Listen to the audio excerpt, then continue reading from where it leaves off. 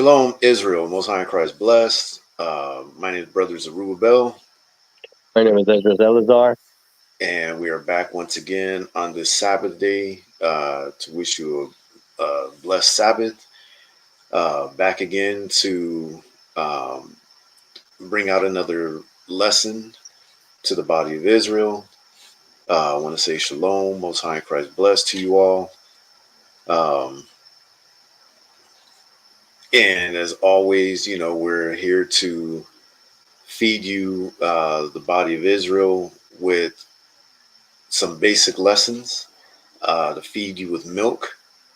We don't want to try and shove meat down your throat because the majority of you that most likely will watch this video are not ready for meat. Although during this lesson, we'll, touch up on a few um, advanced topics, having to deal with Mark of the Beast a little bit.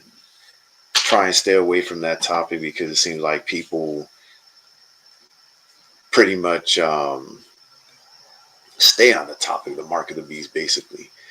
But this lesson that we're going to be going through today is another lesson that we feel is an important topic for us Israelites, you so-called Blacks, Hispanics, and Native Americans, because not very many people, in fact, I haven't really seen any Israelite camps or any Israelite groups really talk about why we don't wear wedding rings in Israel, or why we shouldn't, because there are some people, there are some groups that do wear wedding rings.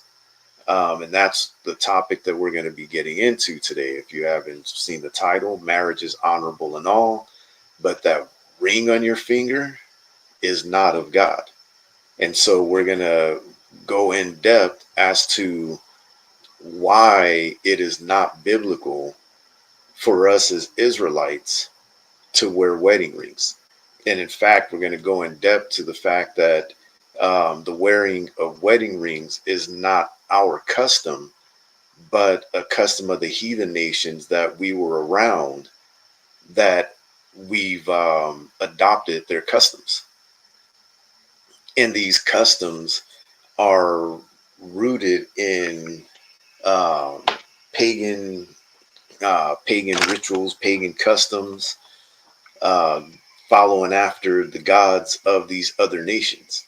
And we're gonna go in depth with it. We're gonna bring out a wide variety of different sources to show that if you're an Israelite, it would behoove you to watch this lesson, especially if you are one that wears a wedding ring, because I know some of our people just don't know.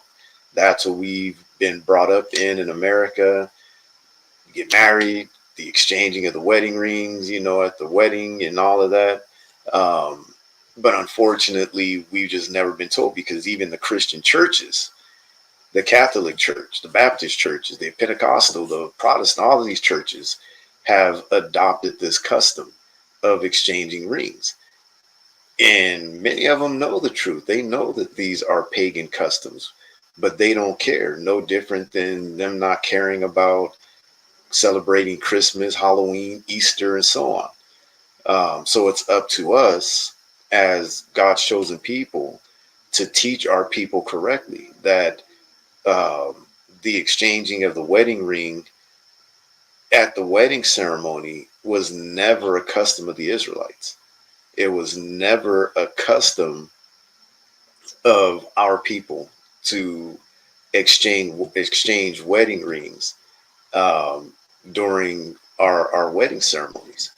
Um, so after this lesson, Lord willing, many of our people will be taking those rings off, and it's no different than when we go out in the streets and teach, and we run into a brother or sister wearing a cross, and you teach them about the idolatry of wearing a cross, and Lord willing, the Spirit touches them and they take that cross off and get rid of it, throw it in the garbage. um, some people sometimes can't let those images go. They sometimes can't let those idols go because they're so ingrained in their heart. And there are many reasons why some of our people would be afraid to take their rings off. But after this lesson, you're going to have to ask yourself, who am I more afraid of? Am I more afraid of the Most High? Or am I more afraid of my wife or my husband that's going to be Mhm. upset at me if I take this ring off? Because I'm going to tell you something, and we're going to show it in this lesson.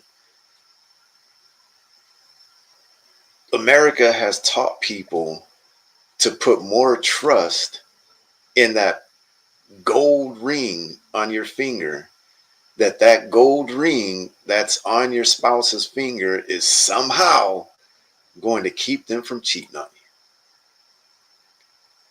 So more people have more trust in that ring, that ring is going to bring a more perfect union to their marriage than trusting in the Most High. That through the blessings of the Most High in the keeping of his commandments, that's going to bring a blessing to your union. That's how much people have been deceived, that they put more trust in these rings than they put more, than they do in the Most High, that the Most High is going to bless their union and keep their union intact. All right. So we're going to open up as usual with the book of Hebrews, chapter 5, and verses 12 through 14. The book of Hebrews, chapter 5 and verse 12. For when for the time ye ought to be teachers, ye have need that one teach you again, which be the first principles of the oracles of God, and are become such as have need of milk and not of strong meat. For every one that useth milk is unskillful in the word of righteousness, for he is a babe. But strong meat belongeth to them that are of full age, even those who by reason of use have their senses exercised to discern both good and evil. And that's one of the issues with a lot of our people, that they have not exercised their senses to discern between what's good and what's evil. Because if you read the scriptures, it would become clear to you that anything that was outside of the customs, the heritage that God gave us, was evil in the eyes of God, including the wearing of these wedding rings. Okay, so we have got to teach our people, we've got to feed our people with this milk. And again, we can try and feed you all day, all night. It's up to you to be willing to accept that food. It's like a person trying to feed a child, and they've got the spinach on the spoon or whatever vegetable that kid don't like, and the parents trying to shove it in their mouth, and the kid's got the mouth tightly closed and going, I don't want it. That's how these scriptures are to some of you. We're trying to jam that bottle into your mouth, and you're going, you don't want it. You will click on the channel, you will see the title of the video, and you will just click away. I don't want to. I don't want to hear that. You want to get entertained. You want to go where people are out on the streets, fighting Esau in the corners, arguing with Esau in the corners, arguing with some of these other nationalities on the street corners and stuff like that. And it's been that way since Israelites have started teaching on the internet, that people gravitate to those videos that basically are controversial or entertaining. But the ones that are really trying to teach you God's laws and commandments, those are the videos that have very few views. And I'm talking about it even some of the big camps. Have you noticed that in some of the even the larger camps, the videos that they put out of them blasting people on the streets got thousands and thousands and thousands of views. Right. But the ones that they put out really teaching some laws and commandments, and very few views. Very few views. So we know that it's not just, not us, seeing it and recognizing it.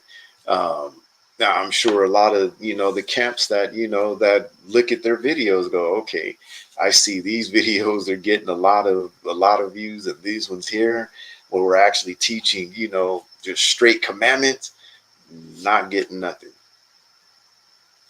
All right. So Lord's will, you click on the video, Lord's will, you watch it all the way through, get edified, and make the decision, and come to the understanding that the ring you got on your finger is not going to keep your spouse from cheating. We're going to show you that, through the lesson, because there are a lot of people that have wedding rings on and go to the clubs, go to the bars, and as soon as they walk through the doors of that establishment, both men and women are sliding those rings off their fingers, putting them in their pockets, and trying to act like they're not married. All right.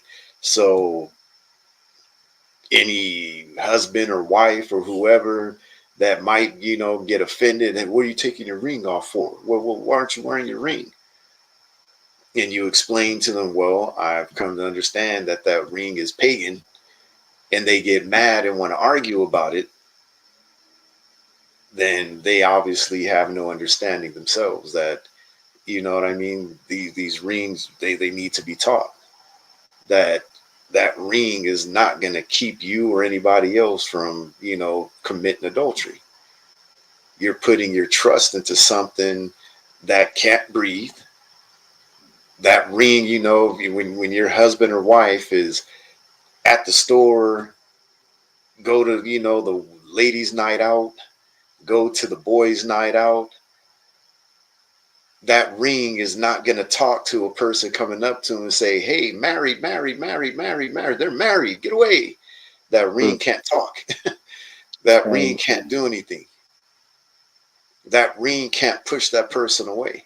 And in fact, nowadays they could keep the ring on, and people will see the ring and not care and be like, oh, yeah, oh, I see you're married. Oh, okay. And continue on with the conversation. So those rings are worthless. They're very expensive, worthless articles that you have on that you're wearing, because some people are spending a lot of money on these rings, thousands upon thousands of dollars in some cases, on engagement rings and wedding rings. So, in order for you to get edified, you've got to desire the sincere milk of the word. You've got to want to be retaught. You've got to desire it. And if you don't want to be retaught, that's up to you. But just remember that the unrighteous are not going to inherit the kingdom of heaven. All right. And we're going to show you that having the wedding ring on is of unrighteousness. It's not righteous to be wearing those. All right. Let's go to 1 Peter 2:2. The book of First Peter, chapter 2 and verse 2. As newborn babes desire the sincere milk of the word, that ye may grow thereby. All right. So again, as I just said, you got to desire the sincere milk of the word that you may grow.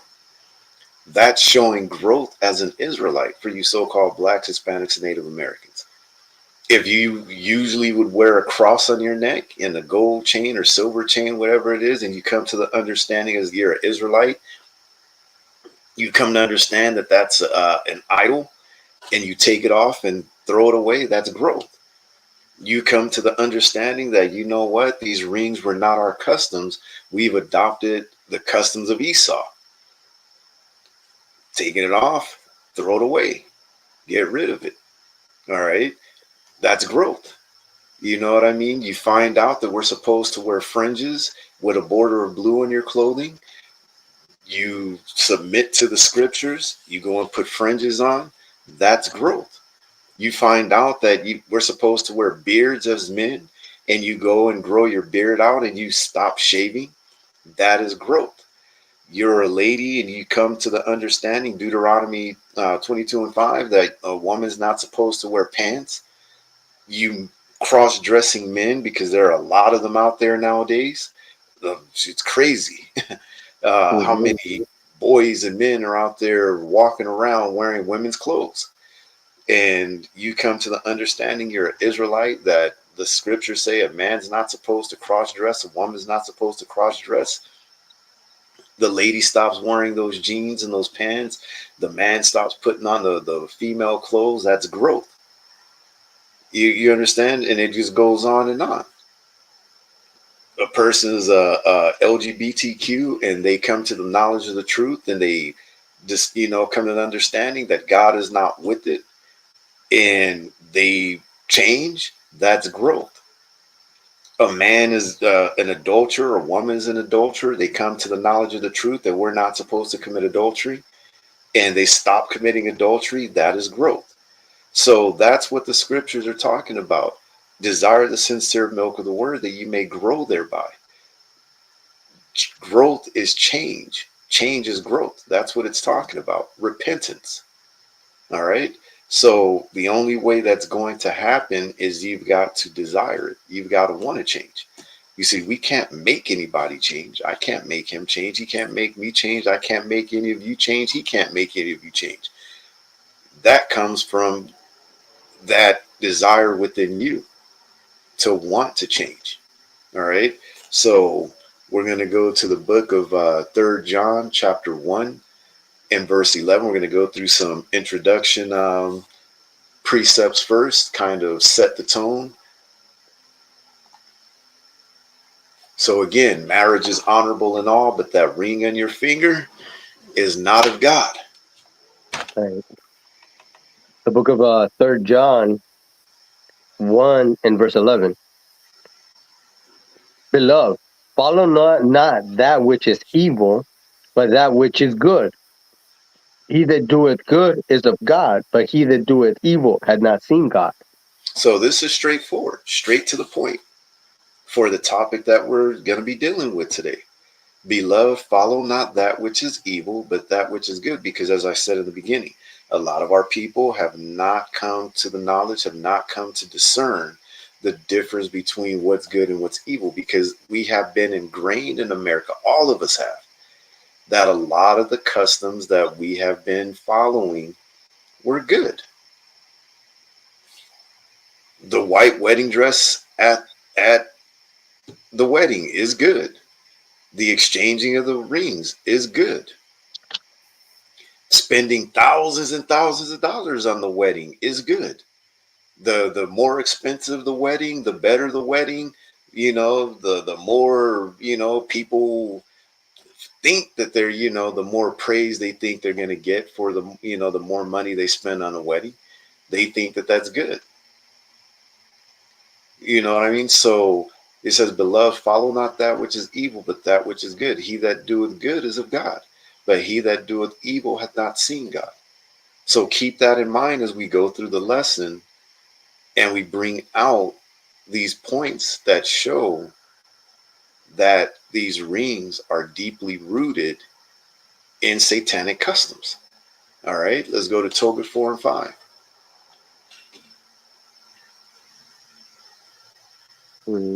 Tobit. The book of Tobit, chapter 4 and verse 5.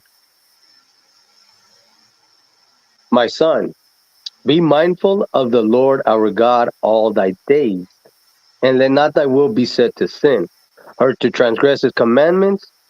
Do uprightly all thy life long, and follow not the ways of unrighteousness. So this one again, very clear cut. My son.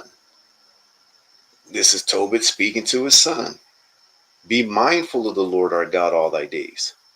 So we got to keep the Lord in mind every day, all day long, and his commandments. And let not thy will be set to sin. We cannot allow ourselves to follow after our own will, and we cannot let our own will be set to sin. We've got to desire to do the will of the Most High, which is doing his commandments, following his law. It says, or to transgress his commandments. Do uprightly all thy life and follow not the ways of unrighteousness. Because a lot of the customs we have been taught in America are very unrighteous customs. and we just don't know it because we've never been taught the truth. All right, let's go to Sirach chapter 5 and verses 2 through 7. Book of Ecclesiasticus, chapter 5, and verse 2.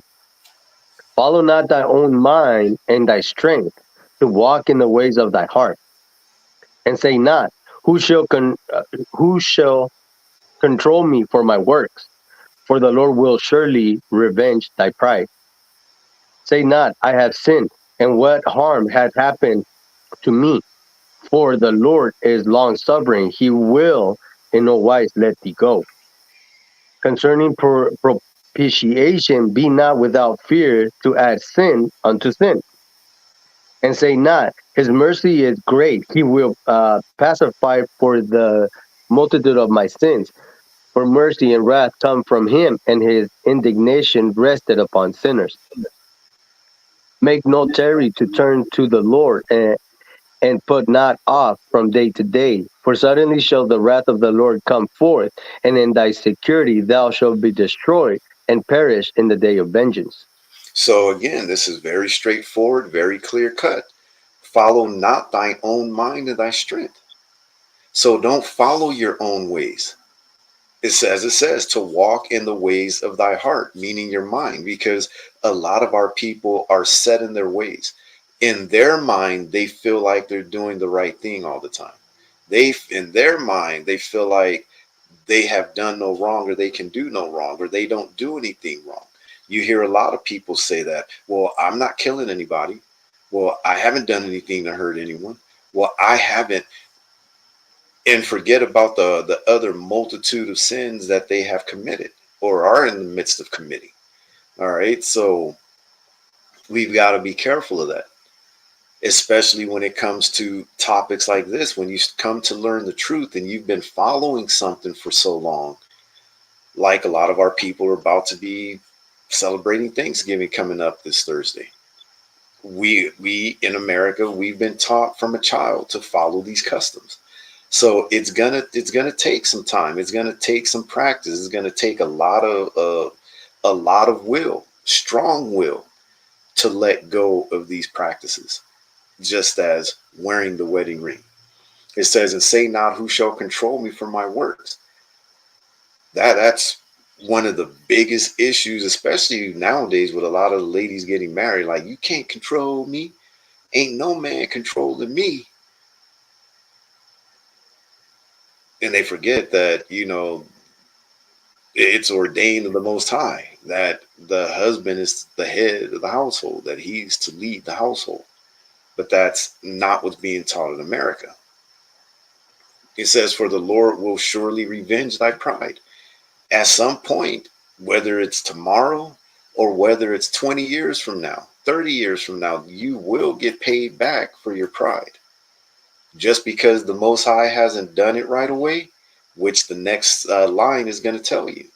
Just because he hasn't done it right away doesn't mean he's not going to. As it says, "Say not, I have sinned, and what harm hath happened unto me?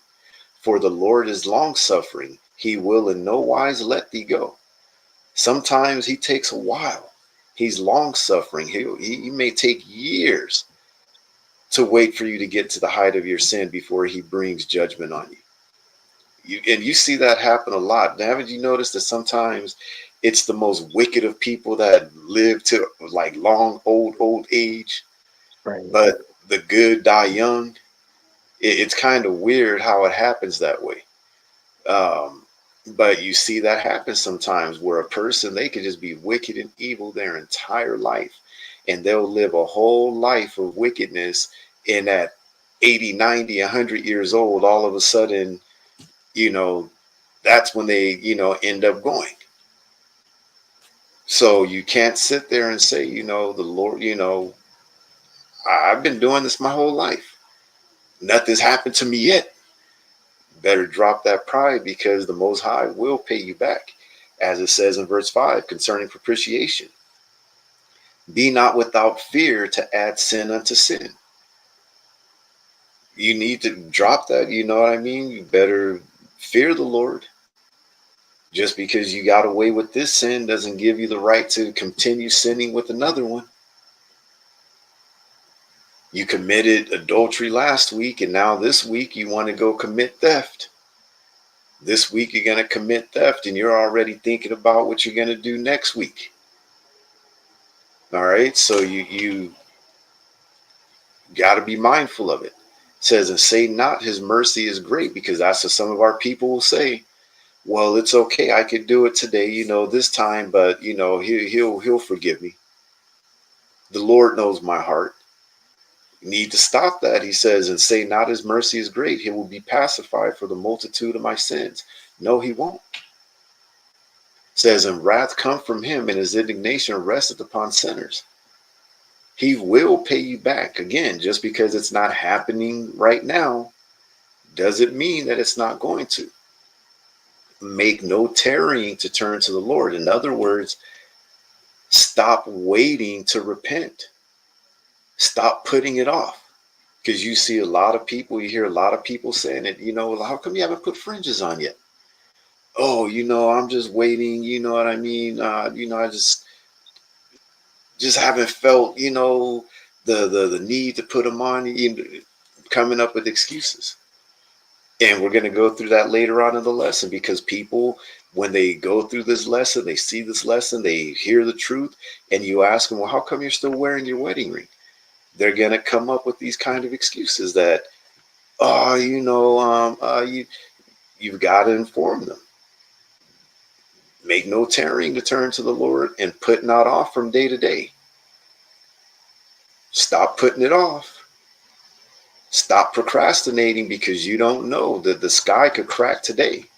Christ could come back right now.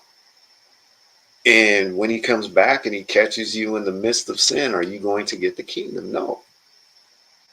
It says, and put not off from day to day, for suddenly shall the wrath of the Lord come forth, and in thy security thou shalt be destroyed and perish in the day of vengeance. Let's go to Psalm 6 and 5. So again, these are just some introductory precepts to kind of put us in the frame of mind that we've got to think of the Lord's commandments. We got to think of our customs. We got to think of the heritage that the Most High gave to us.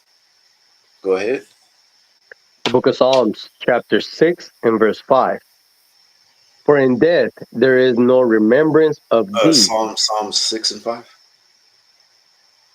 The book of Psalms, chapter 6 and verse 5. For in death there Oh, is no remembrance. hold on. Maybe I put the wrong. Hold on. I think it's 96 and 5. Hold on. Where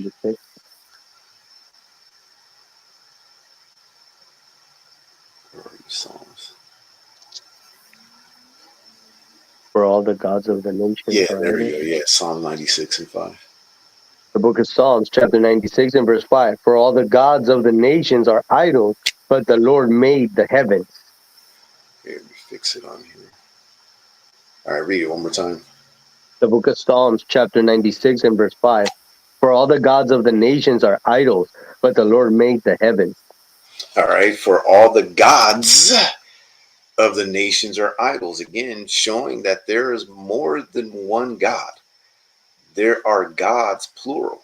And you got to ask yourself, when especially Christians, especially Americans, period, like on your money and they put in God we trust, you have to ask yourself, what God? Right. Because Esau follows a multitude of gods. And in every feast day that they have us following, whether it's Thanksgiving, Christmas, New Year's Eve, New Year's Day, Valentine's Day, Easter, every one of these feast days is a celebration of a different God. You're going to find that the wearing of the wedding ring on your what they call the ring finger, and we're going to show you that that's actually called the Apollo's finger. That's what it really means. It's in recognition of the so-called Greek god Apollos. I'm going to show it to you. Not something we're making up. All of the wearing of the wedding ring, especially on the left hand, is deeply rooted in Greek gods and in Greek customs, Roman customs, Roman gods. because they're the same gods, because they're the same people, just with different names. So the ring finger that you're putting your wedding ring on is actually um, is called, is not actually, but that's what they call it, is referred to as the Apollo's finger, because it's in reference to the Greek god Apollos. Okay, I'm going to show you that in the lesson. All right, showing the pagan roots of the wedding ring. Their gods are idols. In every custom that they follow, every custom that they having us follow is deeply rooted in paganism and idolatry. Again, for all the gods of the nations are idols. We got to stop following the gods of these nations. All right, let's go to the book of Psalms, chapter Psalms 115, in verses, man, how in the world did I do this? Verses 3 through 8. Psalms 115 and verses 3 through 8. The book of Psalms, chapter 115, and verse 3. But our God is in the heavens. But He it had says done what? our God, because we just read, for all the gods of the nations are idols. Their gods are nations. I mean, the gods of the other nations, the gods of the Arabs, the gods of the Edomites, the gods of the Moabites, the Ammonites, the Hamites, and every other nation out there, their gods are idols. But our God is in the heavens. Read. Um, he had done whatsoever he had pleased. Go ahead. Their idols are silver and gold, the works of men's hands. Their idols are silver and gold, the work of men's hands. Go ahead. They have mouths, but they speak not. Eyes have they, but they see not. They have mouths, like I said earlier. When your husband and your wife, your spouse has got that wedding ring on and they're at work, or they, go out with the friends for an evening, or, they're away from you. It could be something as simple as just going to a grocery store. That idol on your hand cannot scream to somebody saying they're married. They're married. Stop, stop. Don't talk to them. Although that's what you're taught, that the wedding ring is supposed to inform people that you're married. People don't care about that ring on your finger. You're trusting in an idol. But go ahead. They have ears, but they hear not. Noses have they, but they smell not. They have hands, but they handle not. Feet have they, but they walk not. Neither speak they through their throat. Neither speak they through their throat. They can't speak. Go ahead. They that make them are like unto them. So is everyone that trusted in them. They that make them are like unto them, so is everyone that trusteth in them. Because you heard me say earlier at the beginning, some of our people put more trust in these rings on their fingers, that their spouse is going to be faithful and that they're going to have a loving, lasting marriage. They put more trust in that than they do in the Most High. That it's the Most High that's going to guide your marriage and guide you to a successful, long, loving, lasting marriage. All right. Um, let's go to Psalms 135 and verses 15 through 18. Again, these are more just introductory precepts that want to put out there so that it could put you in the frame of mind that these idols we've got to put away. This is what God says about these idols. All right, go ahead. The book of Psalms, chapter 135, and verse 15. The idols of the heathen are silver and gold, the works of men's hands. The They idols of have the heathen are silver and gold, the work of Mhm. men's hands. We read earlier the gods of the nations are idols. All right. So these idols are made of silver and gold. Go ahead. They have mouths, but they speak not. Eyes have they, but they see not. They have ears, but they hear not. neither is there any breath in their mouth. They that make them are like unto them, so is every one that trusted in them. So why is the Most High constantly telling us the same thing over and over again? Because he'll speak once, he'll speak twice, he'll speak three times. Israel won't listen. Lord's will, you will listen this time. Lord's will, you will hearken. We are not supposed to follow the customs of the heathen. We are not supposed to follow the customs of these other nations. Let's go to Jeremiah 10 and 1 through 5. And let the Lord speak it, because if I just say it, you won't believe me. Lord's will, you'll believe the Most High. The book of Jeremiah, chapter 10 and verse 1. Hear ye the words which the Lord spake unto you, O house of Israel. Thus saith the Lord, thus saith the Lord, learn not the way of the heathen, and be not dismayed at the signs of heaven, for the heathen are dismayed at them. For the customs of the people are vain. For the For one, customs of the people are vain. He told us, learn not the way of the heathen. For the customs of the people are vain. Now it's going to give us an example of one of those customs. Go ahead. for one cutteth a tree out of the forest, the work of the hands of the workmen with an axe.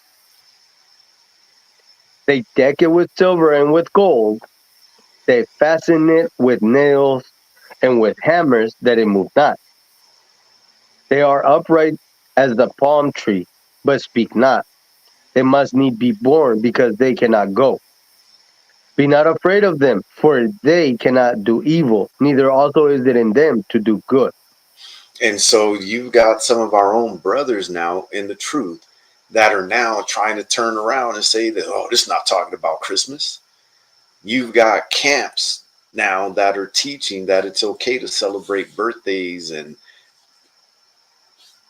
anniversaries and, Christmas and following after these pagan customs when we were clearly told, learn not the way of the heathen, for the customs of the people are vain. And of course, if you're listening closely, it's nothing secret. It's clear cut that this is talking about the custom that we now call Christmas, or that the people today call Christmas. Taking a tree, putting a stand at the bottom of it so that it stays upright, so it don't fall down, decorating it with gold and silver. Now, you may put red, gold, green, silver. There's different colors now people use, but primarily at one point it was gold and silver. That's why you got Silver Bells, the song Silver Bells, Silver Bells. You know what I mean? So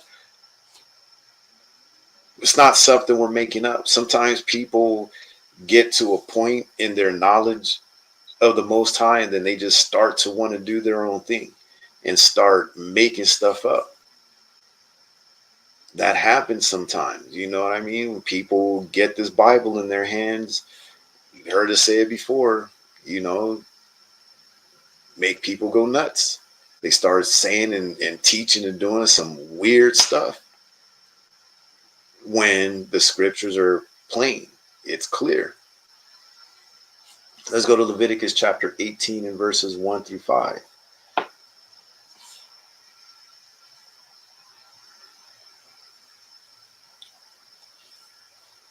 The book of Leviticus, chapter 18 and verse 1. And the Lord spake unto Moses, saying, speak unto the children of Israel, and say unto them, I am the Lord your God. After the doings of the land of Egypt, wherein ye dwell, shall ye not do. And after the doings of the land of Canaan, whither I bring you, shall ye not do. Neither shall ye walk in their ordinances. Neither shall you walk in their ordinances. Go ahead. Ye shall do, ye shall do my judgments and keep my ordinances, to walk therein. I am the Lord your God.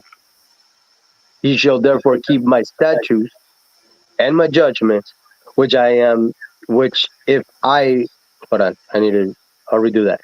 You shall therefore keep my statutes and my judgments, which if a man do, he shall live in them. I am the Lord. So again, he's telling us his two nations, the Egyptians and the Canaanites, two so-called African nations that he's telling us not to follow after their ordinances, not to follow after their customs, that we need to do his customs, follow his ordinances, his judgments, his statutes. In other words, we need to do his commandments and follow his law, not theirs. Drop down to verse 24 and go 24 through 30.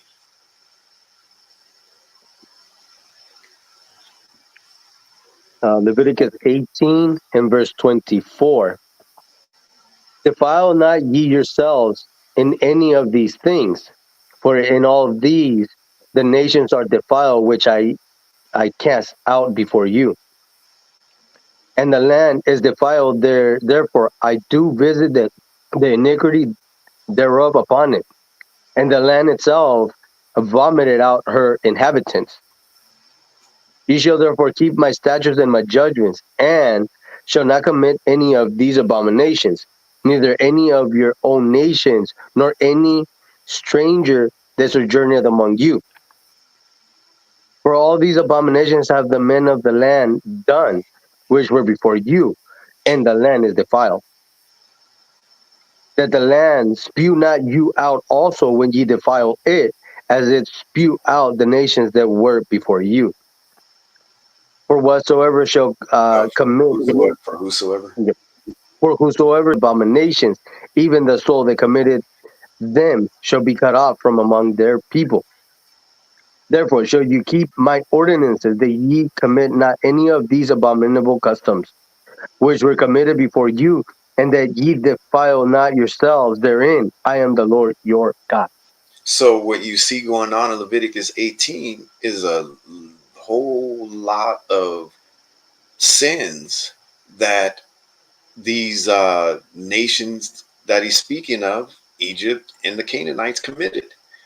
And he told us, therefore shall you keep mine ordinance, that you commit not any one of these abominable customs, because the customs of these other nations are abominable. Now, these are going into a whole list of sexual type sins and things like that, fornications, all kinds of adulteries, and all kinds of stuff, which not only were they physical, but we went as far as committing spiritual adultery against the Most High, which is an abominable custom. All right, to put it into context for you to understand. All right, let's go to Habakkuk chapter 2 and verses 18 through 19.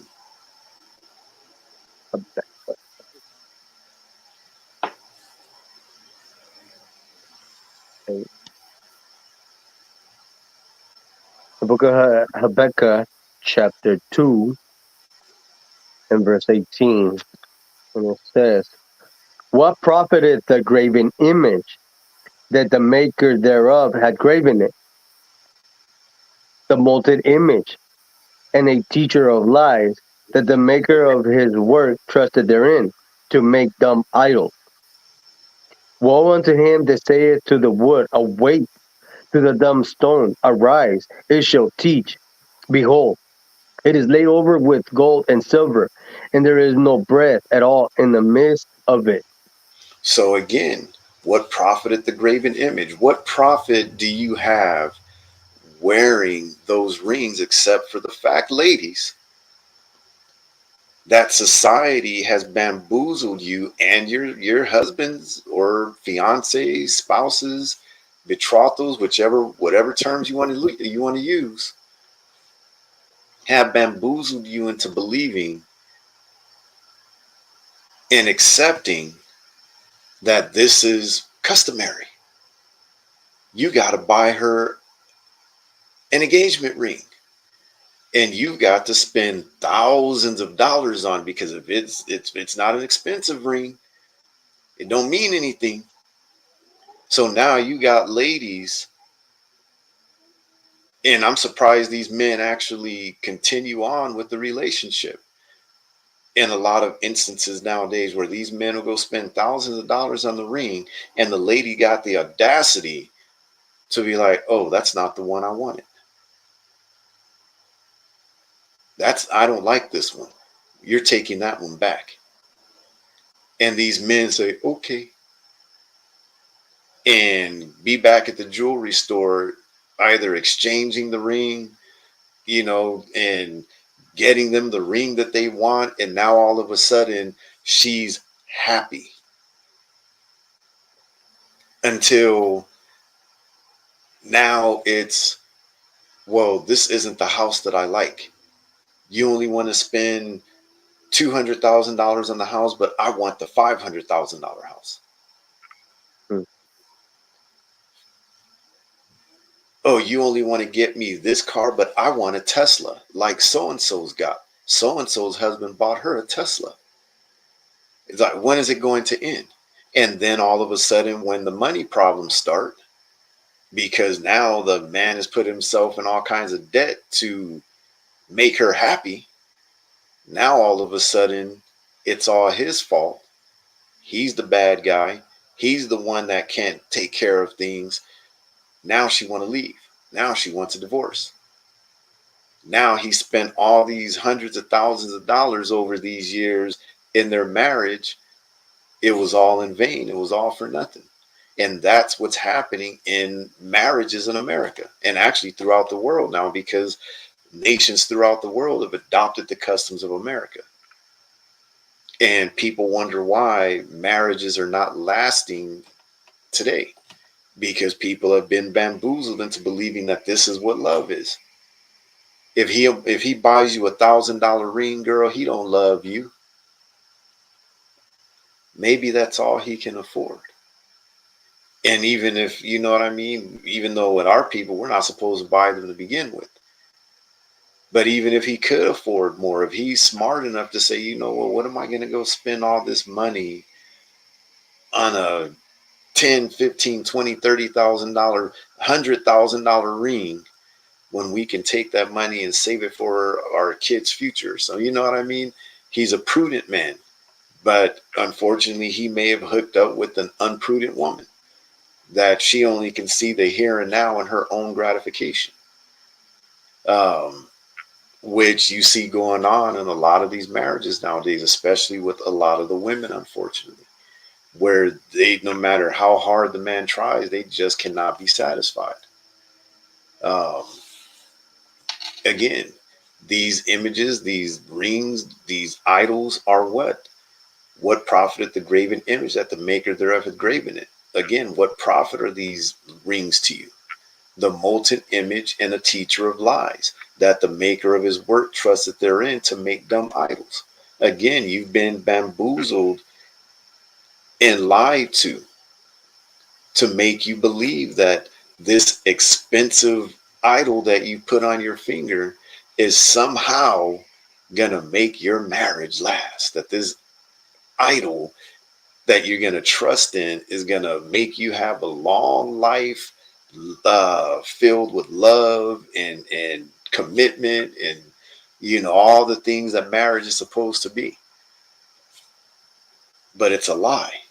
That ring is not going to do anything, nothing at all, but actually cause you more problems, because like I said, these rings are actually causing problems from the beginning of the marriage. These red flags that a lot of men are ignoring and putting themselves in all kinds of debt just to buy an expensive ring for the woman to impress her, which in the end she's not going to care about at all when she's down at the courthouse filing divorce papers. She's going to forget all about that $50,000, $100,000 ring you bought her with that big, diamond in the middle of it. She's not going to be caring nothing about that 5 years from now when she's down there, wanting a divorce because you didn't approve of something that she did. She went out, she's going out on her girls' trips and you didn't, you don't approve of it. Now all of a sudden, you're just controlling. Now all of a sudden, you're insecure. I need somebody that's going to stand by my side and be secure. And now she's found it in somebody else and she wants to get rid of you now. That ring is worthless. It's not going to prevent that from happening. You're putting your trust into a worthless idol. All right. So we've got to inform our people. We've got to teach our people the truth. All right. And stop following after the traditions of men. Let's go to Colossians 2 and 8. Speaking of traditions of men.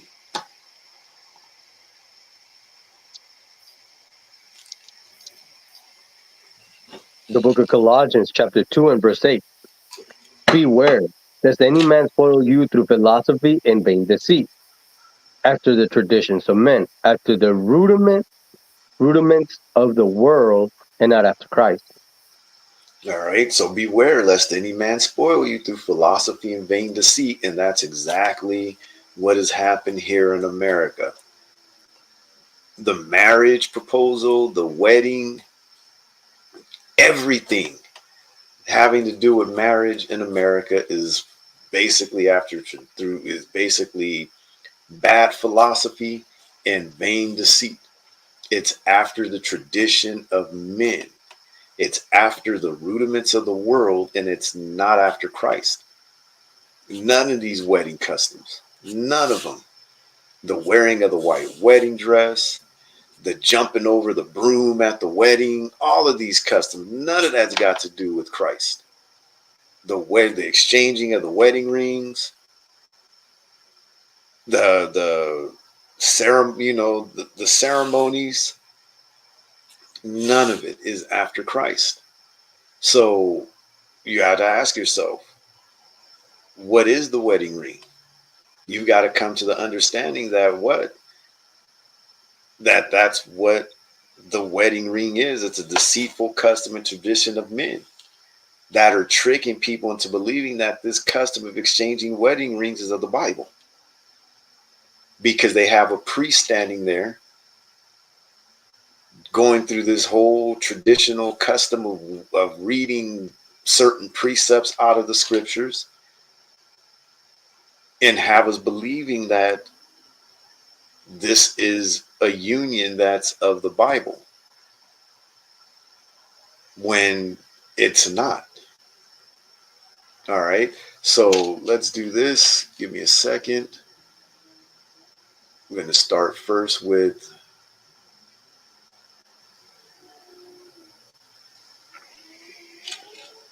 a basic.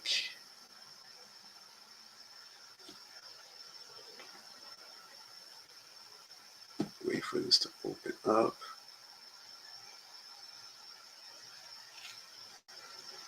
All right. I'm going to share my screen. Give me a second. Share screen. So what we're going to do is going to read a little bit about the wedding ring. We're going to start with the most basic reference of it in Wikipedia. All right. The basic source that anybody could look up. That's why I'm starting with it. That if you want to know about wedding rings, all you got to do is just type it into your browser, and you can learn, a lot about the wedding rings, the traditions of it, just off of something as simple as Wikipedia. But we're going to bring out more references than just Wikipedia. All right. But I'm just going to start with this. I'm going to share the screen. Let me know when you can see it. It's coming. All right. You see it? Yes. Oh, okay.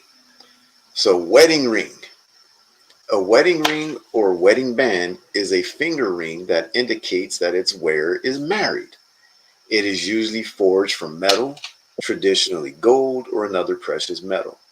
Rings were used in ancient Rome during marriage. So they have no qualms about telling you where these customs come from. So that lets you know right off the bat that this was not a custom of the Israelites. Depending on the culture, now they try and throw it in there. A wedding ring is typically worn on the base of the left ring finger. If the wearer is left-handed, often it will go onto the right hand. Now that I've never heard of until I read this. And I was like, I've never heard that custom. It says the ring finger is widely claimed to be associated with the traditional belief known as Vena Amoris, vein of love. What is that talking about? Vena Amoris is a Latin name meaning literally vein of love. Traditional belief established that this vein ran directly from the fourth finger of the left hand to the heart.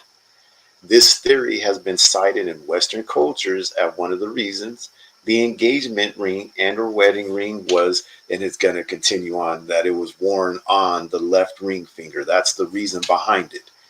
It's a Roman custom that have them believing that this vein runs from your finger directly to your heart, and putting that ring on your beloved's uh, uh, vena amoris is going to show your love, and it's going to run directly to her heart.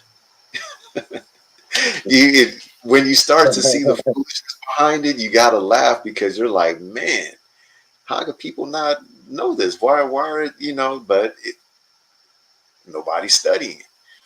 The history. The Western traditions of wedding rings can be traced to ancient Rome and Greece, and were first associated with the marital dowry and later with a promise of fidelity. The modern exchange of rings derived from the customs of Europe because the Europeans are the ancient Romans and they are the ancient Grecians. It's like, come on, let's tell the truth. They are those people. They are the children of Esau. They are the Edomites. Idumea. What does the word Idumea mean? It's an ancient word for what? Which means Edom. Edom. It's a Greco-Roman name, which means Edom. All right. Actually, you know what? I'll just type it in so you guys prove what I'm saying. Idumea, meaning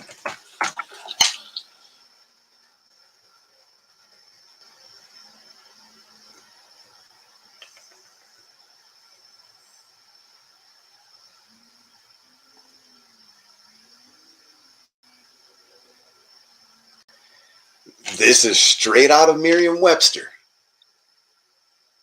Of or relating to Edom or the Edomites. All right. So I not can't see making it that up. part. Idumea. Idumea. Huh? Can't see Say it again. the. Yeah, I can't see that. You The say,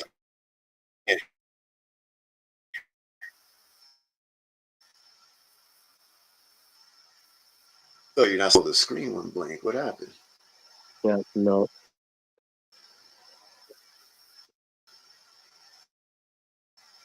Now it's come back. All right. Now let me try it again. How about now? No.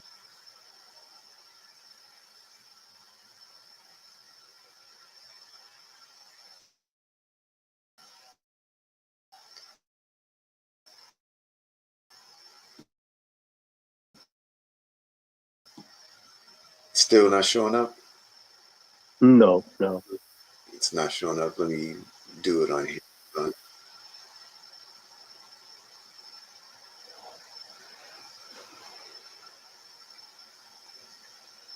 You see the weird stuff that start happening when you try to bring out the truth. I There do you go. me.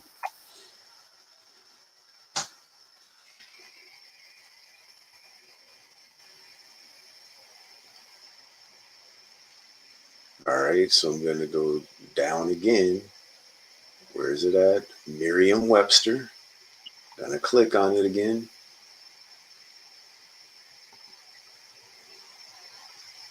It's funny how when you start bringing the truth out, all of a sudden the computer starts going slow.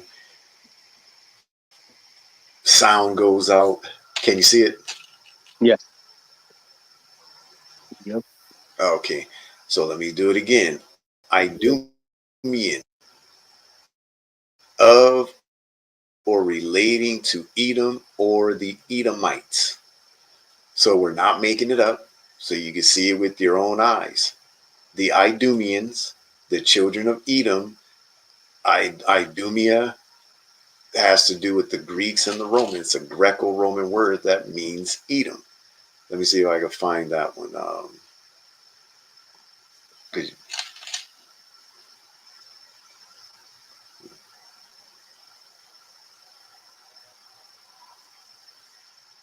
right, you can see here the people appear under a Greek form of their old name as Idumeans or Idumeans in their new territory. Um,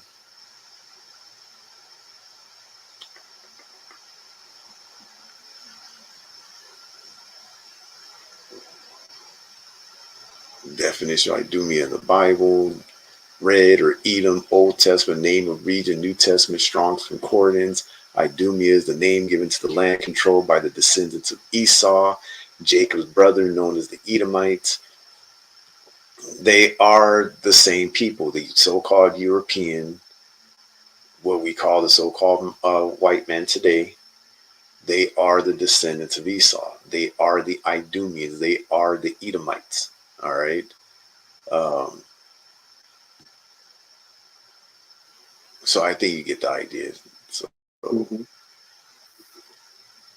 let's go back.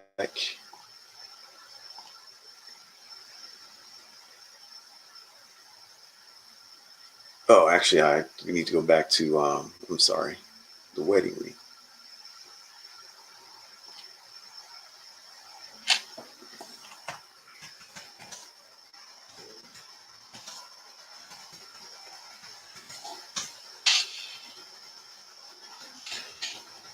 So I need to go back and share screen.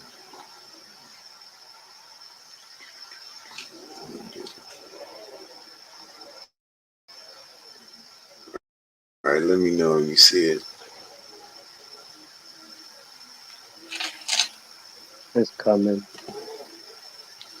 And there it is. Can you see it? Yeah. See, Yeah. I don't know why it's taking so long. All right. All right. So going back again, the Western tradition of wedding rings can be traced to ancient Roman Greece and were first associated with the marital dowry and later with the promise of fidelity. The modern exchange of rings derived from the customs of Europe in the Middle Ages as part of Christendom. It is from these cultures that the choice of the ring finger was chosen, as it was believed that there was a vein from the left ring finger that ran directly to the heart. All right, then it just goes through and shows these different types of rings, cultural practices.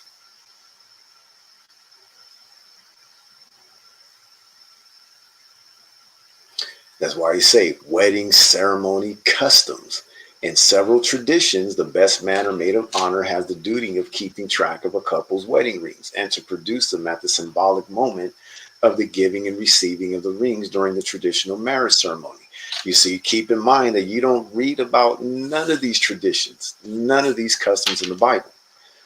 In more elaborate weddings, a ring bearer, who is often part of the family of the bride or groom, may assist in the ceremony parading of the rings into the ceremony, sometimes on a special cushion. In Western Christianity, engagement rings are exchanged during the betrothal rite, while wedding rings are given during the celebration of holy matrimony itself.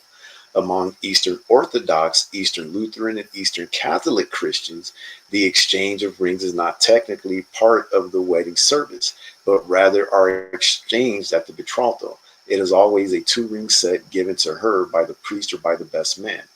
Unlike most other Orthodox churches, the Eastern Orthodox Christian Church of Greece has recently stopped performing betrothal blessings separately, and now a betrothal ceremony is the initial part of the wedding service. In Greece, the ceremony of betrothal may be performed immediately before the wedding, or crowning as it is more properly called, and the actual symbolic act of marriage is not the exchange of rings, but the crowning. Historically, the wedding ring was connected to the exchange of valuables at the moment of the wedding rather than a symbol of eternal love and devotion, a sign of earnest money. According to the 1549 edition of the Book of Common Prayer, after the words, "With this ring I thee wed," follow the words, "This gold and silver I give thee," at which point the groom was supposed to hand a leather purse filled with gold and silver coins to the bride. So you can see none of these traditions, none of these customs you can read about in the Bible. It is a relic of the time when marriage was a contract between families, not individual lovers. Both families were then eager to ensure the economic safety of the young couple. Sometimes it went as far as being a conditional exchange, as this old and today outdated German formula shows. I give you this ring as a sign of the marriage which has been promised between us, provided your father gives with you a marriage portion of 1,000 Reichsthalers, approximately 20 kilograms or 44 pounds of silver. All right. Post wedding customs. After marriage, the wedding ring is worn in the hand on which it had been placed during the ceremony. By wearing rings on their fourth fingers, married spouses symbolically declared their lifelong love for and fidelity to each other. This symbol has public utility and is presently expected as a matter of tradition and etiquette. Nothing biblical about it, so much so that its absence is often interpreted as meaning that the person is single. Many spouses wear their wedding rings day and night. It is not uncommon for some spouses, especially those who have occupations that make the wearing of rings dangerous, such as actors, police, and electrical workers, to not wear their rings on their fingers, instead wearing them on a chain around their neck. Since the 19th century in the West, it has been considered unlucky to remove a wedding ring once it has been placed on the finger in church. So you can see these customs on being unlucky and all of this, and it's not in the Bible. Some cultures exchange additional rings. In some parts of India, Hindu women may wear a toe ring or a bichaya. I think that bikaya, I guess that's how you pronounce it, instead of a finger ring. But the bikaya or bichaya is increasingly worn in addition to a finger ring. In eastern India, primarily in West Bengal, women wear an iron bangle, which may be of gold or silver plated, called an ioha. In Romania, spouses celebrate their silver wedding anniversary, 25th anniversary, by exchanging silver rings, which are worn on the fourth finger of the left hand along with their original and usually gold wedding rings. Wedding ceremonies that use rings: Christian, Anglican, Eastern Orthodoxy, Lutheran, Roman Catholic.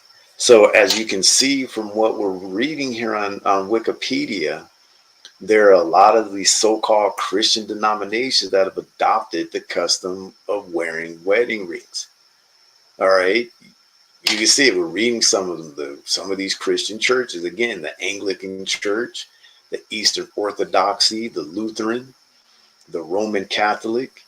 All right. Down here, you can see you got the Methodists. Um, Let me see. The Mennonites, Quaker Christians, and then they try and throw the Jewish in there. Judaism, you are consecrated to me with this ring according to the law of Moses and Israel, which is a lie, because there is no law Mm-mm. in the law of Moses and in Israel where you exchange wedding rings. It's not in the Bible. It says in Orthodox Judaism, only the groom declares this in Hebrew, but in Reformed Judaism, both the bride and groom declare it. Many Orthodox Jewish men do not wear wedding rings. All right. The real Israelites, you so-called blacks, Hispanics, and Native Americans, there was never a custom of ours. You cannot find it in the Bible for us to wear wedding rings. All right. So let me stop sharing, clear this out. So we know that the engagement ring, the wedding rings were worn primarily on the left hand. We've learned so far a little bit that it was worn on the left hand in the Greek and Roman cultures because they believe that there is a vein that runs from that ring finger. And we're going to get to later on in the lesson why they have this belief, because it's deeply rooted in palmistry. Yes, palm reading, Right. that there is a vein that runs through the finger up directly to the heart, that when the man puts that ringer on the woman's finger, that's a symbol of their undying loyalty and love, and it goes directly to her heart. All this foolishness, which is not biblical. So we're going to find out today, what kind of rings did our forefathers wear? That's the question we have to ask first, because we're showing you that our forefathers, they didn't wear wedding rings, but they did wear rings, but it was very minimal of the type of rings that they wore. All right. So we're going to go to the book of Genesis, chapter 41. We're going to read the whole chapter, verses 1 through 57, to find out what kind of rings did our forefathers wear. And we're going to find, as we read here in Genesis 41, that this custom of following after the other nations and wearing of their rings goes back even further than just the Greeks and the Romans. We're going to read about even in when we were in Egypt, that we adopted the custom of, their customs of wearing certain types of rings, which we're going to find here about the Pharaoh giving Joseph his ring. All right, that's what we're going to read about right now. When you're ready, go ahead and read. The book of Genesis, chapter 41 and verse 1. And it came to pass at the end of 2 full years that the Pharaoh dreamed, and behold, he stood by the river. And behold, there came up out of the river 7 well favored kine and fat flesh, and they fed in a meadow. And behold, 7 other kine came up after them out of the river, all favor So ill and favored. ill favored and lean flesh, and stood by the other kind upon the brinks of the river. So in other words, there were some that came up and they were, healthy, had flesh on them, they were fat, and there were some other ones that came up that were unhealthy, they were skinny. All right, go ahead. And the ill favored and lean flesh kind did eat up the 7 well favored and fat kind. So Pharaoh awoke, and he slept and dreamed the second time, and behold, 7 ears of corn came up upon one stalk, rank and good. And behold, 7 thin ears and blasted with the eats wind sprung up after them. And the 7 thin ears devoured the 7 rank and full ears. And Pharaoh awoke, and behold, it was a dream. And it came to pass in the morning that his spirit was morning that his spirit hold on. And it came to pass in the morning that his spirit was troubled, and he sent and called for all the magicians of Egypt and all the wise men thereof. And Pharaoh told them his dream, but there was one that could Oh, there was interpret, but there was none that could interpret them unto Pharaoh. Then spake the chief butler unto Pharaoh, saying, I do remember my fault this day. Pharaoh was wroth with his servants and put me in ward in the captain of the guard's house, both being me put in and the ward means being put in jail. That's prison. That's the term in the scriptures for prison. In ward. Go ahead. chief baker. And we dream a dream in one night, and and they say I and he we dream each man according to the interpretation of his dream. Give me a second.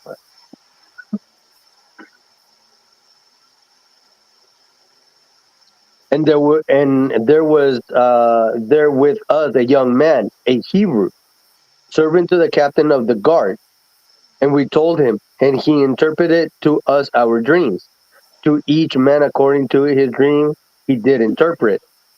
And it came to pass as he interpreted to us, so it was. Me, me he restored unto mine office, and him he hanged.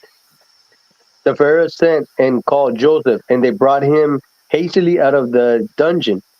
And he shaved himself and changed his raiment and came into Pharaoh. And Pharaoh said unto Joseph, I have dreamed a dream, and there is none that can interpret it. and I have heard say of thee that thou canst understand a dream to interpret it. And Joseph answered Pharaoh, saying, It is not in me. God shall give Pharaoh an answer of peace. And Pharaoh said unto Joseph, In my dream, behold, I stood upon the bank of the river, and behold, there came up out of the river seven kine, fat flesh and well favored, and they fed in a meadow. And behold, seven other kine came up after them, poor and very ill favored and lean flesh, such as I never saw in all the land of Egypt for badness. And the lean and the ill favored kine did eat up the first seven fat kine. And when they had eaten them up, it could not be known that they had eaten them, but they were still ill favored as at the beginning. So I awoke. And I saw in my dream, and behold, 7 ears came up in one stalk, full and good. And behold, 7 ears withered, thin, and blasted with the east wind sprung up after them. And the thin ears devoured the seven good ears. And I told this unto the magicians, but there was none uh, that could declare it to me. And Joseph said unto Pharaoh, The dream of Pharaoh is one. God had showed Pharaoh what he is about to do. The seven good kind are 7 years, and So the hold on seven one good. second. So just in case, I should have said something earlier. If you don't understand what kine is, it's talking about cattle. It's talking about cows. All right. So there were two different sets of kine or cows or cattle. All right. Go ahead though. The seven good kind are 7 years, and the seven good ears are 7 years. The dream is one. And the seven thin and ill favored kind that came up after them are 7 years. And the seven empty ears blasted with the east wind shall be 7 years of famine. This is the thing which I have spoken unto Pharaoh. What God is about to do, he showeth unto Pharaoh. Behold, there come 7 years of great plenty throughout all the land of Egypt. And there shall arise after them 7 years of famine, and all the plenty shall be forgotten in the land of Egypt, and the famine shall consume the land. And the plenty shall not be known in the land of reason of that famine following, for it shall be very grievous. And for that the dream was double unto Pharaoh twice, it is because the thing is established by God, and God will surely bring it to pass. Now therefore let Pharaoh look out a man discreet and wise, and set him over the land of Egypt. Let Pharaoh do this, and let him appoint officers over the land, and take up the fifth part of the land of Egypt in the 7 plenteous years. And let them gather all the food of those good years that come, and lay up corn under the hand of Pharaoh, and let them keep food in the cities. And that food shall be for store to the land against the 7 years of famine, which shall be in the land of Egypt, that the land perish not throughout the famine.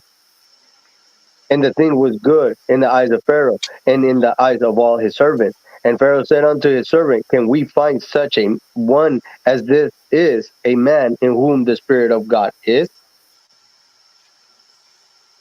Give me a second. And Pharaoh said unto Joseph, For as much as God has showed thee all this, there is none so discreet and wise as thou art. Thou shalt be over my house, and according unto thy word shall all my people be ruled. Only in the throne will I be great than thou.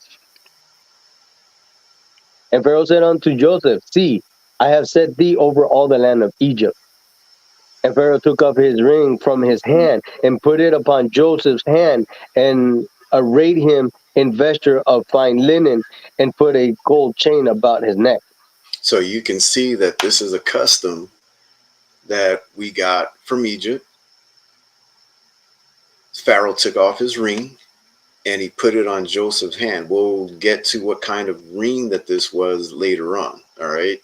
But just wanted to outline that you could go back as far as Genesis to show that our people did wear a certain type of ring, and also gold chains on the neck. You see, our people still love that custom today of wearing gold chains on the neck.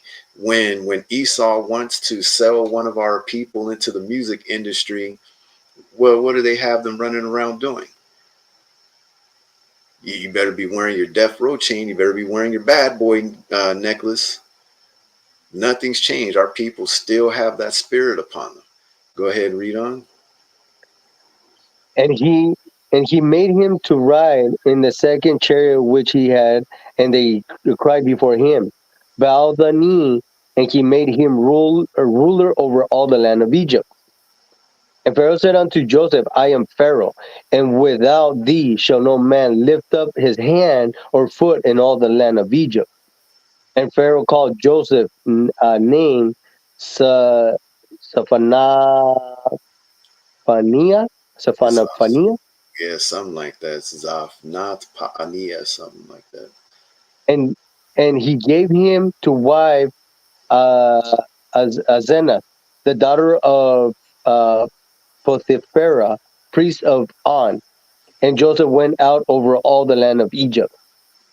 And Joseph was 30 years old. And Joseph was 30 years old when he stood before Pharaoh, king of Egypt. And Joseph went out from the presence of Pharaoh and went throughout all the land of Egypt. And in the 7 plenteous years, the earth brought forth by handful. And he gathered up all the food of the 7 years which were in the land of Egypt, and laid up the food in the cities. The food of the field, which was round about every city, laid he up in the same. And Joseph gathered corn as the sand of the sea, very much until he left numbering, for it was without number. And unto Joseph were born 2 sons before the years of famine came, which Asenath, the daughter of uh, Potipharah, priest of On, bare unto him. And Joseph called the name of the firstborn Manasseh, for God said, He had made me forget all my toils and all my father's house. And the name of the second called he Ephraim, for God had caused me to be fruitful in the land of my affliction. And the 7 year of plenteous that was in the land of Egypt were ended, and the 7 years of death began to come, according to as Joseph had said. And the dearth was in all land, but in all the land of Egypt there was bread. And when all the land of Egypt was famished, the people cried to Pharaoh for bread. And Pharaoh said unto all the Egyptians, Go unto Joseph, what he says to you, do. And the famine was over all the face of the earth. And Joseph opened all the storehouse and sold unto Egyptians, and the families waxed sore in the land of Egypt. And all countries came into Egypt to Joseph for to buy corn, because that the famine was so sore in all lands. All right, so that's one instance where we see um, one of the leaders of a nation giving a ring to one of our people to wear. We're going to read about another. Let's go to the book of Esther. Going to go to chapter 3 and going to read verses 7 through 13. And I know you may be asking yourself, okay, so what has this got to do with the wedding rings that we're wearing being of pagan customs? It has everything to do with it, to show that some of these customs did come from the other nations, as far as, the wearing of rings. And in some of these cases, these rings were given to our people by leaders of the other nations, as we're going to read about again here in Esther, another situation where this happened. Go ahead. The book of Esther, chapter 3 and verse 7. In the first month, that is the month Nisan, in the 20th year of King In the 12th. Assyria, in the 12th, hold on, in the first month, that is the month of Nisan, in the 12th year of King Assyria, they cast pur, that is the lot, before Haman, from day to day and from month to month, to the 12th month, that is the month of Adar. And So we Haman, see there's 12 months in a year. They called it the month of Adar. Our people started using that terminology after we came out of Babylon. And now you've got some of our brothers today that are coming up with this second month of Adar, adding a 13th month to the calendar. I don't want to get into it, but that's not biblical either. Go ahead, though. and Haman said unto King Ahasuerus, there is a certain people scattered abroad and dispersed among the people in all the provinces of thy kingdom, and their laws are diverse from all people. Neither keep they the king's laws. Therefore, it is not for the king's profit to suffer them. So, this certain people he's talking about are our forefathers, the Israelites, the forefathers, these so called blacks, Hispanics, and Native Americans. That's why he says there's a certain people, just like they say today, there's a certain people in America that they don't want to keep God's laws. They don't, I mean, not God's laws, they don't want to keep America's laws. They Right? don't want to, they don't want to fall in line with the customs of America. And that's you Israelites that are waking up. The same thing's going to happen again. And it's starting to happen. But it says there's a certain people scattered abroad and dispersed among the people in all the provinces of thy kingdom, and their laws are diverse from all people. Neither keep they the king's laws. Therefore, it is not for the king's profit to suffer, to allow them to do this. And the same thing is going to happen in today's modern times, where these leaders are going to get to the point which they're getting at already, that they're like, you know what, these Israelites are a problem. They don't want to keep our customs. They don't want to spend money going to our football games anymore. They don't want to go. And it would be even better if our people stop playing these games for them, stop entertaining them, stop signing their music contracts, stop signing their movie contracts. That would Right? really do a lot of damage, to their economy. Right? Stop playing basketball, stop playing baseball, stop playing soccer. Right? It would bring their economy, it'd bring their whole nation to a halt. Imagine if all the so-called black, Hispanic, and Native American kids that are playing sports in these schools and stuff like that just suddenly stopped. Or these Pop Warner and these kids teams just stopped playing. These little league teams, they wouldn't know what to do. But go ahead. Verse 9. If it please the king, let it be written that they may be destroyed, and I will pay 10,000 talents of silver to the hands of those that have the charge of the business to bring it into the king's treasury. So he's And they, offering money. He's saying, I'm going to offer money to people to go and kill him. That's basically what he's telling the king. I'll pay them 10,000 talents of silver to get these people gone. So don't even stop to don't even think that America and all these other nations won't do the same thing today. That they will start offering bounties at some point to bring in Israelites, because the Israelites are a problem and will be a problem in the future, because we're going to continue growing in number as more of us wake up. Go ahead, though. and the king took his ring from his hand and gave it unto Haman, the son of Hammedatha, the Yeah, king the Agagite. Agagite, the Jews' enemy. And the king said unto Haman, the silver is given to thee, the people also, to do with them as it seemeth good to thee. So he gave Haman this ring, and he's telling you know what? This is being given to you to do with these people as you feel fit. Do what you want. Go ahead. Then were the king's scribes called on the 13th day of the first month, and there was written according to all that Haman had commanded unto the king's uh, leu- Lieutenants. lieutenants, and to the governors that were over every province, and to the rulers of every people. of every province according to the writing thereof, and to every people after their language, in the name of King Ahasuerus was it written, and sealed with the king's ring. and sealed with the king's ring. All right, go ahead.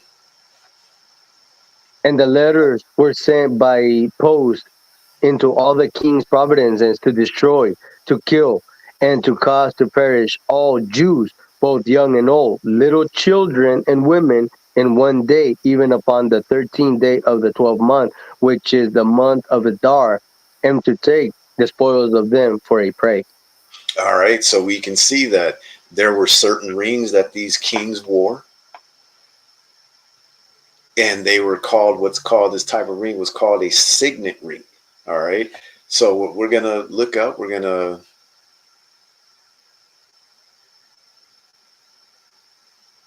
let me share my screen again, just what a signet ring is that he used to seal this letter with.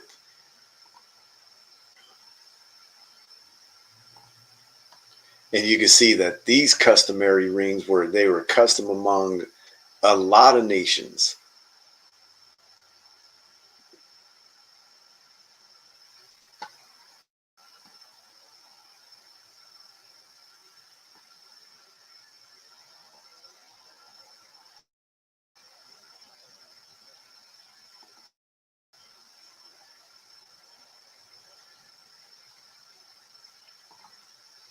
You see the screen?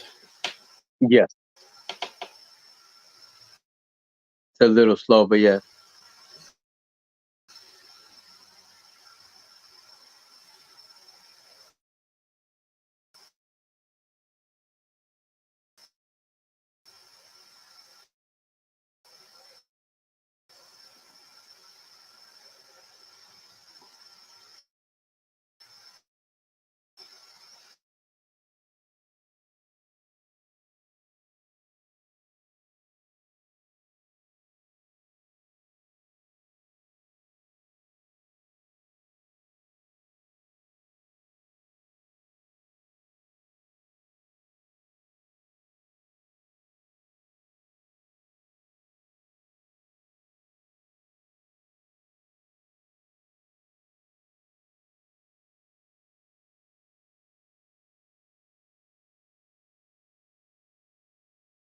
Did you freeze?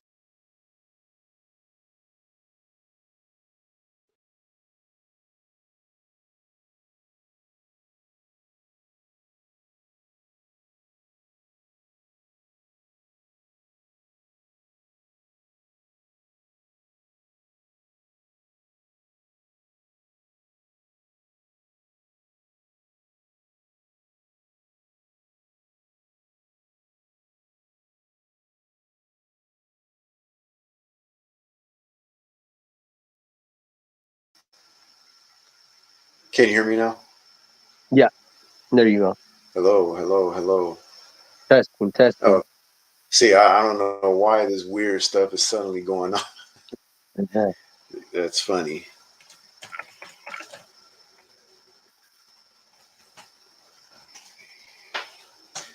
Signet ring. So, were you able to hear when I was reading that at all? No. Did it go out again? All right. A No. signet ring is a finger ring engraved with a signet seal. You still can't hear me? Yeah, yeah, go ahead. Okay. A signet ring is a finger ring engraved with a signet seal or monogram that was used to create an embossing on wax, sealing important documents. It is a symbol of family crest, royalty, social status, and power, and is often worn on the little finger of the left hand. The signet ring has a raised flat center with a sign, symbol, letter, or image. All right, signet ring, a ring with letter, usually one's initials or design carved into it. Go to Merriam Webster.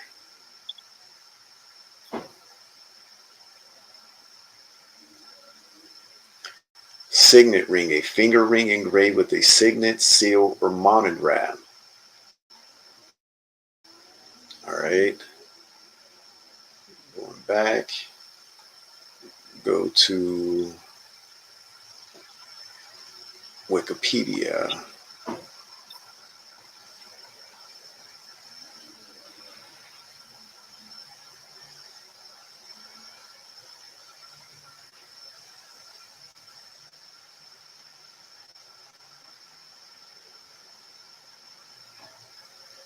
All right, so going down to signet rings right here. It says a signet ring is a ring bearing on its flat top surface the equivalent of a seal. A typical signet ring has a design, often a family or personal crest, created in intaglio, so that it will leave a raised impression of the design when the ring is pressed onto liquid sealing wax. The design is often made out of agate, carnelian, or sardonyx, which tend not to bind with the wax.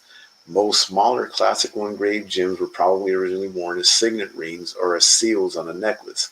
The wearing of signet rings, from Latin signum meaning sign or mark, dates back to ancient Egypt. The seal of a pharaoh is mentioned in the book of Genesis. So that ring that Pharaoh gave to Joseph was his signet ring. All right. It says Mhm. Genesis 41:42, removing of his signet ring from his hand, Pharaoh put it on Joseph's hand. He arrayed him in garments of fine linen and put a gold chain around his neck because it is used to attest the authority of its bearer. The ring has also been seen as a symbol of power, which is why it is included in the regalia of certain monarchies. After the death of a pope, the destruction of a signet ring is a prescribed act, clearing the way for the city, the Conte, and subsequent election of a new pope.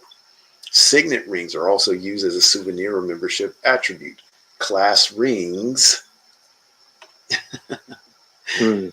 read that again, class rings that has also become a custom in the schools of America, which typically bear the coat of arms or crest of the school. One may also have their initials engraved as a sign of their personal stature. You see these class rings that our people, order. Um, they don't realize that these all come from Greek and Roman cultures, and back going all the way back actually to Egypt. It says one may also have their initials engraved as a sign of their personal stature. The less noble classes began wearing and using signet rings as early as the 13th century. In the 17th century, signet rings fell out of favor, and the upper levels of society replaced by other means for mounting and carrying the signet. In the 18th century, though, signet rings again became popular. By the 19th century, men of all classes wore them. Since at least the 16th century, there have also been pseudo-signet rings where the engraving is not reverse mirror image as it should be if the impression is to read correctly. Rings have been used since antiquity as spy identification and espionage. During World War II, U.S. Air Force personnel would privately purchase signet rings with a hidden compartment that would hold a small compass or hidden message. M19 purchased a number of signet rings from Regent Street jewelers that were used to conceal compasses. All right.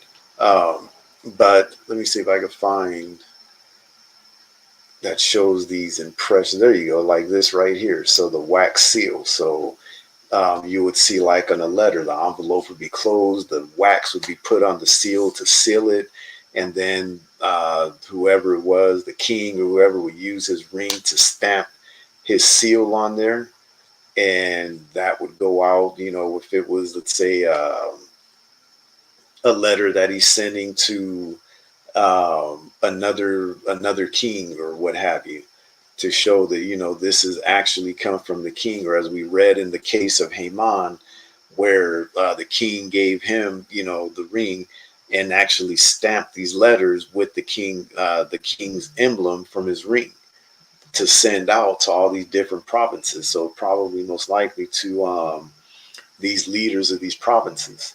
All right. um, so that's what a signet ring is. I didn't realize that image was already there. That's good. So we can see it. So we can see it actually. All right. Mhm. So let's move on with it. We're gonna go back again, staying in the book of Esther. So if you know anything about Esther, when it up happening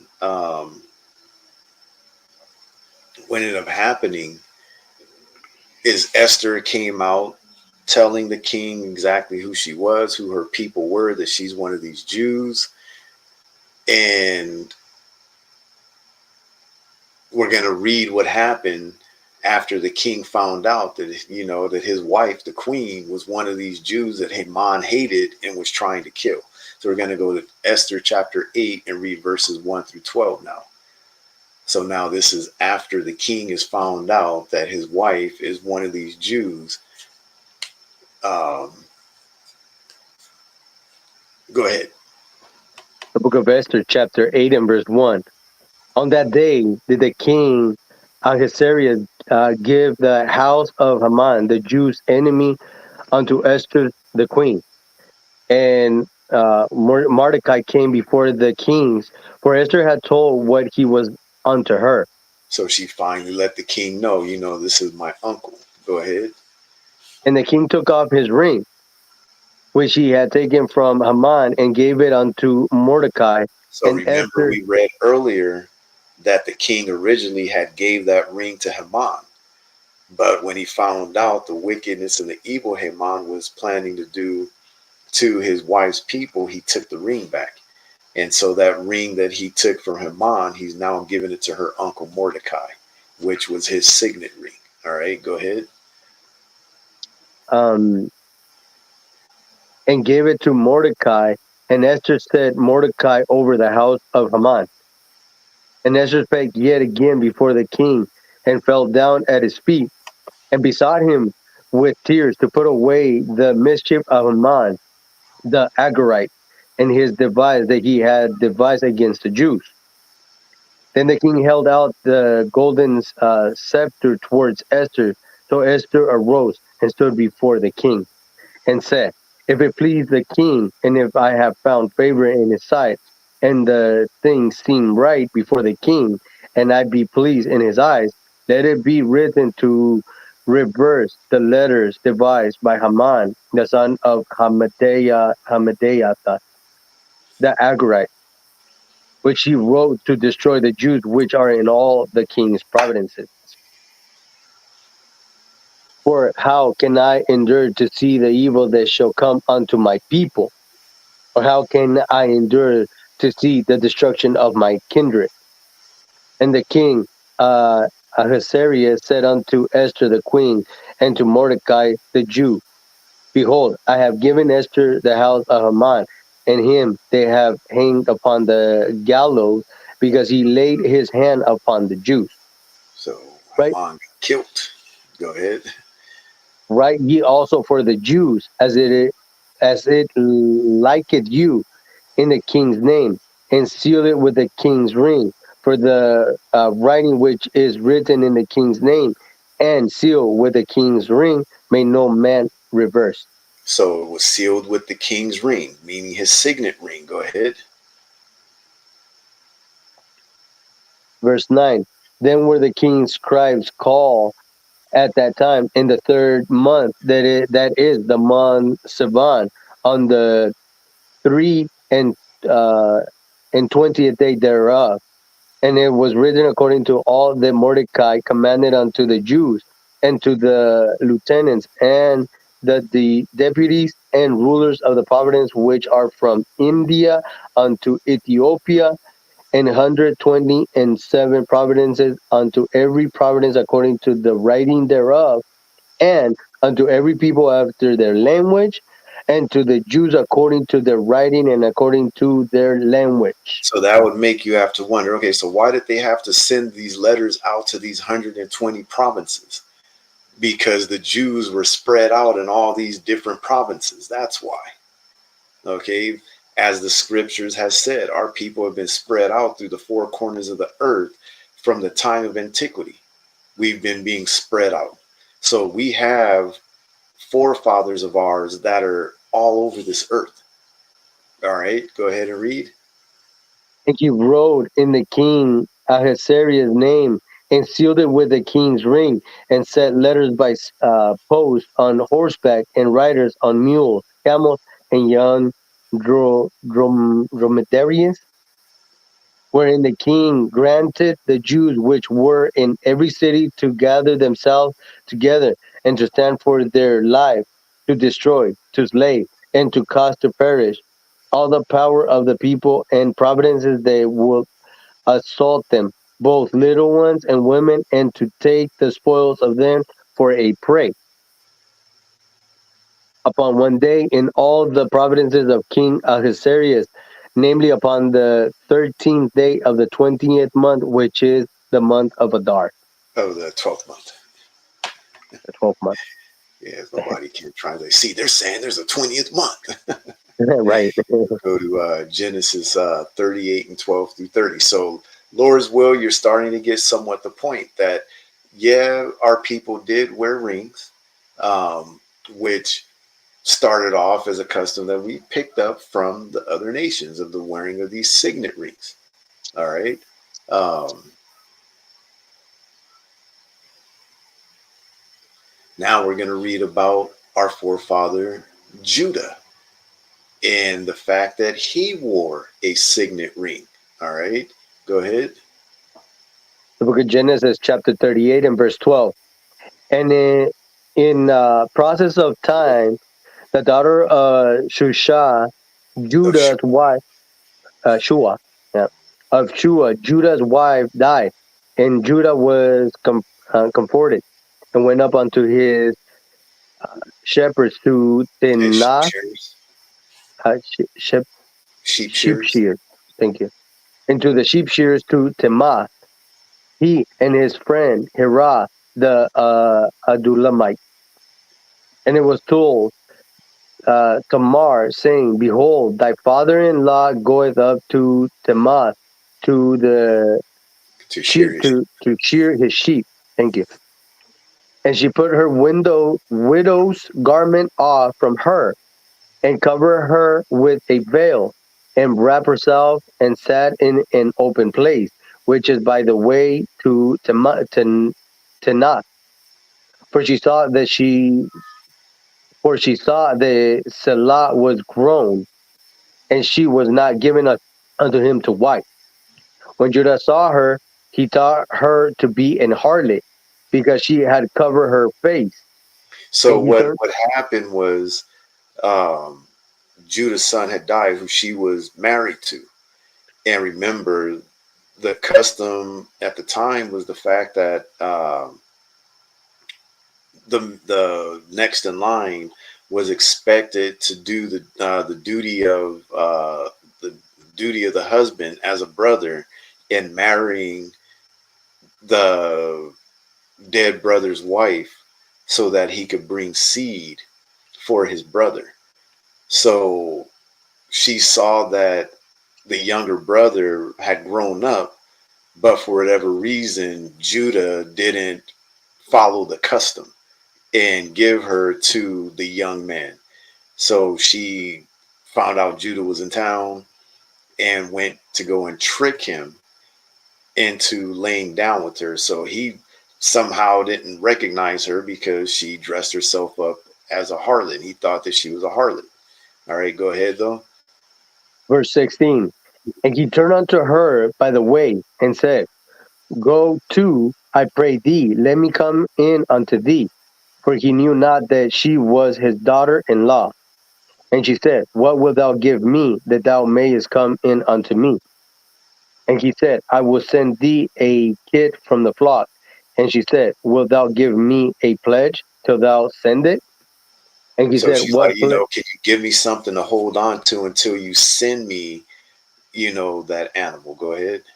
And he said, What plea shall I give thee? And she What said, pledge? What pledge? Yeah, what pledge shall I give thee? And she said, Thy signet, and thy bracelet, and thy staff that is in thy hand. And he So she gave it, said, give me your ring, give me your bracelets, give me the staff. So today some of these women are like, all right, what do you want me to give you? So I want everything. Give me that. Give me your rings. Give me your bracelets. Give me that gold chain. Give me some cash. She's naming off. Give me all of it. Go ahead. and he gave it to her, and came in unto her, and she conceived by him. So he gave her the payoff. They laid down, and she ended up getting pregnant. Go ahead. And she arose and went away and laid by her veil from her and put on the garment of her widowhood. And Judah sent the kid by the hand of his friend, the Adulamite, to receive his pledge from the woman's hand, but he found her not. Then he asked the men of that place, saying, where is the harlot that was openly by the wayside? And they say, there was no harlot in this place. And And he, let me stop right there real quick. You see, when you read some of the wording that is in the scriptures, it goes back again that you can see that the spirit of the Most High is in our people. He's like, where is that woman that was, she was openly, she's over here by the wayside. Remember the song LL Cool J made way back in the day, I Need an Around the Way Girl? right, All this stuff comes from the Bible that is in our spirit, that we talk like, act, we're supposed to act like the Most right. High, but we talk like, we're supposed to act like Him. But all our mannerisms, all of our speech, everything is just like our forefathers wrote in the scriptures. Right. And people want to try and say, oh, that's not you guys. It's crazy. Go ahead, though. And he returned to Judah and said, I cannot find her.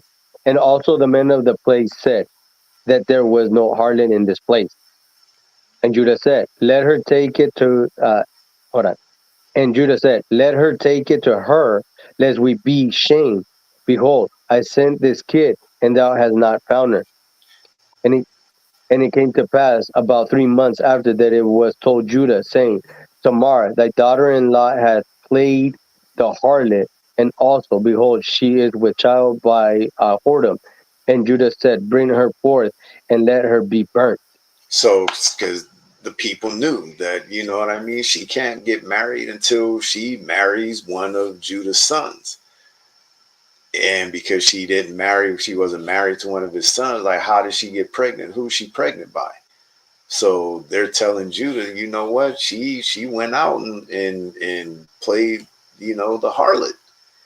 So Judah's talking about, you know what? Then let's burn her. Let's punish her. Because he didn't know who she was.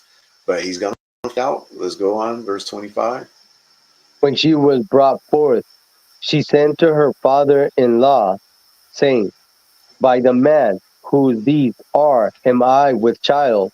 And she said, discern, I pray thee, whose are these? The signet and the bracelet and staff. And Judah acknowledged them and said, she had been more righteous than I, because that I gave her not to Selah, my son, and he knew her again no more. Because he knew he broke one of those customs, one of those commandments that we read, that we, started to read in Leviticus 18. We didn't read the actual commandments, but one of those commandments, the father is not supposed to be messing with his son's wife. Not supposed to be doing it. That's why Judah said, and Judah acknowledged him and said, you know what? She had been more righteous than I have, because he knew he messed up. Go ahead and read. And it came to pass in the time of her travail that behold, twins were in her womb. And it came to pass when she travailed that the one put out his hand, and the midwife took and bound up his hand a scarlet thread, saying, this came out first. And it came to pass, as he drew back his hand, that behold, his brother came out, and she said, how hast thou broken forth? This breach be upon thee. Therefore his name was called uh, Perez. And afterward came out his brother that had the scarlet thread upon his hand, and his name was called Sarah. All right. So we can see that our forefather Judah wore a signet ring. So as we were reading, as we read on Wikipedia, the other nations wore their signet rings on their left hand. That was the actual custom. But what hand did our people wear them on? Did we wear them on the left hand like the other nations? Let's find out, because that's the question. That's these things we've got to find out. These things we've got to know when it comes to dealing with these wedding rings. Did our people wear rings? Yeah, we're finding out our people did wear rings. What kind of rings did they wear? They wore signet rings. What Hmm. hand did they wear their signet rings on? These questions have got to be asked. We got to ask them and we've got to answer. So let's go to Jeremiah chapter 22 and verse 24.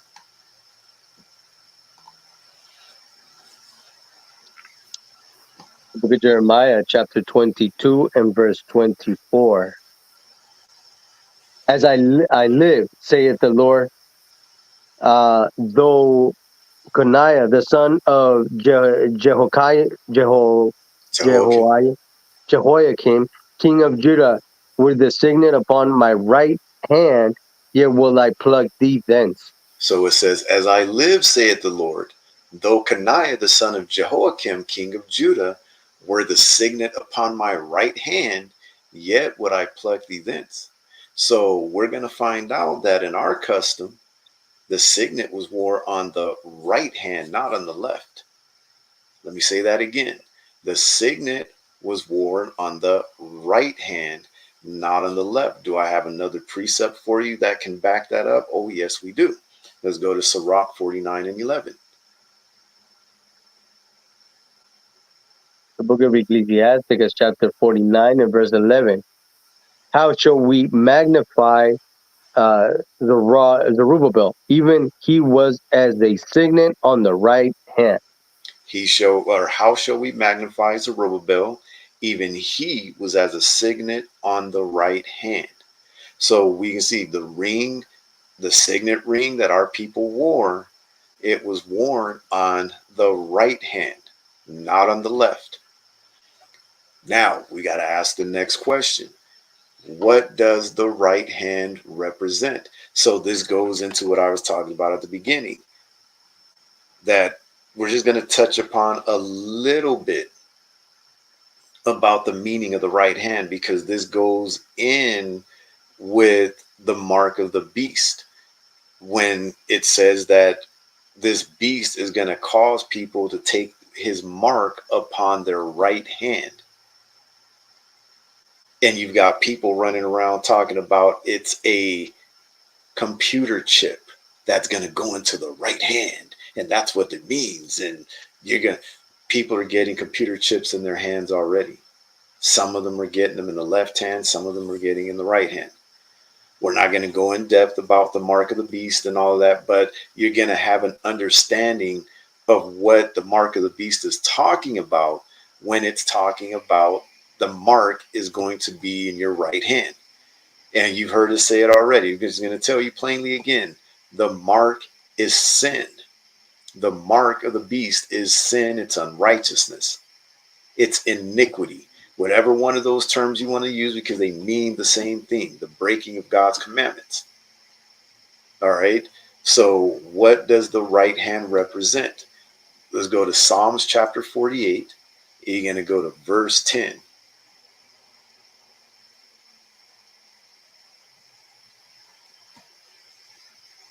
All right. Book of Psalms,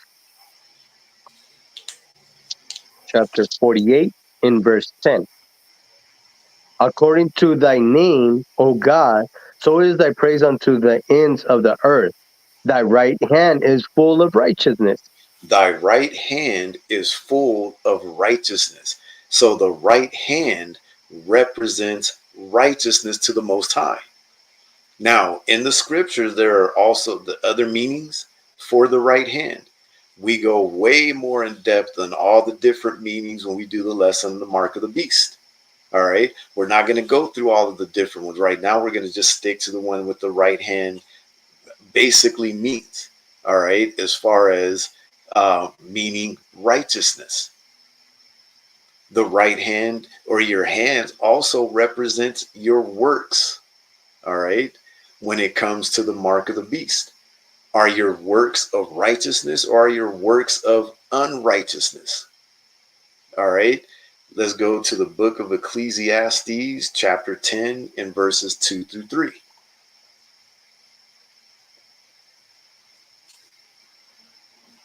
Ecclesiastes. The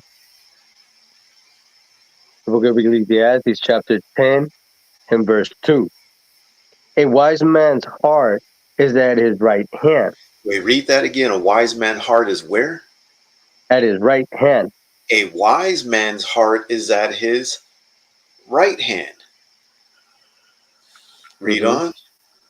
But a fool's heart at his left. But a fool's heart at his left. God says a wise man's heart is at his right hand. A fool's heart is at his left. You get the gist.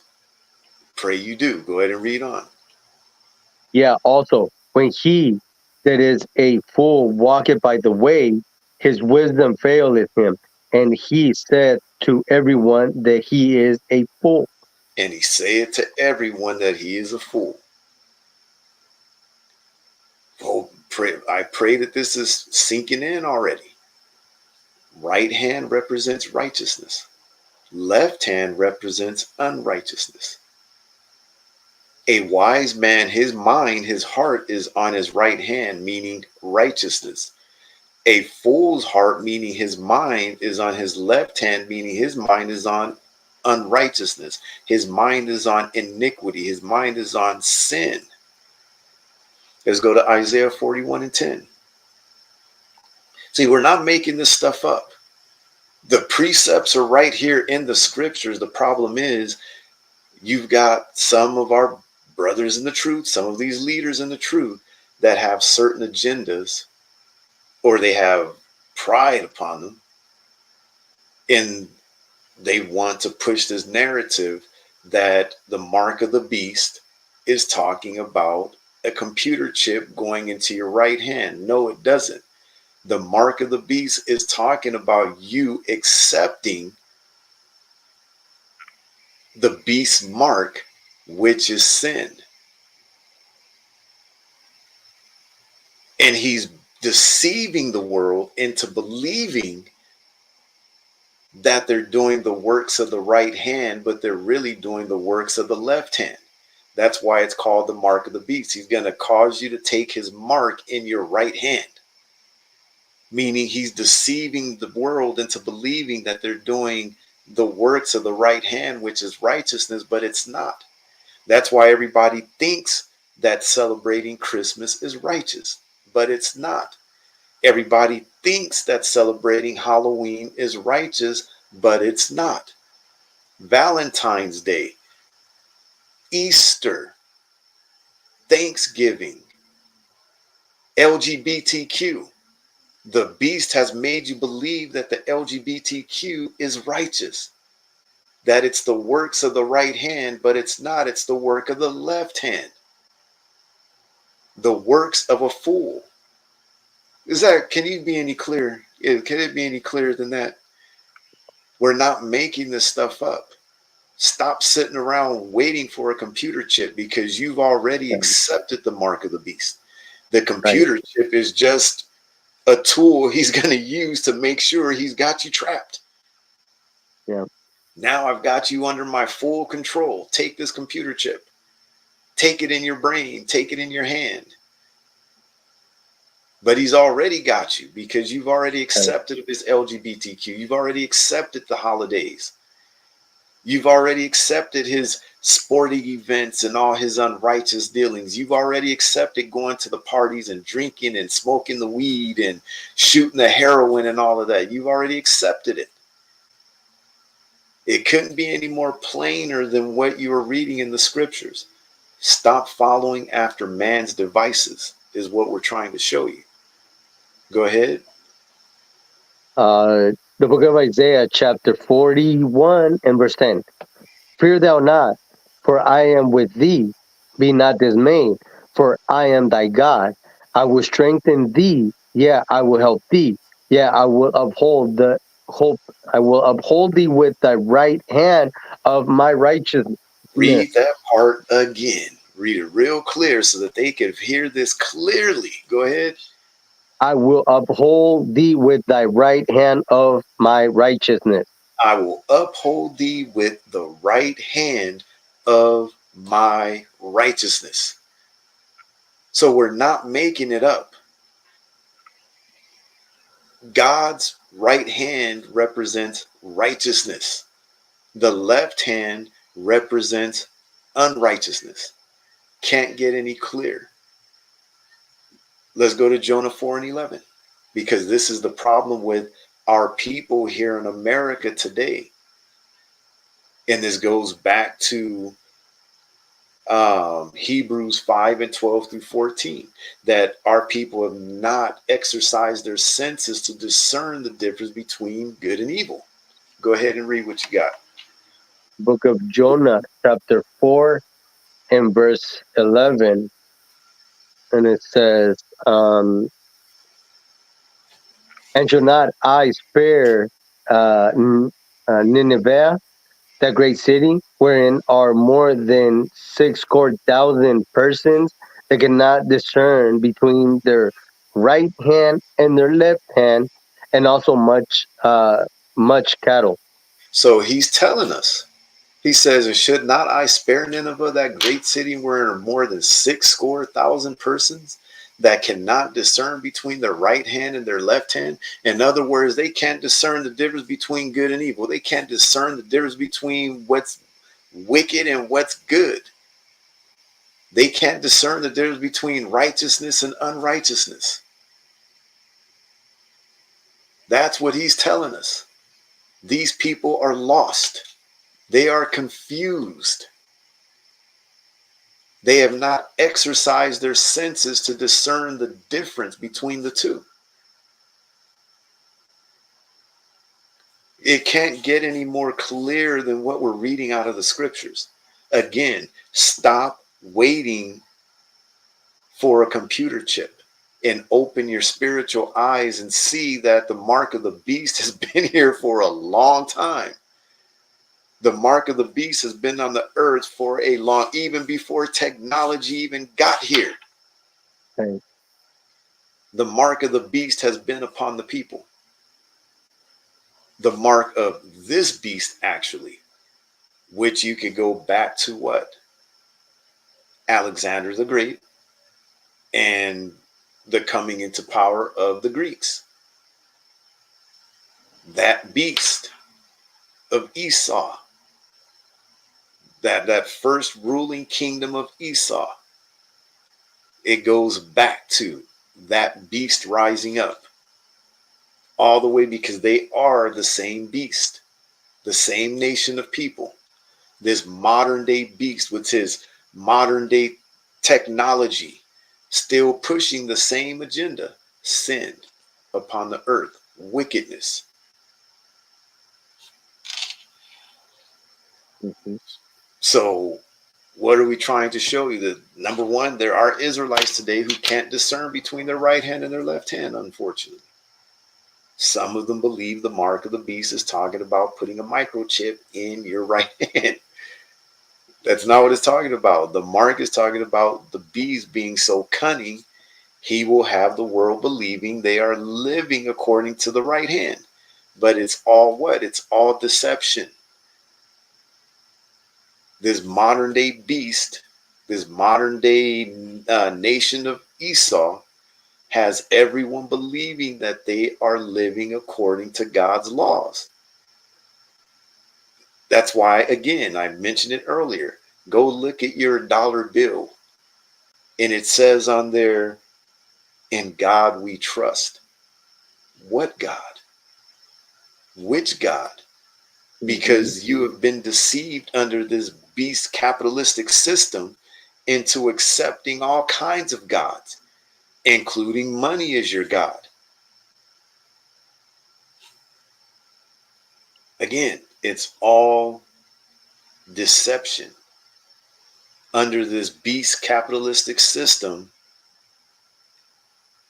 you've got the people really living according to the left hand, and have been deceived into thinking they're living righteously. I pray that this is clear. I pray that, it wakes some people up, that it opens some people's eyes. All right. Let's go to Isaiah 5 and 20.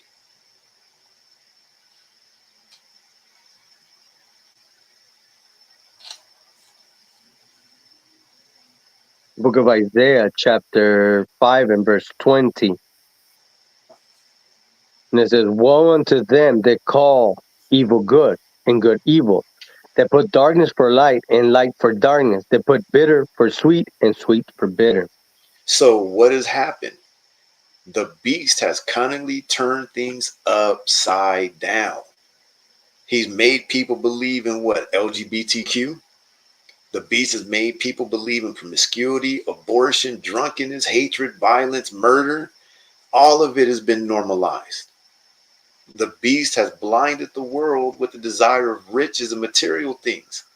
That if you have money, you're a good person. But it's all deception. It's all deception. He's flipped everything. He got everybody thinking everything that's evil is good and everything that's good is evil. Why do you think people hate the Israelites out there preaching on the corners when we're preaching God's commandments? And the majority of people will come against it because you talk about LGBTQ, you got people from the LGBTQ ready to mob you. They're ready to lynch you because they've been deceived into believing that there's nothing wrong with LGBTQ. There's nothing wrong with homosexuality. There's nothing wrong with lesbianism. But it goes against the Bible. They're out there having an abortion rally, a pro-abortion rally. You know what I mean? And you come speaking the Bible that God is not with abortion. These people that are pro-abortion have been deceived into believing that abortion is a woman's right when it's the murder of babies. So you could go on with it. The drunkenness. People have been led to believe that there's nothing wrong with, having a little drink. There's nothing wrong with having a little drink. There's nothing wrong with smoking a little reefer. It's legal now in some states, in the U.S. Even here in California, it's legal. And you've got some of our people walking around like some fools because what? Their hearts are in their left hand.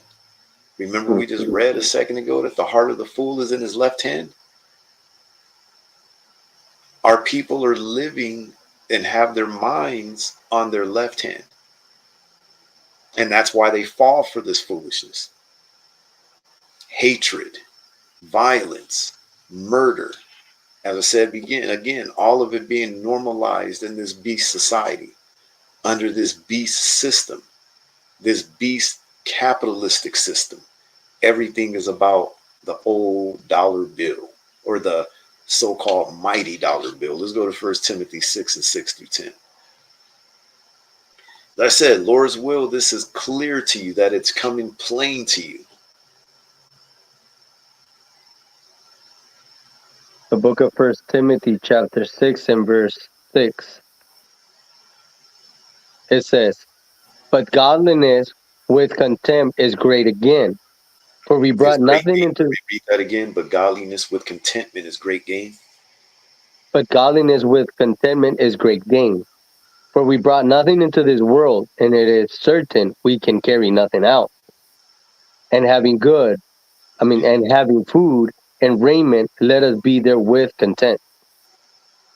But they that will be rich fall into temptation and snares, and into many foolish and hurtful lusts, which down men in Which destruction, and drown men in which, destruction and perdition.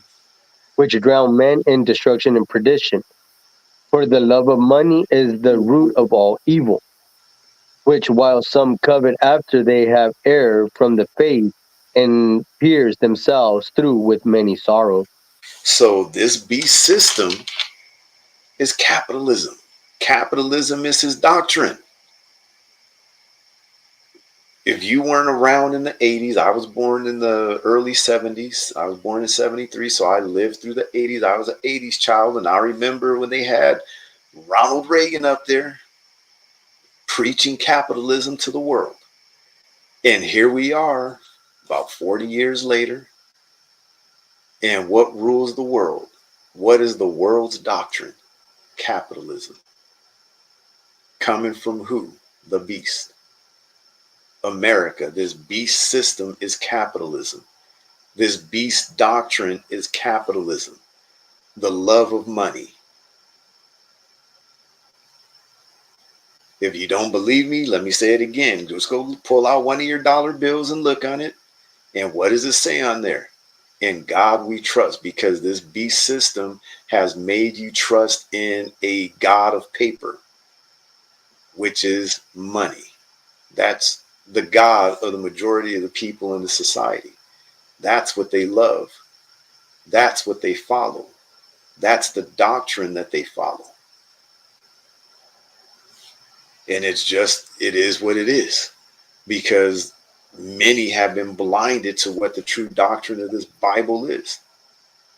Why? Because their mind is on what? But living according to their left hand. And we just read a little bit ago that a fool, his heart is what? On his left hand. Let's go to Sirach 21 and 19 through 20.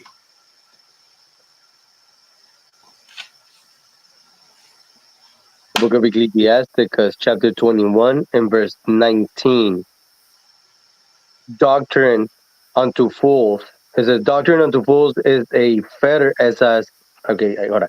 Doctrine unto fools is as fetters on the feet, and like manacles on the right hand. A fool lifted up his voice with laughter, but a wise man does scarce smiles a little. So doctrine unto fools is as fetters on the feet, and like manacles on the right hand.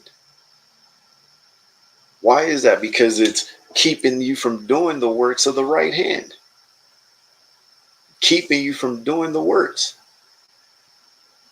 It's like you've got a chain on your right hand, and you're chained to a wall with your right hand that you can't do anything with that right hand.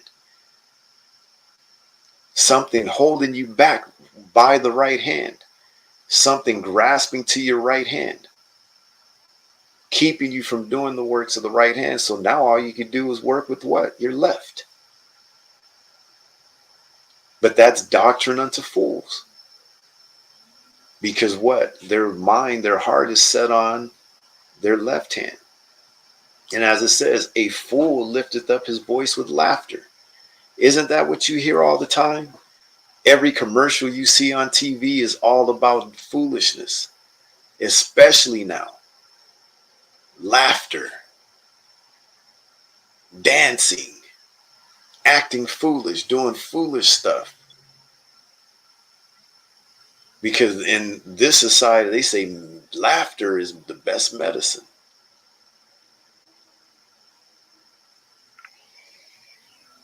A fool lifteth up his voice with laughter, but a wise man doth scarce smile a little. See, people don't know how to handle a person when they're serious, and they have that serious look about them. Why? Because they're too used to dealing with fools that all are, especially with our people. Right. A lot of our people have that spirit on. All they want to do is that everything is funny. They want to laugh at everything all the time.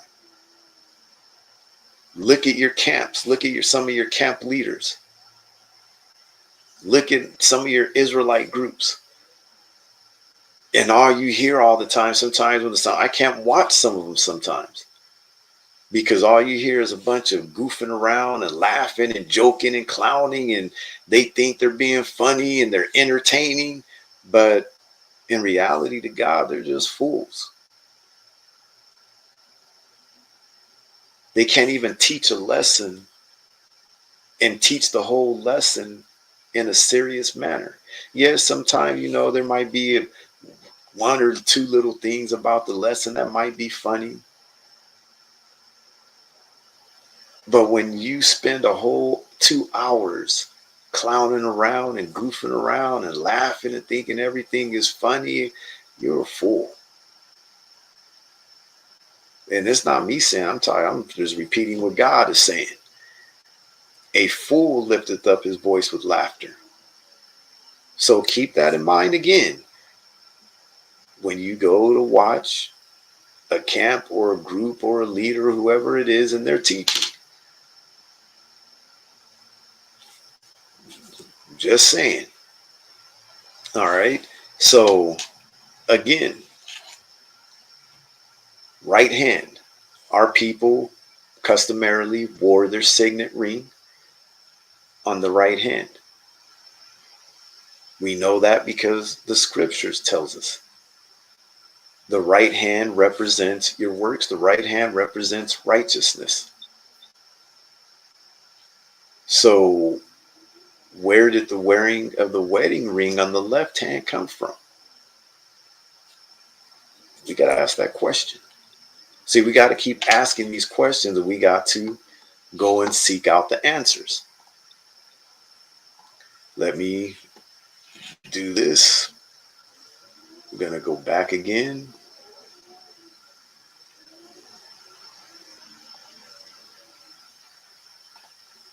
Man, that wind is blowing like crazy out there. Yeah.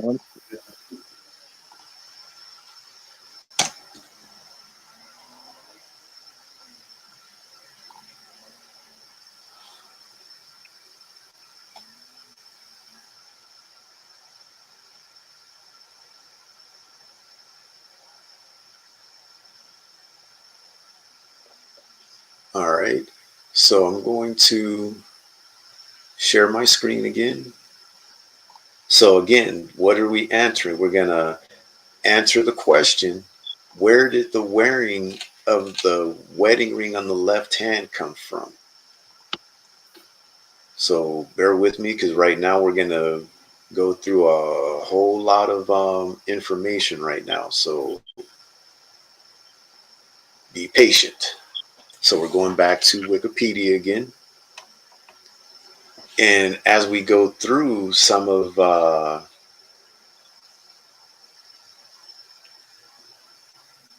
these different books and articles and things like that to answer these questions, you're going to find that you're going to hear some of these names repeated. All right. So one of them is Brahma.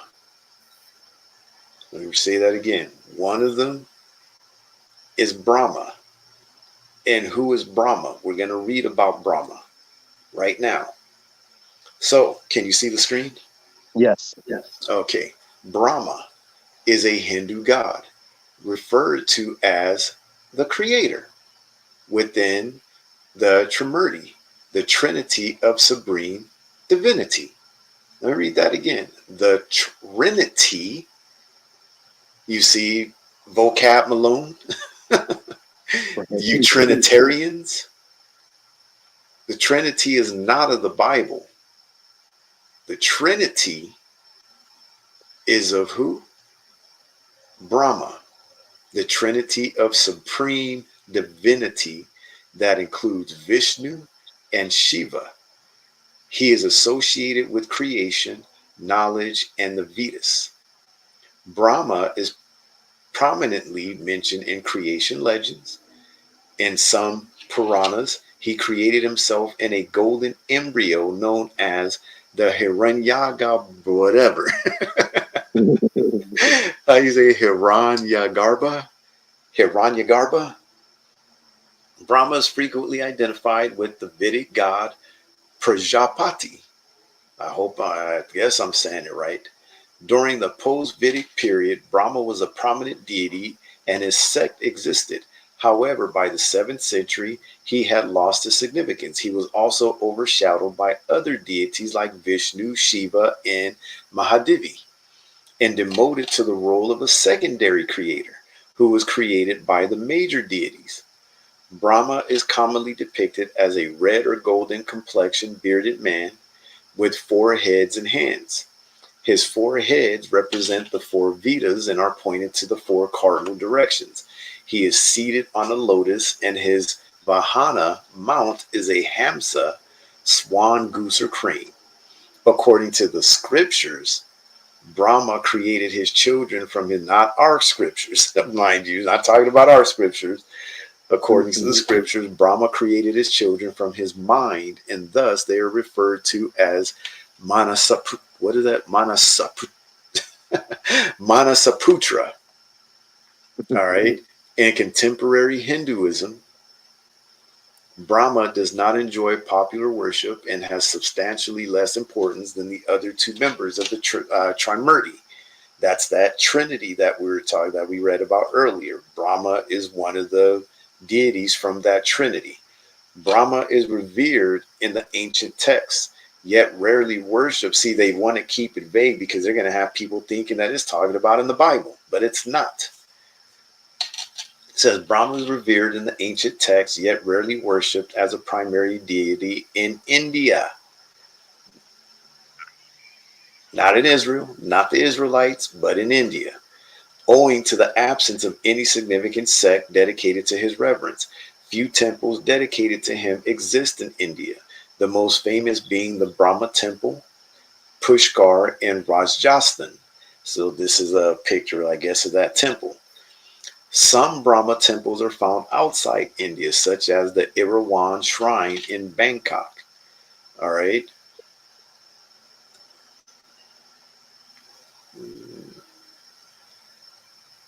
All right, so just wanted to bring this out because I'm not going to read all of it. If you want to read more, go and read it. Because as we go through some of the stuff, you're going to hear about this name. You're going to hear that name Brahma being mentioned. And just wanted to give you a heads up as to what it's talking about. Brahma is talking about this Hindu deity. All right. So let's go to, let me clear that out. Let me do this.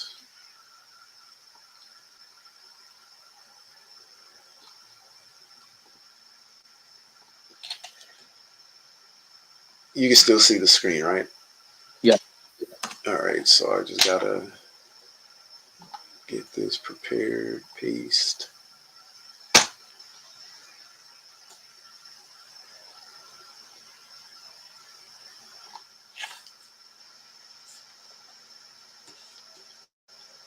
So now it would behoove you.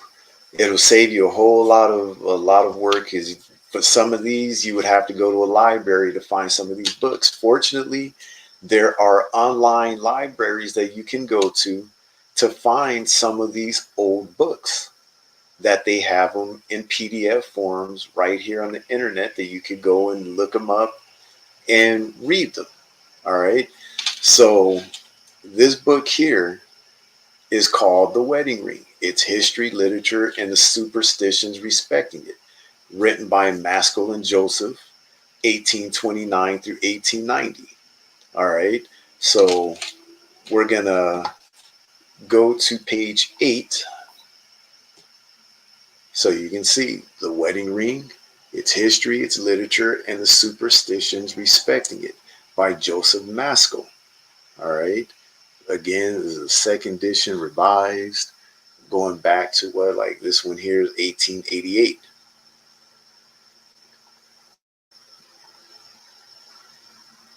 So we're going to page 8. Let me enlarge it a little bit. So can you see it clearly now? Yeah, it's a little better. Do I need to go a little bigger? How's that? That's good. All right.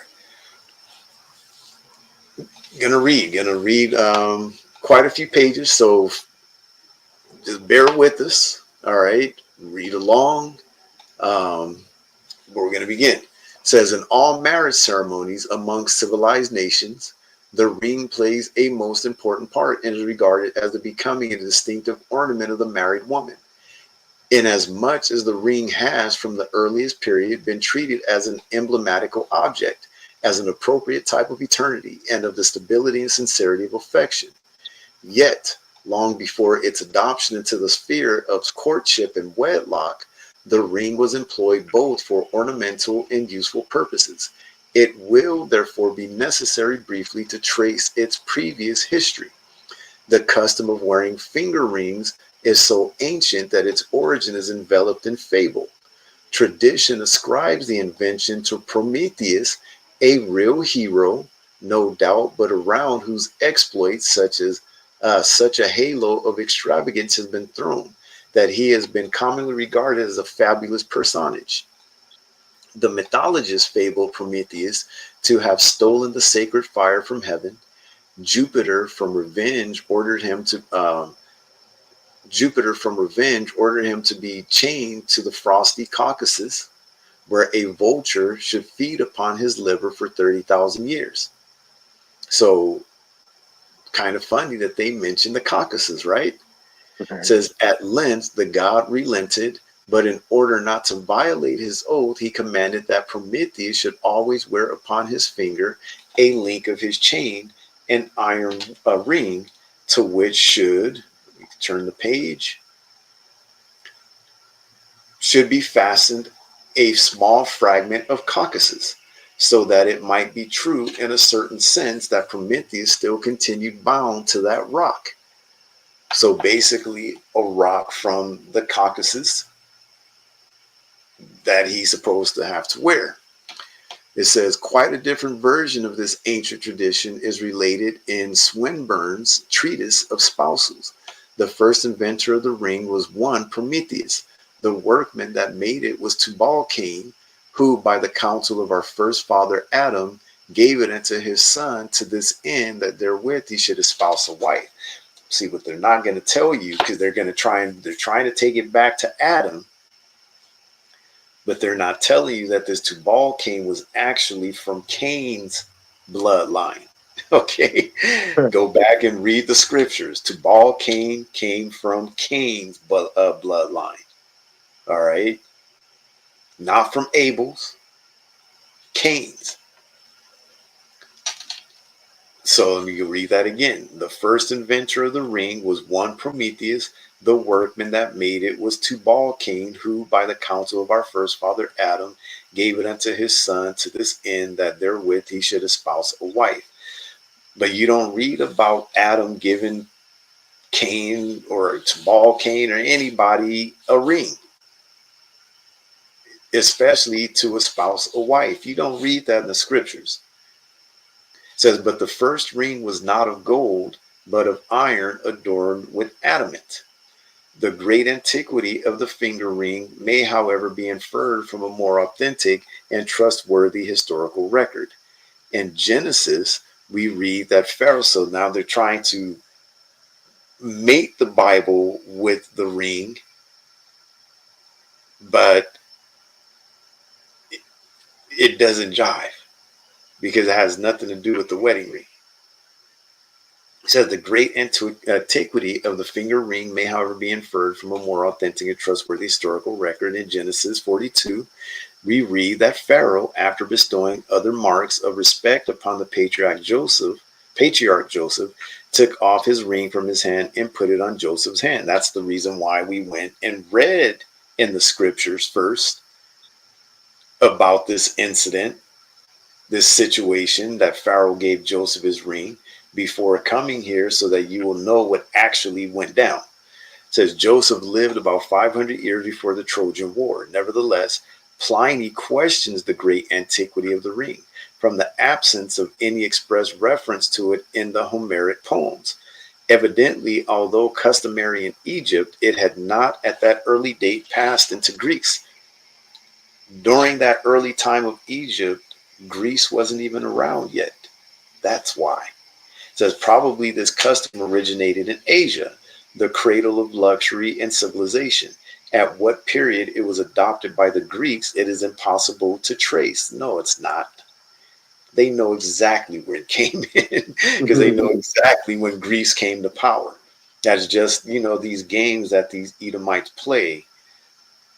to deceive. You understand what I'm saying? It says, in spite of the contrary statement of Pliny, the Romans do not appear to have acquired this custom from Greece. That is a lie, because the Romans took these customs right from Greece. All they did was change the name of the deities, because they're the same people. You understand? They worship Mhm. the same deities, only they just changed the names from Greek to Latin. That's it. It says this custom from Greece, but from their ancestors in Etruscan Italy. Early legends describe the Etruscans as wearing gold rings of great value and beauty, with reference to Greece. This fact, at least, you hear the double speak. You hear it's like, Right. wait a minute, a second ago you just said that it appeared that they acquired this custom from Greece, but they didn't. That they got it from their ancestors. And then you turn around and say, with reference to Greece, this fact at least is ascertainable that finger rings were common to all classes before the time of Solomon, worn not so much for an ornamental as for a useful purpose for carrying the signet. So this Solomon, he's talking about Solomon. All right. Says signet rings were worn in all the states of Greece. They were made of gold, silver, iron, ivory, and amber. The Lacedaemonians confined themselves to iron only. The signet ring is the most ancient form of this custom with which we are acquainted. It implies, I think, that the original invention was dictated rather by utility than by the desire of ornament. For in this, as in all the arts, necessity was the mother of invention. Amongst the laws and customs of the Roman Commonwealth, the ring plays a very important part. By the jus annuli, for many centuries, none but senators and magistrates were permitted to wear the ring of gold. Silver, brass, and iron were allowed to the rest of the people. Indeed, the iron signet ring was for a long time the only one worn in Rome. Even this was denied to slaves, part of the ceremony of whose manumission was the gift of a ring. Tarquinius Priscus is said to have been the first who adopted the ring of gold, which gradually obtained amongst the senators. Wait a minute, did I do a double flip? No, that was right. Gradually obtained amongst the senators and nobles till it spread downwards to the common people. The just annuli was enacted, no doubt in the desire to check an extravagance which tended to annihilate all distinctions between the patrician and plebeian orders. By it, as we have seen already, the gold ring was limited to senators and magistrates. Consequently, this was a privilege much coveted by the common people. After the Republic, the right of granting it fell as a matter of course to the emperors, at whose hands the privilege was so much abused that the jus annuli became of no practical utility, till at length, under the Emperor Justinian, it was finally abolished by an ordinance allowing the ring of gold to be worn by all citizens of the empire.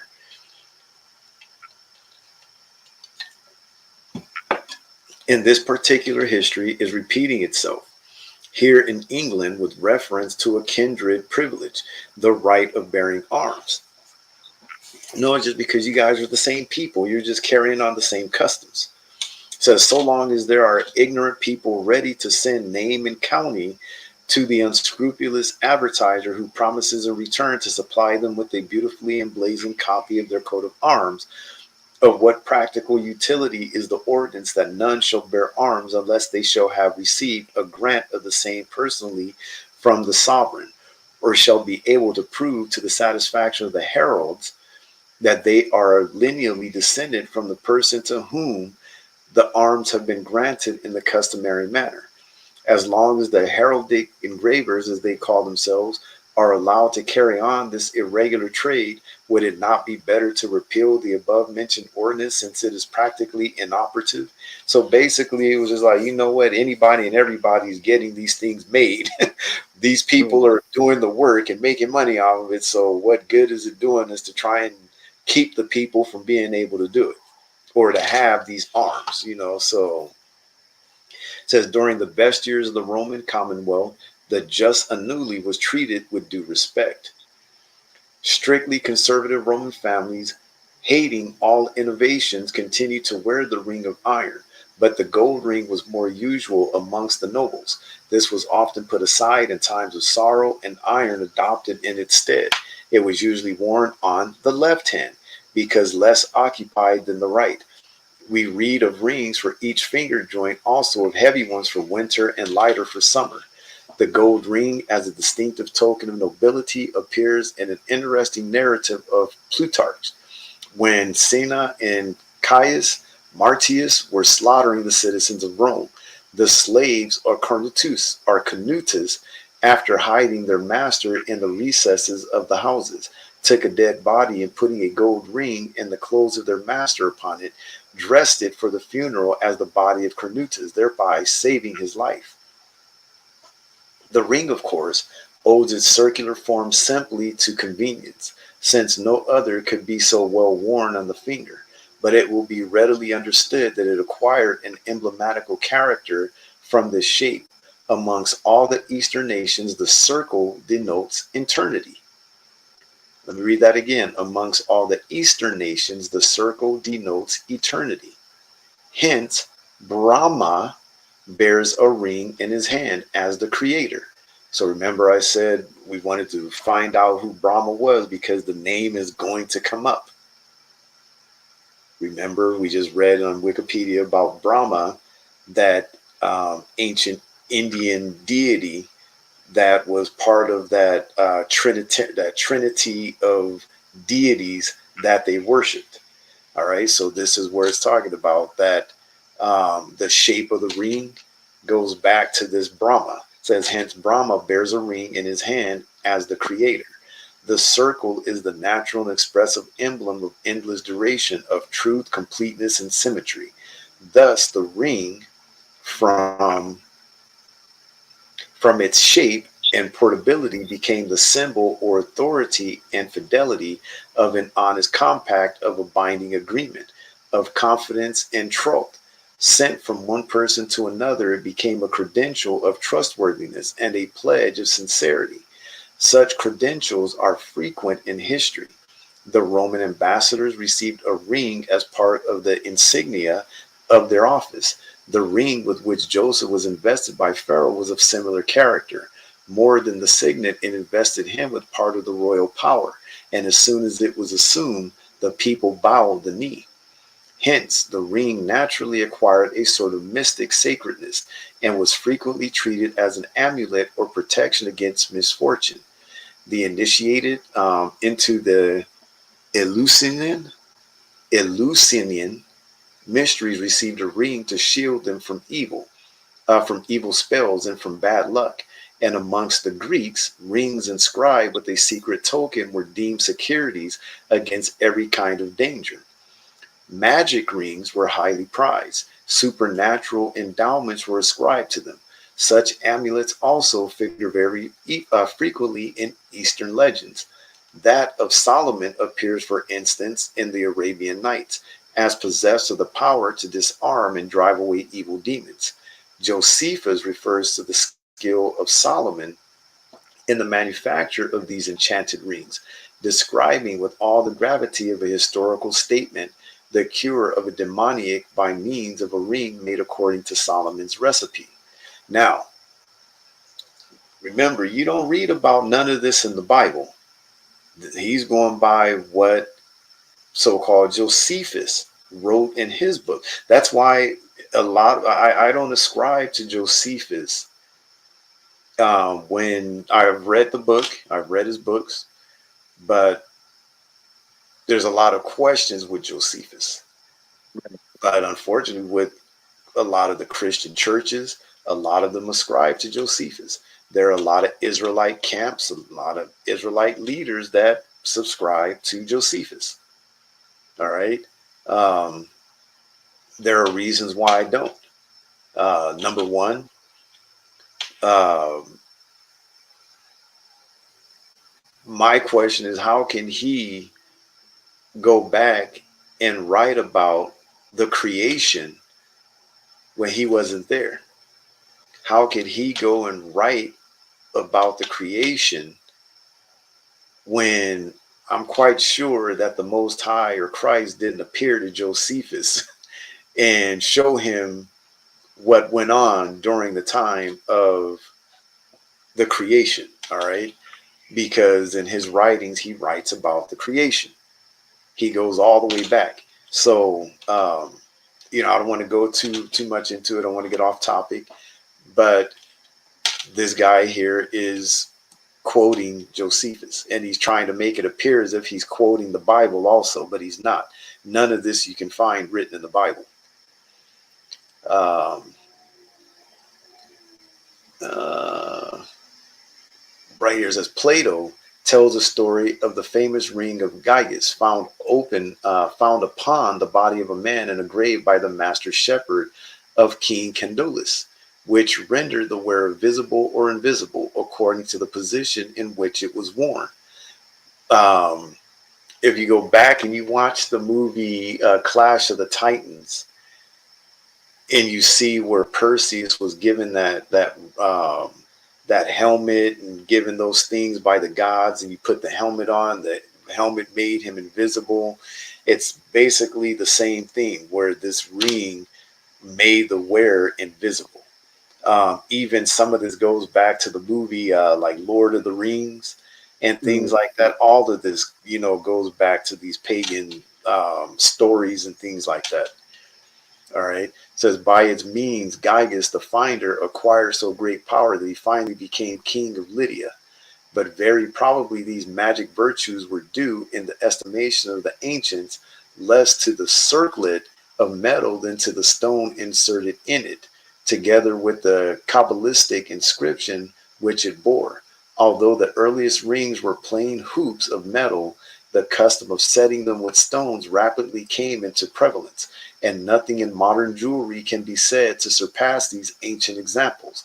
They are usually of great beauty, seem to be encrusted rather than set in gold, and are slight manner.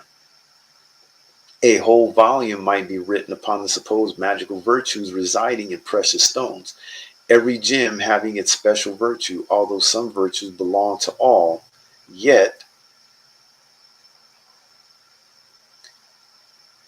the more precious the stone, the more potent was the virtue. Thus, the ruby banished sadness and preserved from the plague. The emerald put evil spirits to flight and cured fevers. The sapphire inspired continence and assuaged the wrath of God. The topaz cured cowardice, brightened the wit, and remedied the effects of asthma. The opal cleared, so it basically giving you what all these different metal or stones, what they meant. And as time went on, you will find that in different nations, um, they came to have different meanings for these stones. All right. So where are we at? The opal cleared and sharpened the eyesight. The turquoise relieved headache, reconciled lovers, and preserved from falls and bruises. The agate was good against venomous serpents. The coral circumvented the devil and was also an especial remedy against hemorrhage.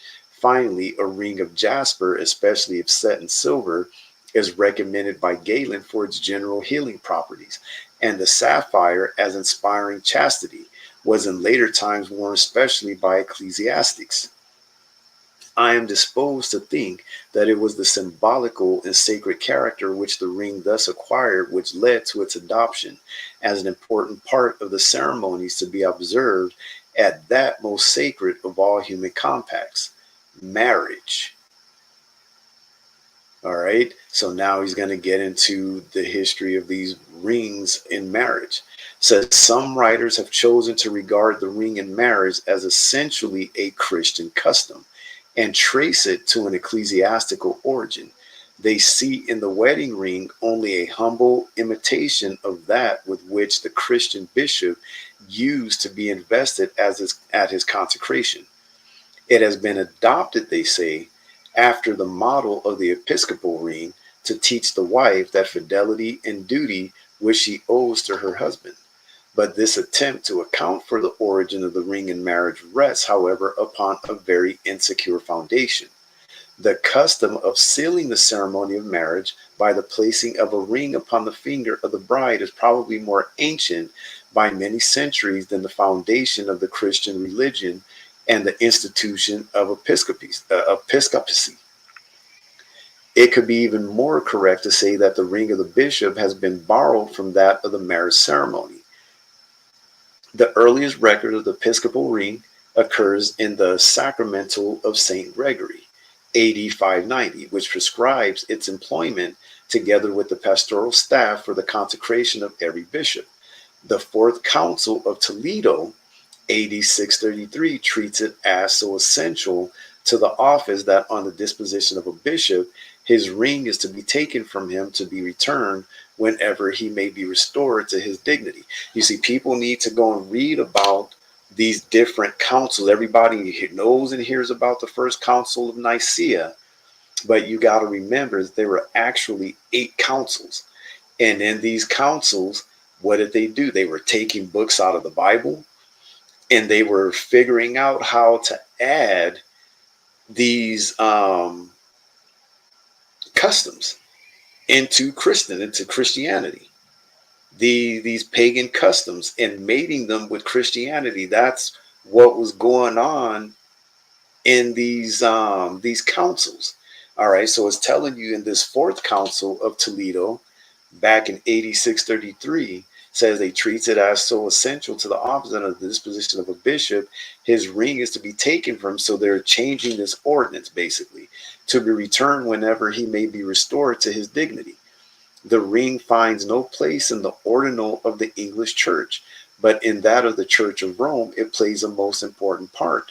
After having been sprinkled with holy water and hallowed by a solemn prayer, it is delivered to the bishop by the consecrating prelate with these words. I cannot read Latin, but I will try. Accipe annulum discretionis et honoris fidei signum ut quae assignat. I'm not even going to try anymore. But yeah, I'm not even going to try that anymore. Yeah, that's, let me see. Jesus Christi. All right, so it says the bishop wears his ring on the right hand and it usually remains on the finger after his decease. Great pains have been taken to give a mystical significance to episcopal ring and to justify the ceremonial by which it is consecrated to the use of the bishop as the badge of fidelity and the pledge of his betrothal to Christ and his church. But all this symbolism came in a little too late to be worth overmuch respect. The earliest references to the episcopal ring prove it to have been originally nothing more than a signet, and of no higher character than to supply a seal of authority to the letters, patents, testimonials, and epistles of the bishop. So basically, they were fooled and tricked into believing that this ring that this bishop was wearing on his right hand had more significant meaning, but they come to find out that it was just a plain old signet ring that had no higher value than to be used as any other signet ring. You know what I mean? And why did he wear it on the right hand? Because he knows that that's what the custom of the Israelites were, to wear the signet ring on the right hand. All right. It is therefore incorrect to trace the wedding ring to an ecclesiastical source, but it is quite fair to claim for it a religious origin, since it was very probably adopted on account of the sacred character which it had acquired even anterior to Christian times.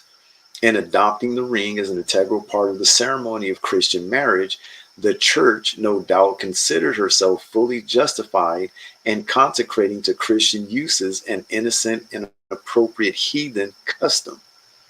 Let me read that again. In adopting the ring as an integral part of the ceremony it's talking about is talking about the marriage ceremony.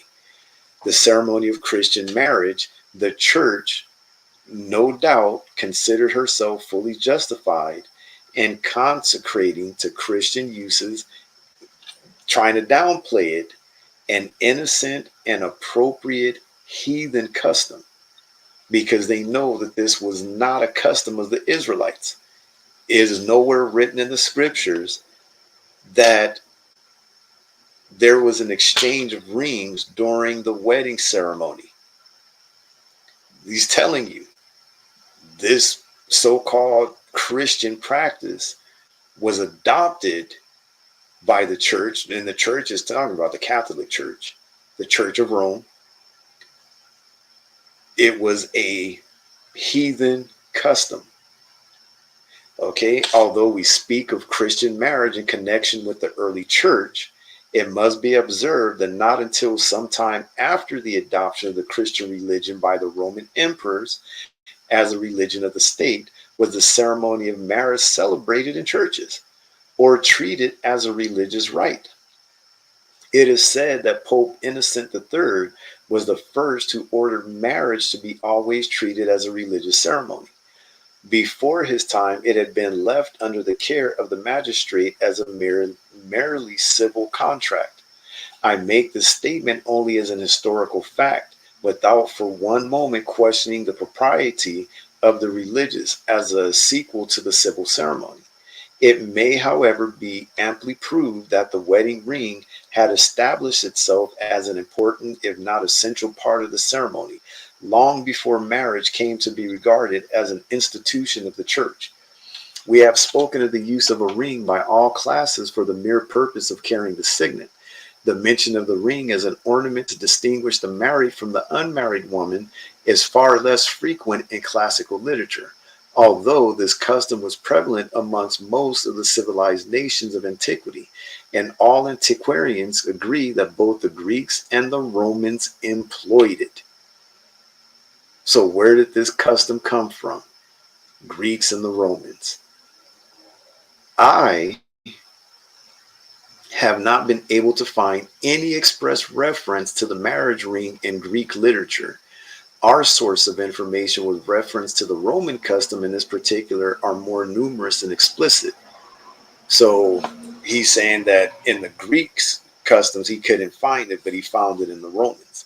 Pliny described the nuptial ring as a plain hoop of iron without any gem, and from Juvenal we learn that it was placed upon the finger of the bride by the bridegroom, as at the present day.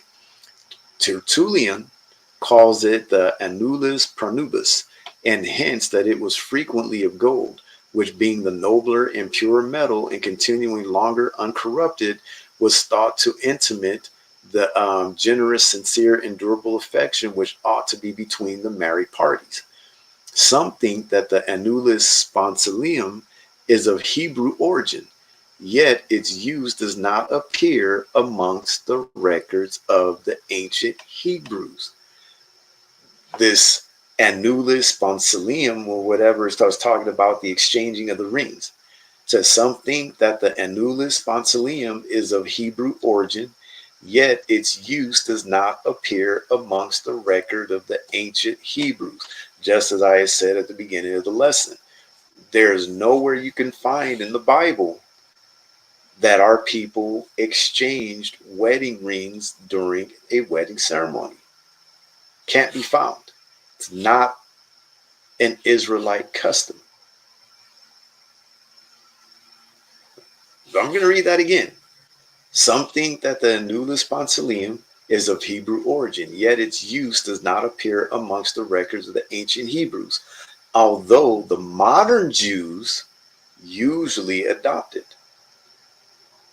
You do read about the Jewish over there, these Israelis have adopted the custom of exchanging rings in their ceremonies. Although, as we read earlier, there are some Jewish that of the Jewish sects that don't ascribe to it.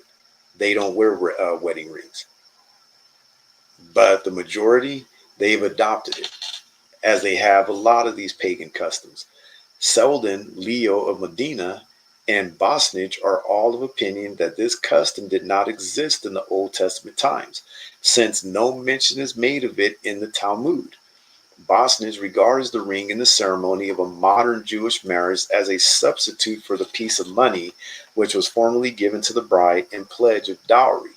Nevertheless, the ancient Hebrews treated the ring, whether used at the marriage ceremony or not, with great respect, regarding it as a symbol of fidelity and of adoption into a family. As in Luke, 15 and 22. And in their modern marriages, the Jews appear to allude to a more ancient rite. By this ring, thou art my spouse, according to the customs of Moses and Israel. I pray you can find the problem with this. They're saying this in their ceremonies: by this ring, thou art my spouse, according to the customs of Moses and Israel. You don't read about this custom in the book of Moses. You don't read about this custom nowhere found in any writings of the Israelites, of our forefathers. All right. It says, to the unmarried woman, unless betrothed, the earliest laws of Rome denied the use of the ring. Subsequently, only the ring of gold was denied to them, but permitted to matrons.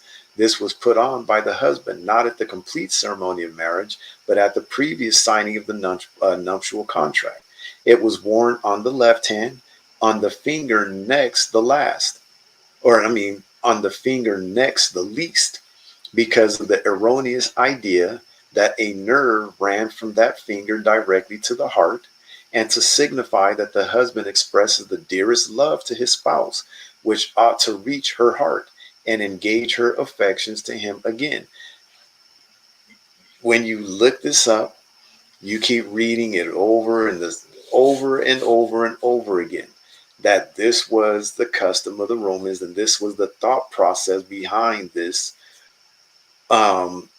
wearing of the ring on the left ring finger, was because of this vein supposedly that runs from the finger directly to the heart.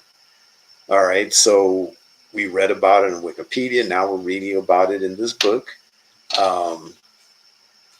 Again, we're finding out that this was never a custom of the Israelites to wear a wedding ring. All right. Going back here, it says Macrobius assigns the same reason, but also quotes the more reasonable opinion of Atterius Capito that the right hand was exempt from this office because it was much more used than the left hand, and therefore the precious stones of the ring were not so likely to be broken, and that the finger of the left hand was selected, which was least used. That's a lie. Mm-hmm. They know the truth that the right hand represents righteousness and the left hand represents unrighteousness. It says many of these Roman marriage or spousal rings may be seen in museums of gold, iron, copper, or brass, some with little knobs in the form of a key to signify that the husband entrusts his wife with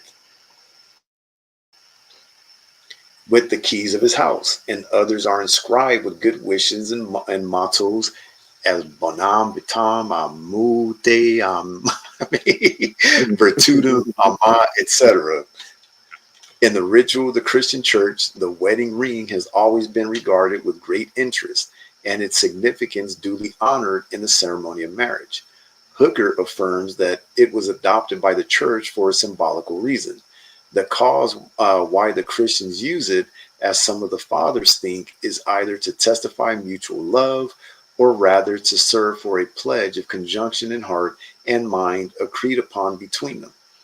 Wheatley is more prosaic in his account of the origin of the custom, observing that the prayer book of King Edward VI enjoins that the ring was to be accompanied with other tokens of spousage, as gold or silver, and that the Sarum manual, before the minister proceeds to the marriage, directs him to ask the woman's dowry, the tokens of spousage, and by these tokens to understand rings or money or some other things to be given by the man. Wheatley intimates that the ring is simply the remains of an ancient custom, whereby it was usual for the man to purchase the woman, laying down for her price a certain sum of money, or else performing certain articles or conditions which the father would accept of as an equivalent. The reason why a ring was pitched upon for the pledge rather than anything else was, I suppose, because anciently the ring was a seal by which all orders were signed and things of value sacred or secured, and therefore the delivery of it was a sign that the person to whom it was given was admitted into the highest friendship and trust. As to the form of it, being round, the most perfect of all figures and used by the ancients as the hieroglyphic of eternity, it was understood to imply that the conjugal love should never have an end. But these seem only allegorical significations. The use of it was intended at first to imply something more, that the woman, in consideration of a certain dowry contracted for by the man, of which the ring is delivered as an earnest and a pledge, espouses and makes over herself to him as his wife. Of these two accounts of the origin of the ring in connection with Christian marriage, you will have learned already that I prefer the former and agree with Hooker that the intention of the ring was to testify mutual love, or rather to serve for a pledge of conjunction of heart and mind agreed upon between them. Again, what is this? This is the traditions of men. This is not of God. It says, in this light, it has been generally been regarded amongst Christian nations. But it is right here to mention that two other reasons for the use of the ring in marriage have been adduced by different authors. Thus, in connection with the primitive employment of the ring as a seal, it is contended by some that the original wedding ring was nothing more than the signet which the husband handed to his wife on the day of the marriage, in token that he entrusted her with equal rights in the protection and management of his property, more particularly his household and domestic effects. It would seem that amongst the Romans, you notice how this keeps going back to the Romans, back to the Romans, back to the Romans. Mm-hmm. Certainly, as there were not in the earliest times locks and keys, things of value were preserved in sealed cases, and that the wife, in order to take the care of these things, would require a facsimile of her husband's signet, to wear both as a pledge of trust and equality with him in domestic matters, and also for the more ready discharge of her duty as custodian of his valuables at home. The other account of this custom is that as a chain consists of links or rings, the ring is the token of that mutual bondage to each other into which matrimony brings husband and wife. Hence, Mueller's chips from a German workshop, volume 2, page 282. And what I like to do when I read a lot of these books, when they give these references, I'll go and look up these references, and if I can find them, I'll read those. Okay, that's what you want to do when you go and research some of this stuff. It says, what is the meaning of the wedding ring? But unfortunately, for sake of time, we can't go back and read every reference that they put in the book. All right, we'd be here all day, all night for weeks and months. It says, what is the meaning of the wedding ring which the wife has to wear? There is no authority for it either in the Old or New Testament. Do I need to read that again? I'm going to read it again. It says, what is the meaning of the wedding ring which the wife has to wear? There is no authority for it either in the Old or New Testament. It is simply a heathen custom, originally expressive of the fetter by which the wife was bound to her husband. In England, it is the wife only who wears the golden fetter, while all over Germany, the tie is mutual, both husband and wife wearing this badge of the loss of their liberty. Compare also Barrera's Gems and Jewels, page 325. So he's giving all these references, these books that you can go and look up. All right. If you get a chance, go and do it. It says the ring presented to the betrothed maiden was an iron one. A lodestone was set in place of a gem. It indicated the mutual sacrifice made by the husband and wife of their liberty. The magnet indicated the force of attraction, which had drawn the maiden out of one family into another. You see this stuff, this you can't read this stuff in the Bible. These are all traditions and customs of men.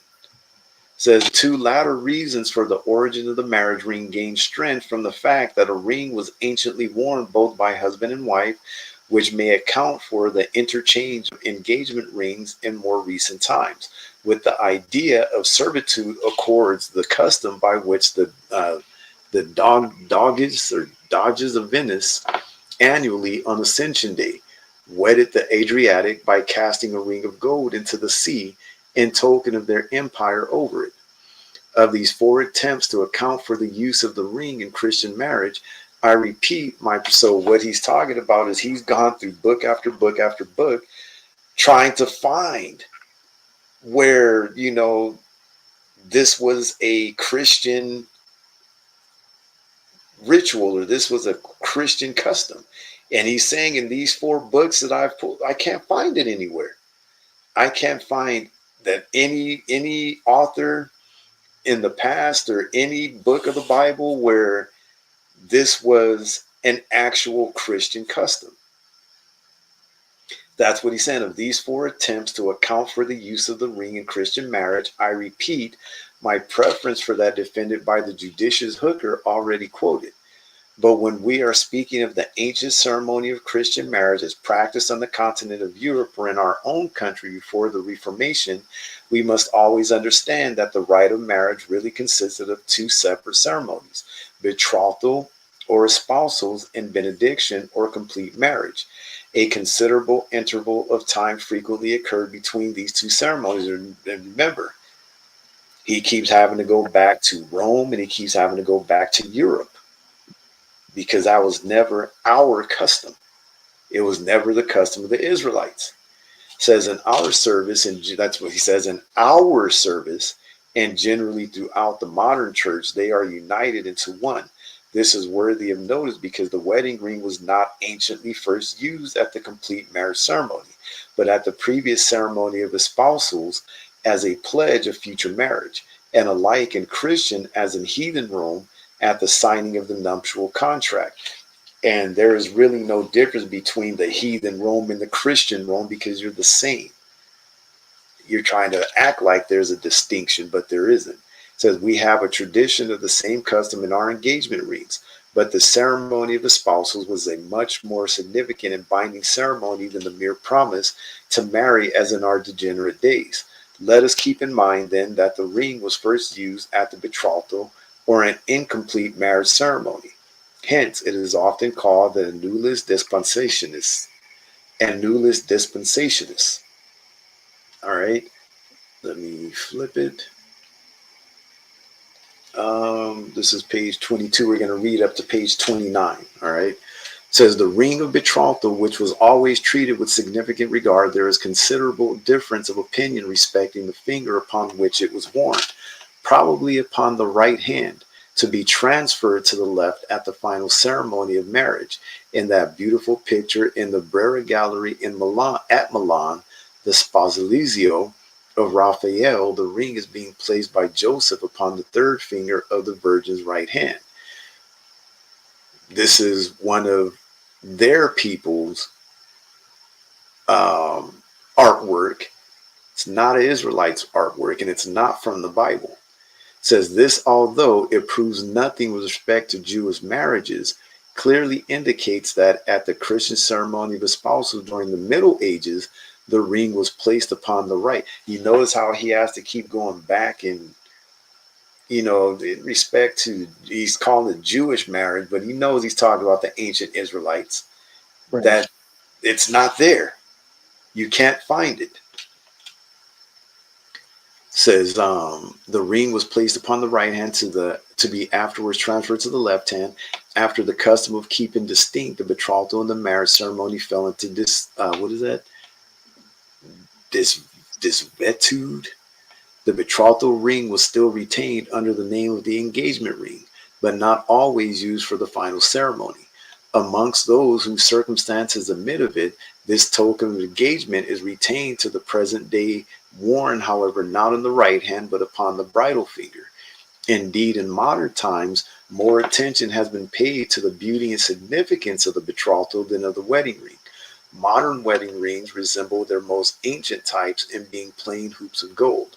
Once it was customary to ornament them in many ways, more especially while the ceremony of betrothal was kept separate from the marriage ceremony.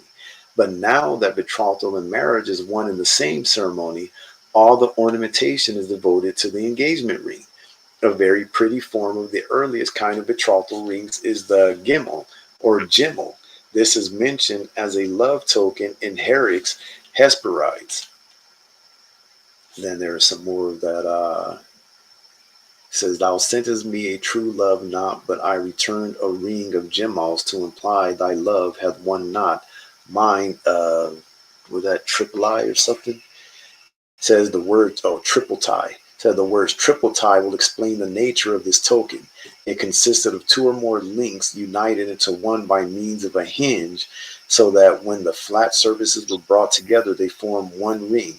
The word gimel is of French origin and in Wright's dictionaries define a double ring consisting of links. Probably it comes from gemellis, twin, two hoops being sufficient. Um, that sign of infinity with the two links together. Hmm. That's where it comes from. Says the word gimel is of French origin and in Wright's dictionary is defined a double ring consisting of links. Probably it comes from gemelli, twins, two hoops being sufficient, but any number might be adopted. Thus, an Italian example is described in the Archaeological Journals for 1860, page 184, consisting of 9 hoops interlaced. A gimel of 2 hoops is most usual. These, turning upon a pivot, could be shut up into one solid ring. At the time of making the engagement, each of the lovers put a finger through one of the hoops to imply that they are in this manner yoked together. The ring was then torn. Let me read that again. The ring was then torn asunder, each person keeping a link. If the gimel consisted of 3 links, one was taken by the witness to their betrothal. When the marriage contract was fulfilled at the altar, the different portions were again united in the solid ring used for the final ceremony. You see what he's talking about right now? You can't read this in the Bible. None of this. It says in the Archaeologia, version 12, a gimel of Sir Thomas Grisham is described. It consisted of 2 links enameled and set with jewels, a diamond and a ruby. And one link was described. I'm not even going to try and pronounce that. It was that I'm not even trying. It says on the other, homo non separat, separate. Says exchange of rings, quite distinct from the custom of dividing the gemel, was also practiced at betrothal. Chaucer, in his Troilus and Crecy, describes the heroine as giving her lover a ring upon which a model was engraved and receiving one from him in return. To the same custom Shakespeare alludes in The Two Gentlemen of Verona, where Julia gives Proteus a ring saying, Keep this for thy Julia's sake. And he replies, Why? Then we'll make exchange. Here, take you this. In France, even at the public ceremony of betrothal, rings were exchanged, and the ritual provides a form per benedictinum annulorum benedict domini hos annulus. This custom is still continued in the Greek church. Again, these customs that it's talking about are not Israelite customs. 2 rings are provided, silver and gold, the latter being retained by the bride after marriage. Nevertheless, with respect to France, Brandon, his popular Antiquities, considers that these tokens were only exchanged in exceptional cases, implying that it was no necessary part of the ceremony, but depended probably upon the good feeling of the lady. As we have remarked already, the wedding ring in England, and indeed generally in modern times, is employed for the first time at the actual marriage service. The rubric directs that the man shall stand on the right hand and the woman on the left. This is from the Sarum Office book. So, again, these customs of the weddings today don't go back to the Bible. of why the man stands on the right hand and the woman stands on the left hand, or the man stands on the left hand and the woman stands on the, you don't read about no, no customs like that in the scriptures, of the man having to stand on the right hand and the woman having to stand on the left side, or none of that. You don't read none of that.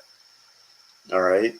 um, it says our ancestors gave mystical reasons for this, some because Eve was formed out of a rib on the left side. So what they're trying to do is they're trying to mate some of this stuff with the Bible. All right. How to put it? He's trying to say our ancestors, as if the people of the Bible were their ancestors, which they are not. They're our ancestors.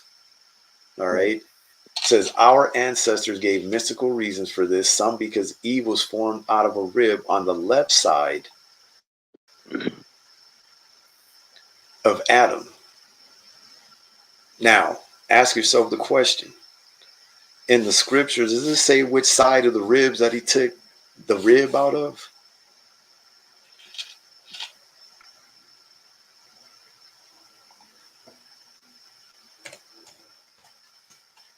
It's a good question, right? Right. Right.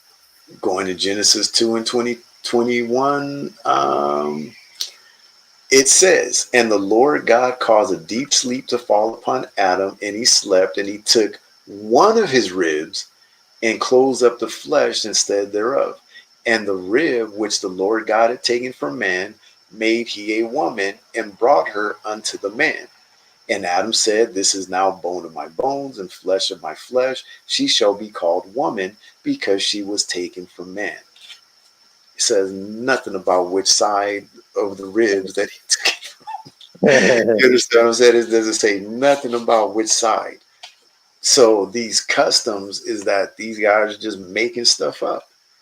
They're reading the scriptures, and they're basically implying that these things happened, but you don't read about it in the scriptures.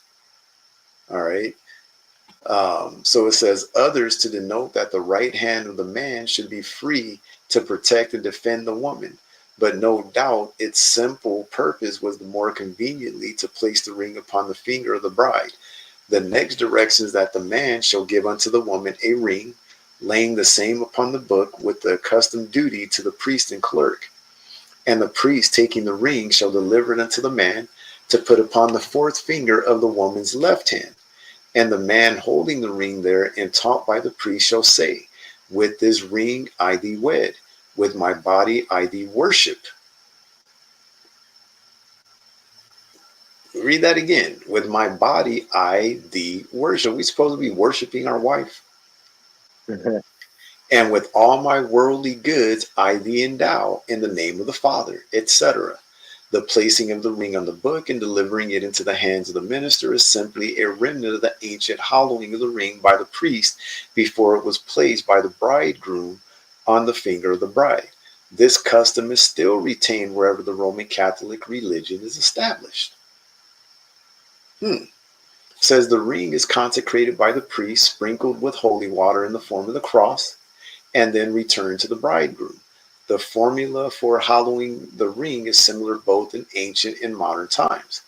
Thou maker and conserver of mankind, giver of spiritual grace and granter of eternal salvation, Lord, send thy blessing upon this ring, that she which shall wear it may be armed with virtue of heavenly defense, and that it may profit her to eternal salvation through Jesus Christ, etc.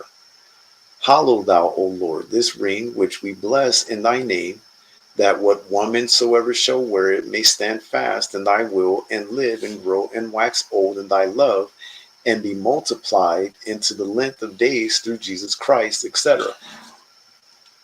You don't read about this in the Bible. The Catholic Church was making up its own stuff. Says the accustomed duty to the priest and clerk is not at the present time laid upon the book along with the ring. Yet a similar custom obtained not long since in some parishes of South Wales, At the words, with my body I thee worship, and with all my worldly goods I thee endow, the bridegroom put his hand into his pocket and produced what money he had about him, which he gave to the clergyman. Out of this, the clergyman took his fee. Let's not forget to pay the clergyman for doing the wedding in front of everybody. Here you go. Here's your cash. It says, and delivered the remainder to the bride. You will observe that the bridegroom is to place the ring upon the fourth finger of the bride's left hand. We have remarked already that this was the favorite finger amongst the ancients, not merely for brides, but for both sexes. Discarding the hoary fiction that the fourth finger of the left hand was selected for its connection with the heart, we accept the more likely explanation that it was chosen because less employed than any other finger, and therefore the best for the preservation of the ring. Yeah, right. Consequently, the fourth finger of the left hand has come to be the bridal finger, generally, if not universally. An ancient pontifical ordered the bridegroom to place the ring successively on three fingers of the right and then to leave it on the fourth finger of the left hand in order to mark the difference between the marriage ring, the symbol of a love mingled with carnal affection, and the episcopal ring, the symbol of entire continence and chastity. The serum ritual required the ring to be placed successively on the thumb, the forefinger, and the middle finger to symbolize the doctrine of Trinity. Man, says the was to be done as the words in the name of the Father, Son, and Holy Ghost were pronounced, and with the word Amen. The ring was to be placed on the fourth finger where it was to remain. The old writers on the subject delight in finding mystical reasons for every part of the marriage ceremony, and not content with repeating the ancient superstition respecting the left hand. They declare in addition that this hand was chosen as inferior to the right hand, to the right, and token of the servitude and subjection to which the bride is brought by matrimony, which, as we have seen already, is by some thought to be symbolized in the ring itself. Dr. Johnson appears to have held a similar opinion, since he somewhere defines a ring as a circular instrument placed upon the noses of hogs and the fingers of women to restrain them and bring them into subjection. Nevertheless, it is quite in keeping with that apparently boorish and cynical, but really most tender and kindly man's character, that he never treated his own wife otherwise than with the most affectionate regard. Mrs. Johnson has been described as perpetual illness and perpetual opium, yet her husband never swerved from dutiful respect and consideration. He kept the anniversary of her death with prayer and tears, and her wedding ring was preserved by him as long as he lived, with most affectionate care, and a little round box on the inside of which was the following inscription: Ehue Eliza Johnson, something, July 9, 1736, Martua something, March 2, 1752. We learn from Southeast Table Book that during the reign of George I, the wedding ring, though placed upon the customary finger at marriage, was afterwards worn on the thumb. In the portrait of Lady Anne Clifford, the famous Countess of Pembroke, the ring is worn on the thumb. Wedding rings were not always worn plain, as now, but at one time more nearly resembled modern betrothal tokens, and being chased, set with stones, and inscribed with emblems and mottos. The most common emblem was the clasped hands, as on the gimbal ring already prescribed. All right, so we'll stop right there with that. Okay, so Lord's will, you're learning something. All right, gonna continue on. Let's go to um,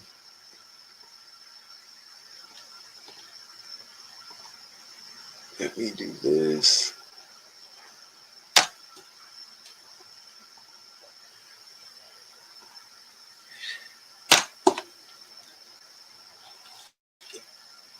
Ring finger, Wikipedia.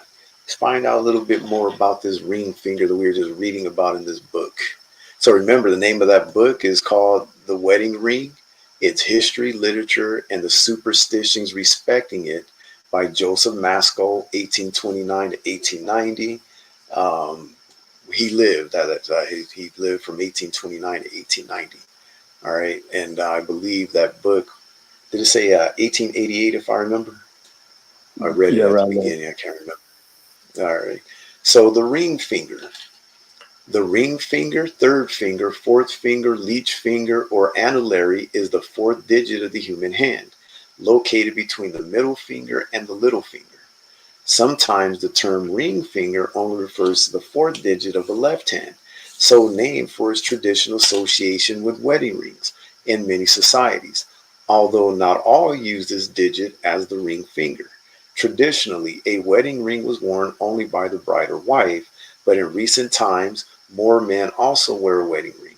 It is also the custom in some societies to wear an engagement ring on the ring finger.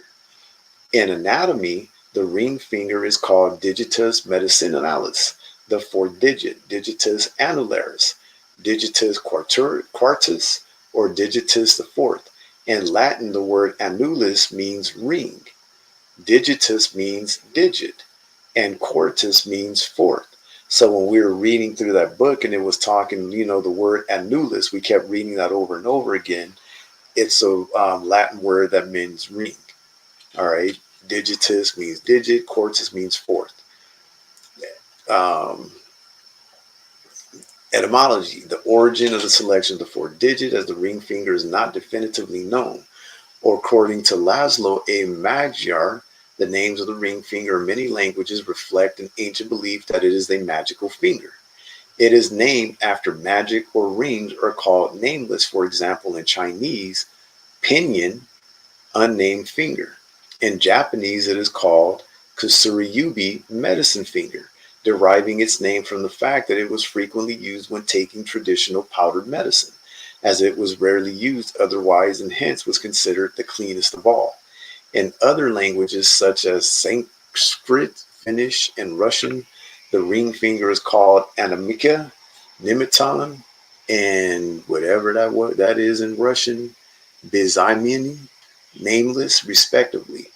In Semitic languages, such as Arabic and Hebrew, the ring finger is called banser, meaning victory, and kmitza, meaning taking a handful, respectively.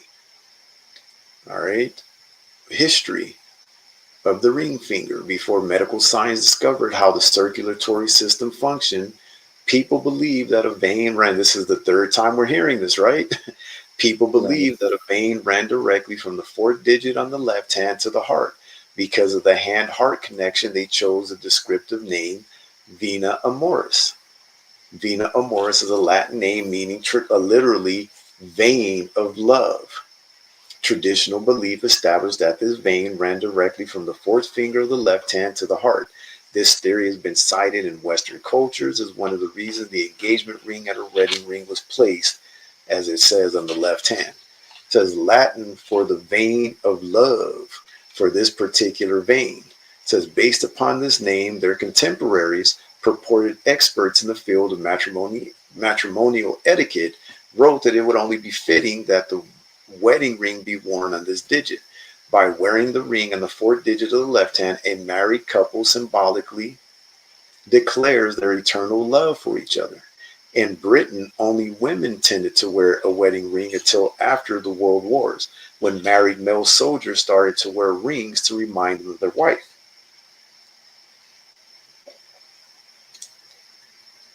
So again, these customs of wearing the wedding ring does not go back to Israel. Western customs. In Western cultures, a wedding ring is traditionally worn on the fourth digit, commonly called the ring finger. This developed from the Roman annulus pronubis, when a man would give a ring to the woman at their betrothal ceremony. Remember that word annulus means ring. Blessing pronubis, I have no idea. It says blessing the wedding ring and putting it on the bride's finger dates from the 11th century. In medieval Europe, during the Christian wedding ceremony, the ring was placed in sequence on the thumb, index, middle, and ring fingers of the left hand. The ring was then left on the ring finger. In a few European countries, the ring is worn on the left hand prior to marriage and transferred to the right during the ceremony. For example, an Eastern Orthodox church wears the ring on the left hand prior to the ceremony, then moves it to the right hand after the wedding. In England, the 1549 prayer book declared the ring shall be placed on the left hand. By the 17th and 18th centuries, the ring could be found on any digit after the ceremony, even on the thumb. The wedding ring is generally worn on the ring finger of the left hand in the former British Empire, certain parts of Western Europe, certain parts of Catholic Mexico, Bolivia, Chile, and Central and Eastern Europe. So, where did Bolivia, Chile, and Mexico get this from? Because these are Israelite people, right? That Right. originally inhabited these lands. Northern Kingdom Israelites, after Esau conquered those lands and taught them their customs. Says these include Australia, Botswana, Canada, Egypt, Ireland, New Zealand, South Africa, the UK, and the US, as well as France, Italy, Portugal, Sweden, Finland, Czech Republic, Slovakia, Switzerland, Netherlands, if Catholic, Croatia, Slovenia, Romania, Catalonia, Valencia, and the Balearic Islands. In Spain, the ring is generally worn on the right hand. The wedding ring is worn on the ring finger of the right hand in some Orthodox and a smaller number of Catholic European countries. Some Protestant, Western European, as well as some Central and South American Catholic countries. In Eastern Europe, these include Belarus, Bulgaria, Georgia, Latvia, Lithuania, North Macedonia, Russia, Serbia, and Ukraine. In Central and Western Europe, these include Austria, Belgium, Denmark, Germany, Greece, Hungary, Poland, and the Netherlands, if not Catholic. Norway and Spain, except in the Catalan speaking regions. In Central or South America, these include Colombia, Cuba, Peru, Venezuela, and Turkey, Lebanon, Syria, Romania, and Brazil. The ring is worn on the right hand until the actual wedding day, when it is moved to the left hand. In Western guitar music, IMA is a style of plucking guitar strings where I means index finger, M means middle finger, and A means ring finger. This is a popular type of finger style guitar playing where the A comes from Latin, where the word annulus means ring. All right. Middle Eastern, Jewish, and Asian customs. In Sinhalese and Tamil culture, the groom wears the wedding ring on his right hand, but the bride wears it on her left hand ring finger. This can be seen in countries like Sri Lanka, which has a rich Sinhalese and Tamil cultural influence on the society. A wedding ring is not a traditional part of the religious Muslim wedding. Why is that? Because they follow the Quran, and the Quran is recited after what? The Bible. You don't read anything about the exchange of the rings in the Bible. So that's why Muhammad didn't make that a custom in the Muslim weddings. It says, and wedding rings are not included in most Islamic countries. If a wedding ring is worn in an Islamic country, however, it may be worn either the left, such as the custom in Iran, and for example, in Jordan, the right ring finger for engagement and the left ring finger for marriage. As opposed to the wedding ring, use of a ring to denote betrothal or engagement is quite prevalent in Muslim countries, especially those in Western Asia. These rings may be worn on the ring finger of either the right or left hand by both men and women. So why did they adopt them? Because they're following after these. Well, some of these Muslim countries are Esau in a lot of in some instances. It says in a traditional Jewish wedding ceremony, the wedding ring is placed on the bride's right hand index finger, but other traditions place it on the middle finger or the thumb, most commonly in recent times. Today, the ring usually is moved to the left hand ring finger after the ceremony. Some Jewish grooms have adopted wearing a wedding ring, but in Orthodox Judaism, most men do not wear wedding rings. Rings are not traditional in Indian wedding, but in modern society is becoming a practice to wear rings for engagements, if not for actual marriage. Although the left hand is considered inauspicious for religious activities, a ring, which is not called a wedding ring, is still worn on the left hand. Men generally wear the rings of the right hand and women on the left hands. So you can see, again, all of these practices, all of these traditions go back to um,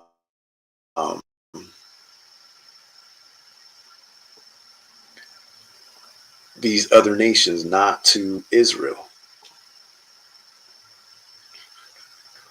Let me try this again.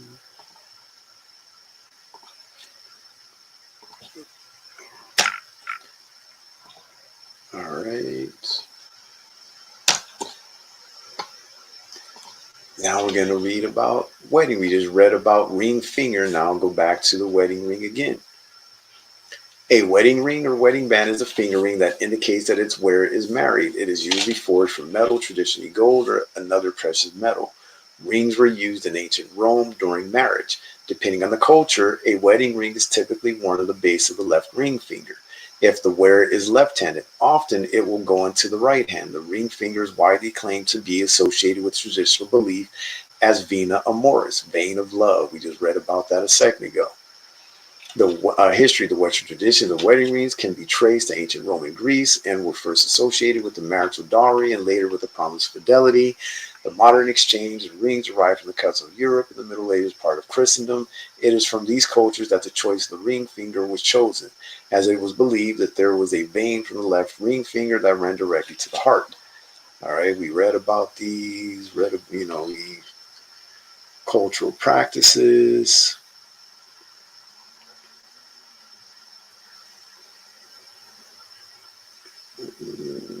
Yeah, we already dealt with that. Um, let's go on.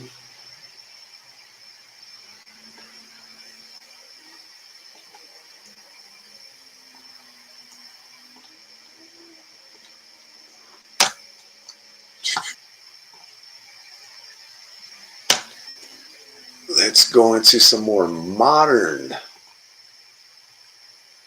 times of how the world has been hoodwinked into believing this thing about the engagement ring and how men have been tricked into buying these expensive engagement rings for the woman. De Beers. This is um, written about the De Beers Group, which was a old mining company that mined gold. They stole these. I mean, gold and diamonds. I believe they stole these diamonds from Africans. This is one of the main companies that went into Africa and started mining these diamonds. In fact, a good movie to watch is that movie Blood Diamond, I believe it's called. Oh, Was it Leonardo DiCaprio that played in that movie? yeah. It's a good movie to watch. Um, that came out. I can't remember when that came out. I watched it a long time ago when it came out. Um, but that's a good movie to watch. But De Beers, we'll just read about it so you can find out. All right. Says the De Beers Diamond Consortium is a South African British corporation that specializes in mining, diamond exploitation, diamond retail, diamond trading, and industrial diamond manufacturing sectors. The company is active in open pit, large scale alluvial and coastal mining. It operates in 35 countries, and mining takes place in Botswana, Namibia, South Africa, Canada, and Australia. From its inception in 1888 until the start of the 21st century, De Beers controlled 80% to 85% of rough diamond distribution. It was considered a monopoly. As of 2000, the company's control of the world diamond supply decreased to 63%.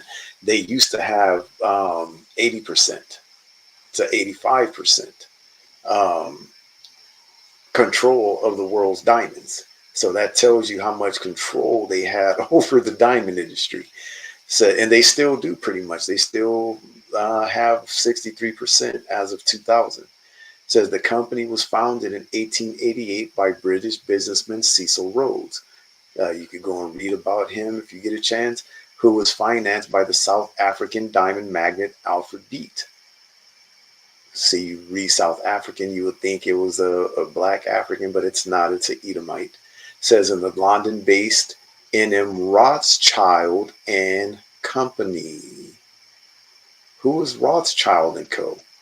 Rothschild and Co. is a multinational private and merchant bank headquartered in London, England. It is the flagship of the Rothschild Banking Group, controlled by the British and French branches of the Rothschild family.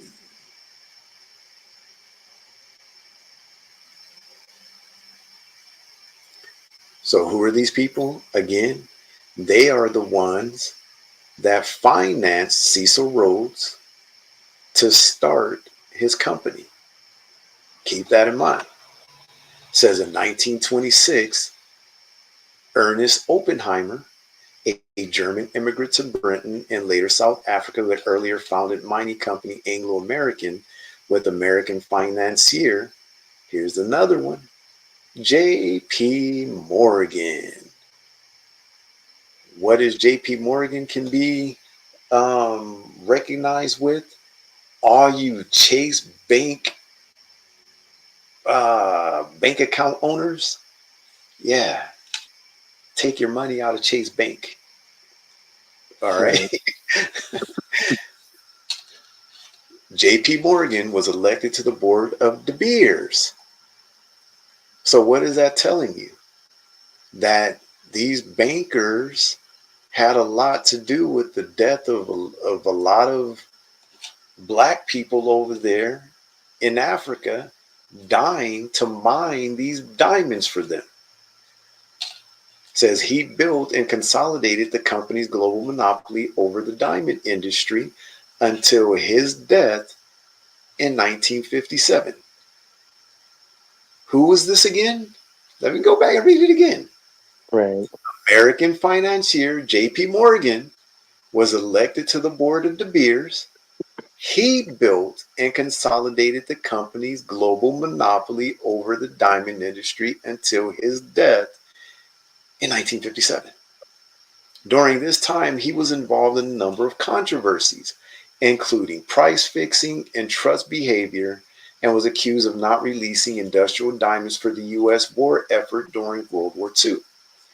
In 2011, Anglo American took control of De Beers after buying the Oppenheimer's family stake of 40% for US $5.1 billion and increasing its stake to 85%, ending the 80-year Oppenheimer control of the company. $5.1 billion. Foundation. The name De Beers was derived from the two Dutch settlers, brothers Diederik Arnoldus de Beer and Johannes Nicholas de Beer, who owned a South African farm named Vooruitstrijk, I guess that's how you say it, Dutch for prospect or outlook, near Zandfontein in the Boshof district of Orange Free State.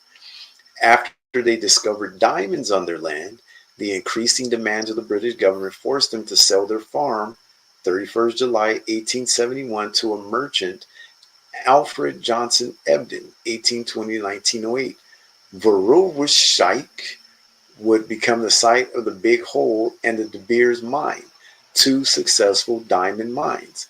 Their name, which was given to one of the mines, subsequently became associated with the company. So they took these men's name only after they forced them to sell them their farm so that they can what?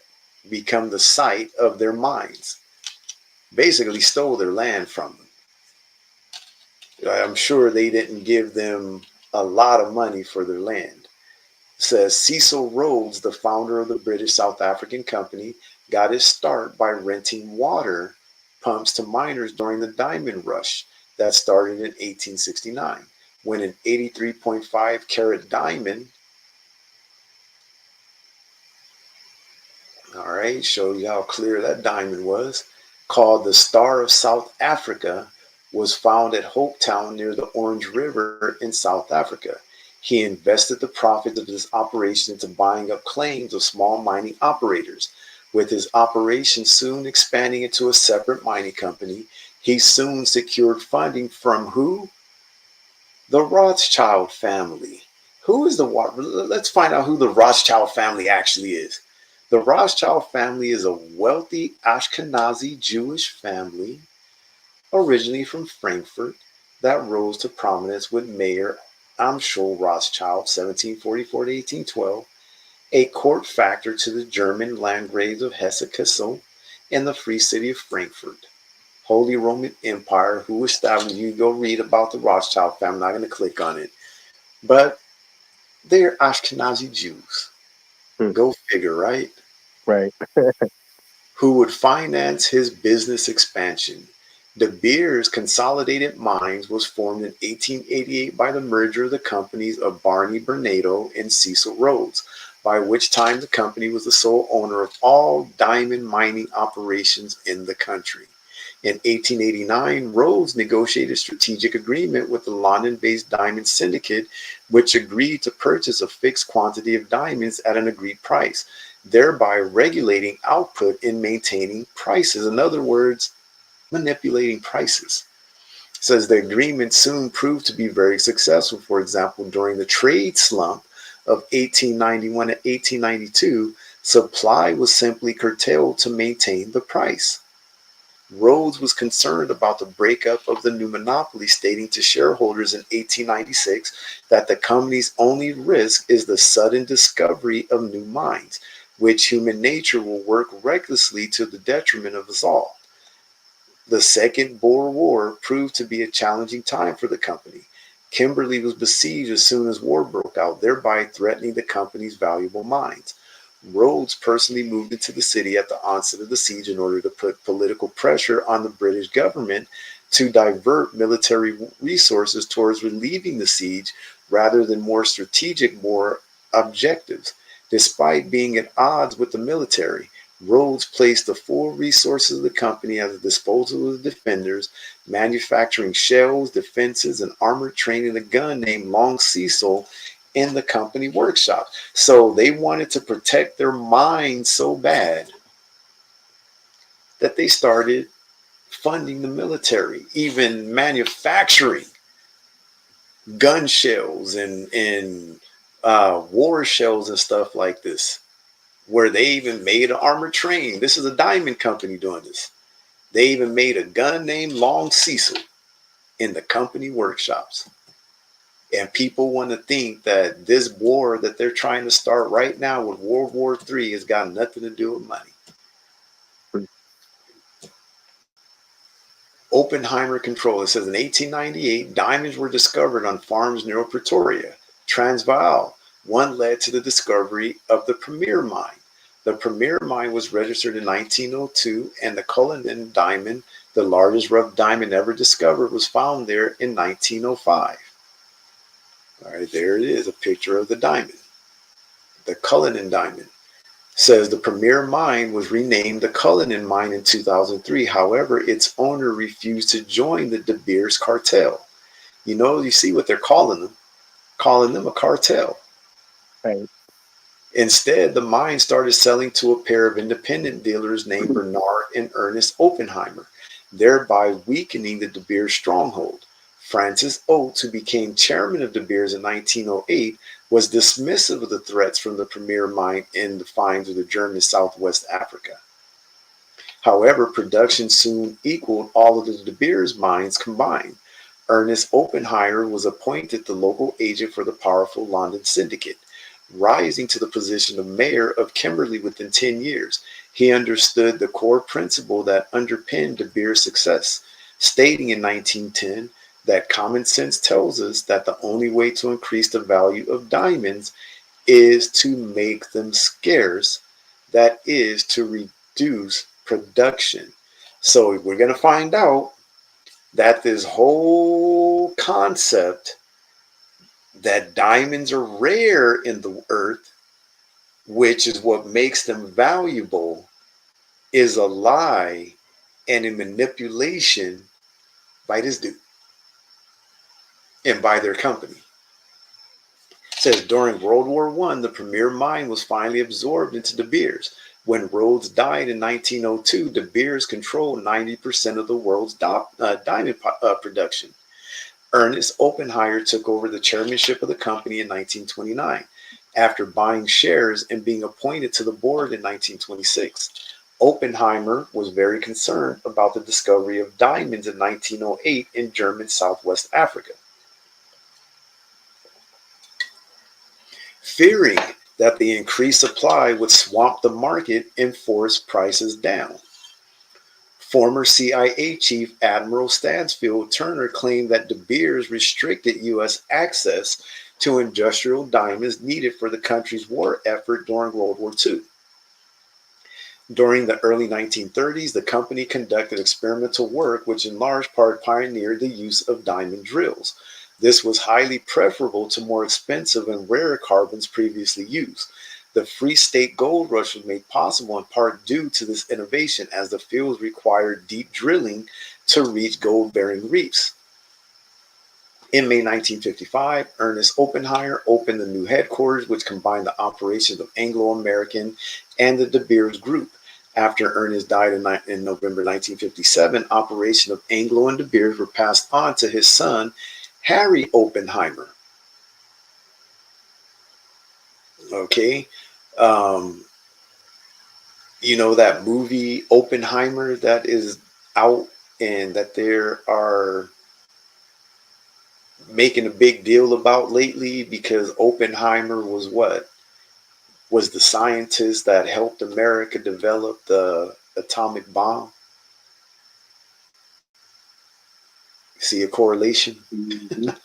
Says under Harry, the company expanded to several different countries around the globe, including Canada, Australia, Malaysia, Portugal, Zambia, and Tanzania. In South Africa, Harry opposed apartheid, arguing that it hindered economic growth. Despite this, De Beers has been criticized for profiting from the system during apartheid period.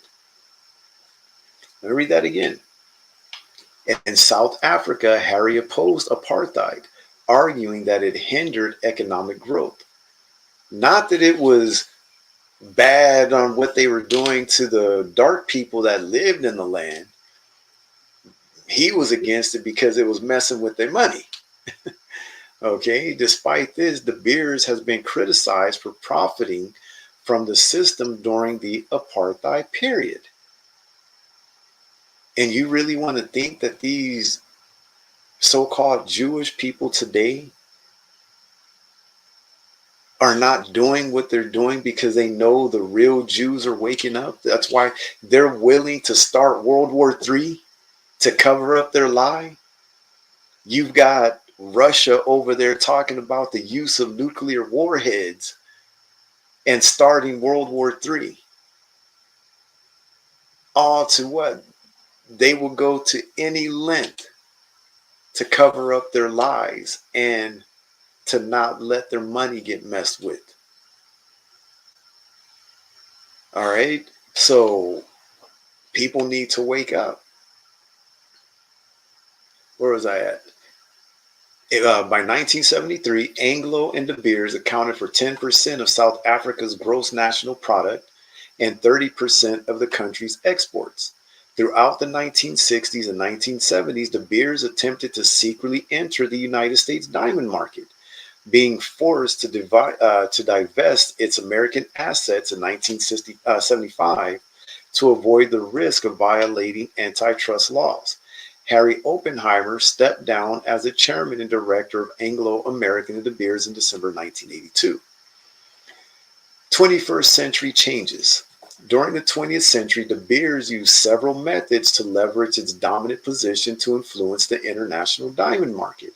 First, it attempted to convince independent producers to join its single channel monopoly.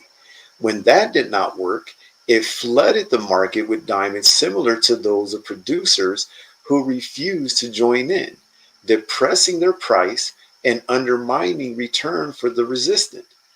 It also purchased and stockpiled diamonds produced by other manufacturers, as well as surplus diamonds in order to control prices by limiting supply. So they were going out buying their competitors' diamonds and then holding on to them to limit the supply of diamonds to drive up the prices. It says finally, it bought diamonds when prices fell considerably naturally to constrict supply and drive their value back up, such as during the Great Depression. In 2000, the De Beers business model changed because of factors such as the decision by producers in Canada and Australia to distribute diamonds outside De Beers channel, as well as increasingly negative publicity surrounding blood diamonds. I believe that that was around when that movie came out, right? Right. Hmm. When people, yeah, started figuring out about, this blood diamonds, they came out with that movie. Says, which forced De Beers to protect its image by limiting sales to its own mine products. The combination of a more fragmented and thus more competitive diamond market increased transparency and greater liquidity caused De Beers' market share of rough diamonds to fall from as high as 90% in the 1980s to 29.5% in 2019. Seeing these developing trends, the Oppenheimer family announced in November 2011 its intention to sell its entire 40% stake in De Beers to Anglo American plc, thereby increasing Anglo American's ownership of the company to 85%, with the remaining 15% owned by the government of the Republic of Botswana. The transaction was worth US $5.1 billion in cash and ended the Oppenheimer dynasty's 80-year ownership of De Beers. Marketing. De Beers successfully advertised diamonds to manipulate consumer demand. One of the most effective marketing strategies has been the marketing of diamonds as a symbol of love and commitment. That's why every Valentine's Day you suddenly see all these diamond commercials on TV. Christmas time comes around, you start seeing the diamond commercials on TV. You better show your love. Say it with the diamond. Well, isn't that one of the models of one of these companies that be coming on? Right. But again, one of the most effective marketing strategies has been the marketing of diamonds as a symbol of love and commitment. This is where your friendly neighborhood, um, what do they call it? Diamond engagement ring came from. It says copywriter Francis Garrity, 1916 1999, working for N.W. Ayer and Son, coined the famous advertising slogan, "A diamond is forever." Don't you hear that on TV all the time? Yeah. It works so well that even here in the 21st century, they're still using the slogan, "A diamond is forever." Let me read that again. In 2000, Advertising Age magazine named "A Diamond is Forever" the best advertising slogan of the 20th century. The slogan may have inspired the James Bond book, film, and song titled "Diamonds Are Forever." Other successful campaigns include the Eternity Ring, meant as a symbol of continuing affection and appreciation. The Trilogy Ring, meant to represent the past, present, and future of a relationship. And the right hand ring, meant to be bought and worn by women as a symbol of independence. De Beers ran television advertisements featuring silhouettes of people wearing diamonds set to the music of Palladio by Carl Jenkins. The campaign titled Shadows and Lights first ran in the first quarter of 1993. The song would later inspire a compilation album, Diamond Music, released in 1996, which features the Palladio Suite.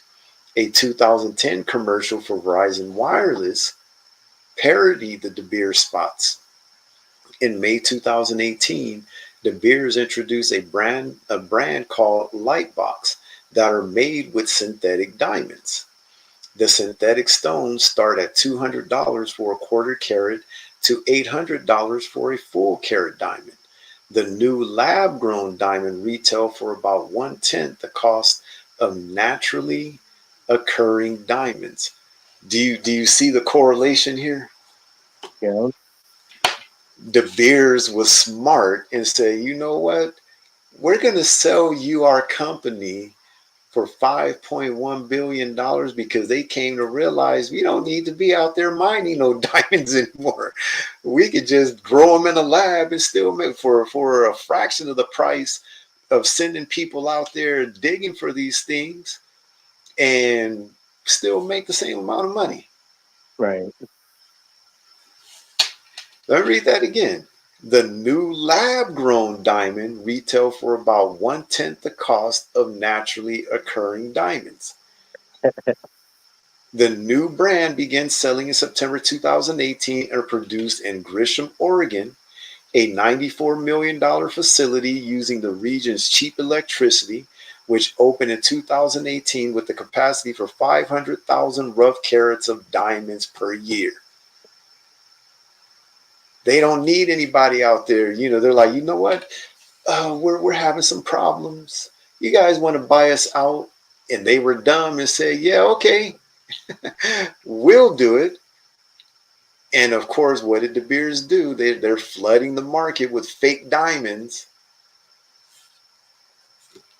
and undercutting the company that bought them out. And I mean, you got to say it was smart on their part, right? Right. It was a smart business move. Operations. Let me see. Let me see how much. Um,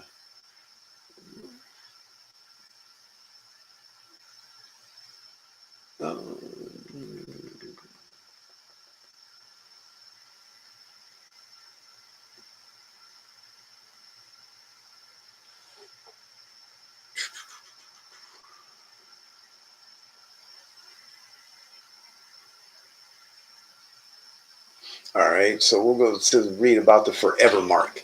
It says Forever Mark is a diamond company and subsidiary of De Beers Group. It says Forever Mark was launched in 2008 as one of the two diamond brands from the De Beers Group of companies. According to the company website, each Forever Mark diamond is inscribed with the promise that it is beautiful, rare, and responsibly sourced. Forever Mark diamonds are inscribed with an icon and unique identification number. Albeit invisibly to the naked eye, the Forever Mark inscription is 1/20th of a micron deep. This inscription helps distinguish Forever Mark diamonds from other natural diamonds, though, similarly to when distinguishing natural diamonds from synthetic diamonds. It requires specialist detection equipment to view. The inscription also helps maintain scarcity. The Forever Mark website boasts that only a tiny percentage of diamonds qualify for the Forever Mark brand. So again, good marketing. Get people Right. running out buying these diamonds and making them some money. De Beers Jewelers. De Beers Diamond Jewelers (DBDJ) was established in 2001 as a 50-50 joint venture between the De Beers Group of companies and LVMH, the French luxury goods company. The first De Beers boutique opened in 2002 on London's Old Bond Street as the brand's flagship store. Since then, stores have opened in various cities around the world. In March 2017, the De Beers Group of companies acquired LVMH's 50% shareholding in DBDJ, and new name De Beers Jewelers was unveiled. De Beers Ventures was established by De Beers Group in June 2017 to consider minority stake investments in startups and growth companies that could be of benefit to De Beers Group or the broader diamond sector. The International Institute of Diamond Grading and Research. The International Institute of Diamond Grading and Research was set up by De Beers in 2008. So not only are you basically monopolizing the diamond industry, now you're trying to monopolize who can say what's a good diamond and what's not a good diamond. It says, with the aim of providing a range of services and equipment in the field of diamond verification, is based in London, Antwerp, and from 2015 in Surat, India. The IIDGR works only on diamonds that meet the requirements of the United Nations. So the IIDGR is talking about the International Institute of Diamond Grading and Research. All right. Blood diamonds and the Kimberley process. In 1999, a campaign by Global Witness to highlight the role of diamonds in international conflicts led to a review by the United Nations. The initial focus of the UN's investigation was on Jonas Savimbi's UNITA movement in Angola, which was found to have bartered uncut diamonds for weaponry despite international economic and diplomatic sanctions being in effect throughout United Nations Security Council Resolution 1173. In 1999, De Beers Group stopped all outside buying of diamonds in order to guarantee the conflict-free status of their diamonds effective from 26 March 2000. In December 2000, following the recommendations of the Fowler Report, the UN adopted the landmark General Assembly resolution supporting the creation of an international certification scheme for rough diamonds. By November 2002, negotiations between governments and international diamond industry, led by De Beers and civil society organizations, resulted in the creation of the Kimberley Process Certification Scheme, which sets out the requirements for controlling rough diamond production and trade. It became effective in 2003. De Beers states that 100% of the diamonds it now sells are conflict free. Find that hard to believe. And that Right. all De Beers diamonds are purchased in compliance with national law, the Kimberley Process Certification Scheme, and its own diamond best practice principles. The Kimberley process has helped restore the reputation of the industry as well as eliminating sources of excessive supply.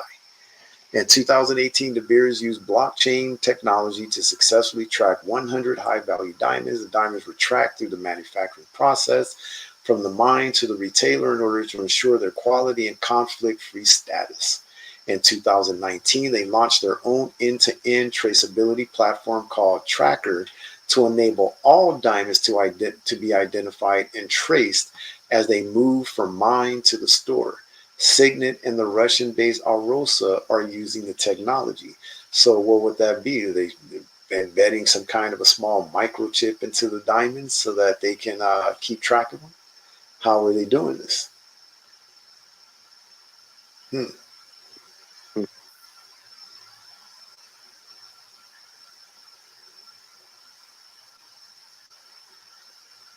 Uh, All right, corporate affairs. In August 2017, De Beers partnered with the Stanford Graduate School of Business to accelerate business ventures to market in Botswana, Namibia, and South Africa as part of two programs. The partnership is set to help teach early entrepreneurs how to commercialize their business ideas. The partnership is a 3-year, $3 million deal. In September 2017, De Beers partnered with UN Women to help the advancement of women within the countries it operates in. In 2018, the two entities launched a program to support 500 women entrepreneurs in Blauberg and Masina communities near De Beers Venetia diamond mine. In May 2018, De Beers Group company Element 6 launched a lab-grown diamond brand to sell jewelry directly to consumers. Let me see.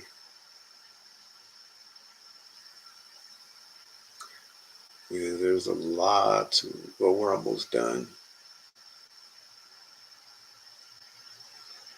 You know what? I think you get the idea. Right. Basically, these people have bamboozled people into believing that these diamonds are rare. That's why they cost so much, and marketing them as a thing of love to get people to buy them. So now they've done such a good marketing job that you better not show up to ask a woman to marry you and have a little cheap diamond. That's how bad it's gotten. That's how well their marketing scheme worked. That it has basically made women change into these what's the word I'm looking for? Covetous, uh, materialistic. Uh, what's the word I'm looking for? Materialistic mongers, whatever. I can't think of a word for it, but they expect a man to spend the greatest amount of money possible on a diamond ring for them. And it Mm-hmm. all goes back to De Beers and their marketing campaigns to get people to buy their diamonds. It was all fake. It was lies to trick you into, well, it worked. Because look at society today. All right, so we're going to go to another book. Just going to read one page out of this one. All right, so this book is called Rings for the Finger from the Earliest Known Times to the Present by George F. Kunz, K-U-N-Z. All right, so this is page 194. Actually, I'm going to enlarge it because I can barely see that.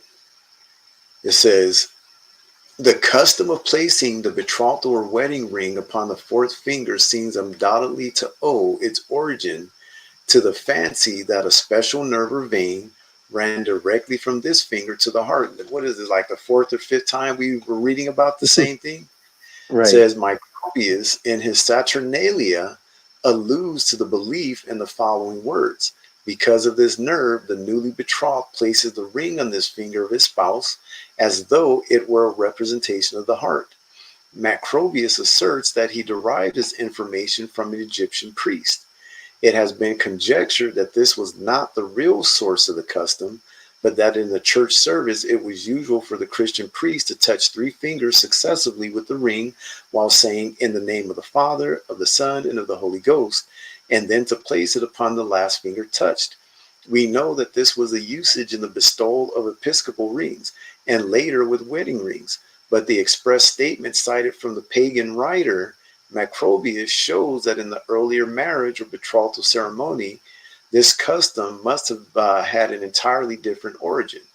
During the reign of George I of England, it was not unusual to wear the wedding ring on the thumb, although it had been placed on the fourth finger at the marriage ceremony. Possibly this custom may have arisen because exceptionally large wedding rings were favored by fashion at that time. That wedding rings were often worn on the thumb in the middle of the 17th century is proved by the lines from Samuel Butler's Hudibras quoted on another page. All right, so this mentioned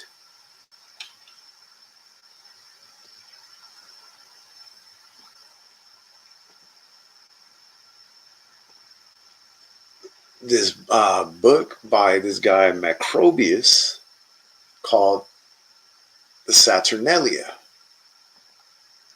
And like I said, when I read about these things, I like to go when they give books. I like to go and read them, go and look them. Okay, where did they get this from? And you can find a lot of them on PDF online. Some of these old books. Oh, that's right. This one right here is because some of them, unfortunately, you gotta pay for like by the day sometimes, like rent them. I forgot it already expired, so I'm not gonna be able to go to it. Man, oh man. They only, some of them they give you a limited preview. Right. But if you get a chance, uh, go and look it up. This book that was mentioned, Microbius, called the Saturnalia. This guy Macrobius, you know what? Let's look up Macrobius so you get an idea of who this guy was. Um,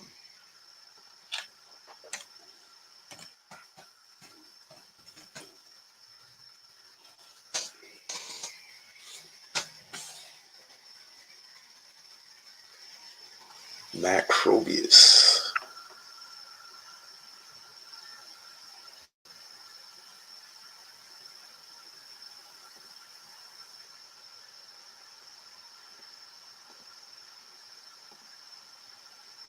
All right, Macrobius. Macrobius Ambrosius Theodosius, usually referred to as Macrobius, 8400, was a Roman provincial who lived during the early 5th century during late antiquity, the period of time corresponding to the later Roman Empire and when Latin was as widespread as Greek among the elite. He is primarily known for his writings, which include the widely copied and read commentary Insomnium Scipionis, commentary on the dream of Scipio about Somnium Scipionis, which was one of the most important sources for Neoplatonism in the Latin West during the Middle Ages. The Saturnalia a compendium of ancient Roman religious and antiquarian lore, and the Ferentius de Societatis Grace. I'm not going to try that one. On the differences and similarities of the Greek and Latin verb, which is now lost, he is the basis for his protagonist Menelaus in Lane Pierce's book, The Dream of Scipio. So you could go and read all about him, his books. Like I said, you can read about the Saturnalia. Basically, he was a major um, writer of these what's the word I'm looking for?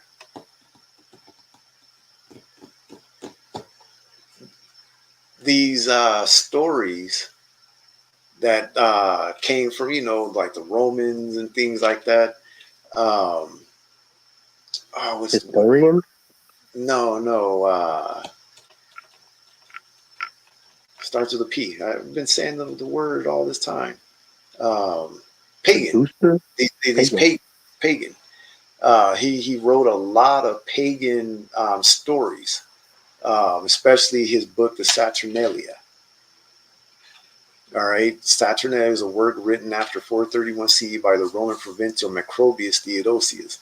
The Saturnalia consists of an account of the discussions held at the house of Vettius Agorius Praetextatus during the holiday of the Saturnalia. It contains a historical variety of curious historical, mythological, and critical antiquarian and grammatical discussions. The work takes the form of a series of dialogues among learned men at a fictional banquet. There is little attempt to give any dramatic character to the dialogue. In each book, someone of the personages takes the leading part, and the remarks of the others serve only as occasions for calling forth fresh displays of erudition. Man. But you can see that his writings are real big among these Roman, writers of old, I guess you can say, or researchers, I guess you can say. So now, so we got quite a bit, not too much, but we got quite a bit we're going to go through. Not going to do that much more reading out of some of these, but we're going to still pull some stuff. Hey, what happened?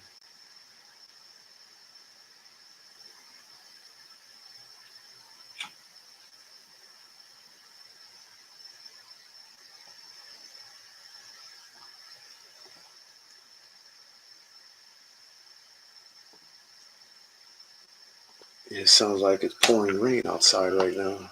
It's bad. Yeah.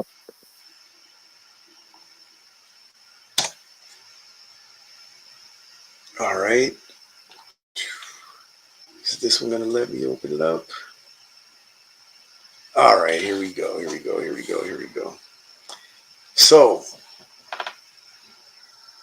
like I mentioned in the beginning, what you're going to find is that a lot of these pagan practices, as far as the rings and ring fingers and all this stuff, comes from what is called palmistry. This book is called The Complete Book of Palmistry. And I'm just going to read right here on the page that these lines on the palm, like this one, is called the heart line. All right. So it says the heart line governs our emotional life and shows how we relate to others. Is the major line. There's the finger running across the palm from the side of the hand under the little finger, and usually ending in the area between the first and second fingers. There are too many types of heart line: the physical heart line and the mental heart line. All right, physical heart line. The physical heart line curves towards the end and finishes. And now, mind you, this is all according to palmistry. There's Right. no true to none of this is biblical. That's why I'm showing it to you, to show you that this is where the wearing of wedding rings comes from, on that particular finger. All right.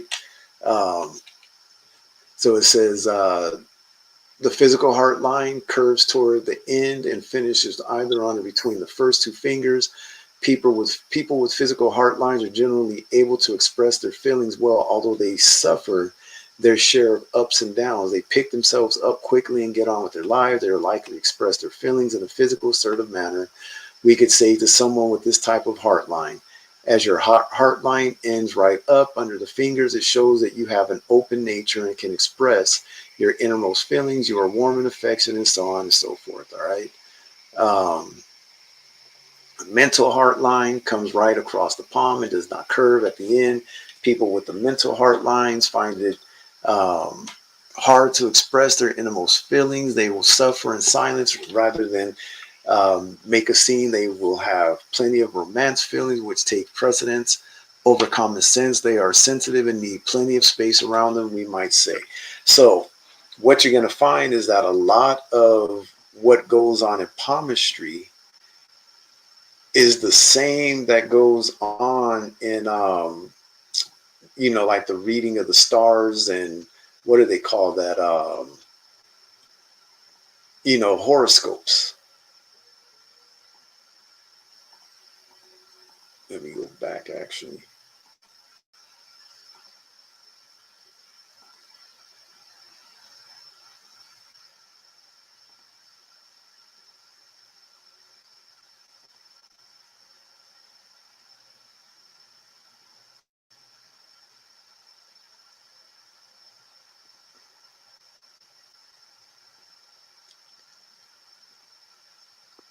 So in this book, when it says the complete book of palmistry, it's not joking that it goes through um, and basically tells the whole story. I need to go back. Here it is. I got to go to page 95. So actually, you can actually right here at the table of contents, as I mentioned earlier at the beginning of the lesson, in palmistry, every part of the hand has something to do with something. All right. So including the fingers. So you have what's called the Mercury finger. You have what's called the Apollo finger, the Saturn finger, the Jupiter finger, and so on. All right. So we're going to go to page 95, where it talks about the Apollo finger.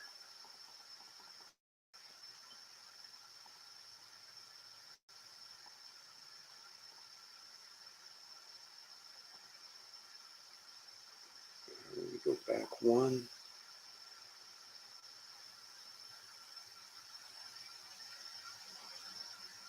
It was page 95, right? Right.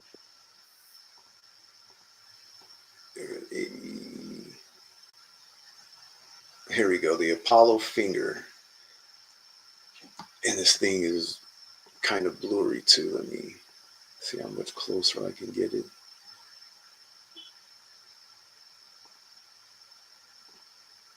Oh, man.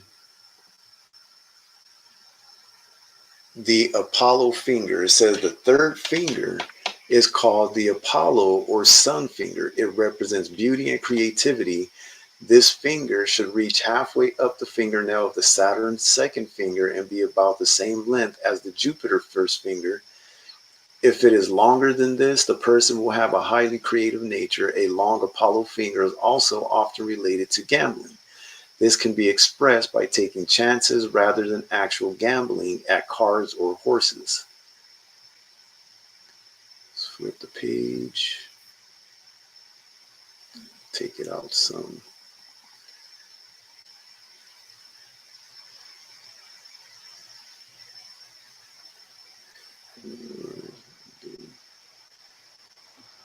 Lloyd.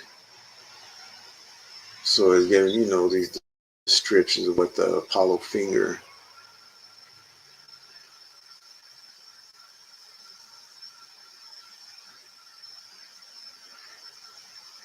All right, so we don't really need to read any. It's just giving the personality, so-called traits of these people that have these different types of Apollo fingers. All right, but just keep that in mind about the Apollo finger. So what is called the ring finger today, where they said that vein supposedly runs from the finger to the heart, what is called today the ring finger in palmistry is called the Apollo's finger. All right. Let me get another one.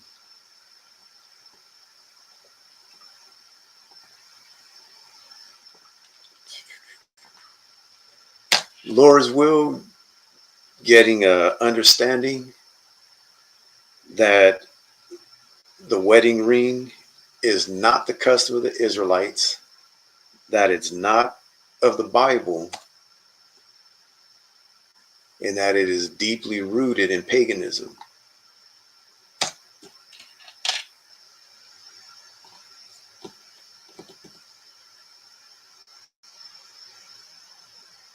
All right. So this is another book called The First Lessons in Palmistry.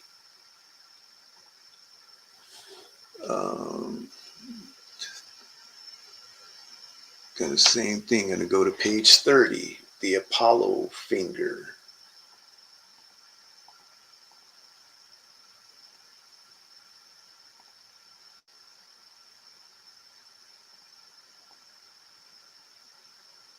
Page 30. It's kind of weird how it's missing pages. That's why it goes from page 30 to 47. Hmm.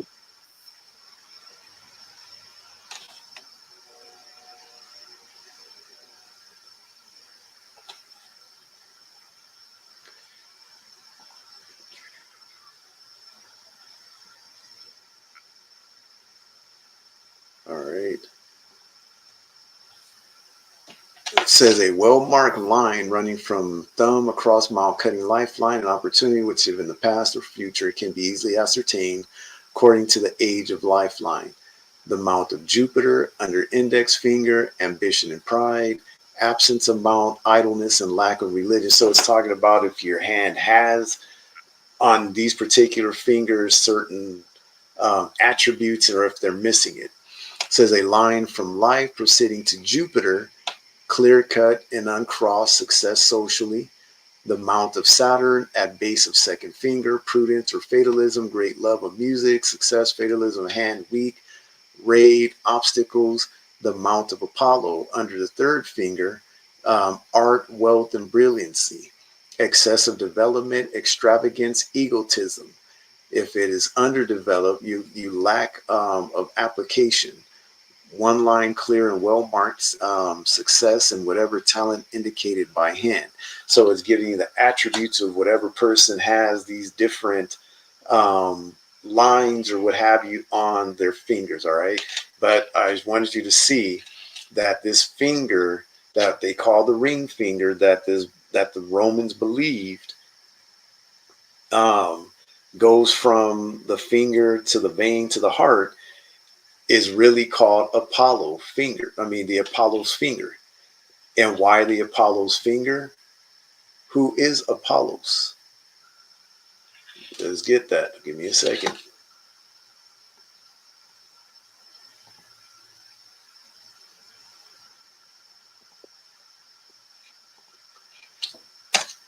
So, again, just showing that all of this is deeply rooted in Greek and Roman, especially Greek deities.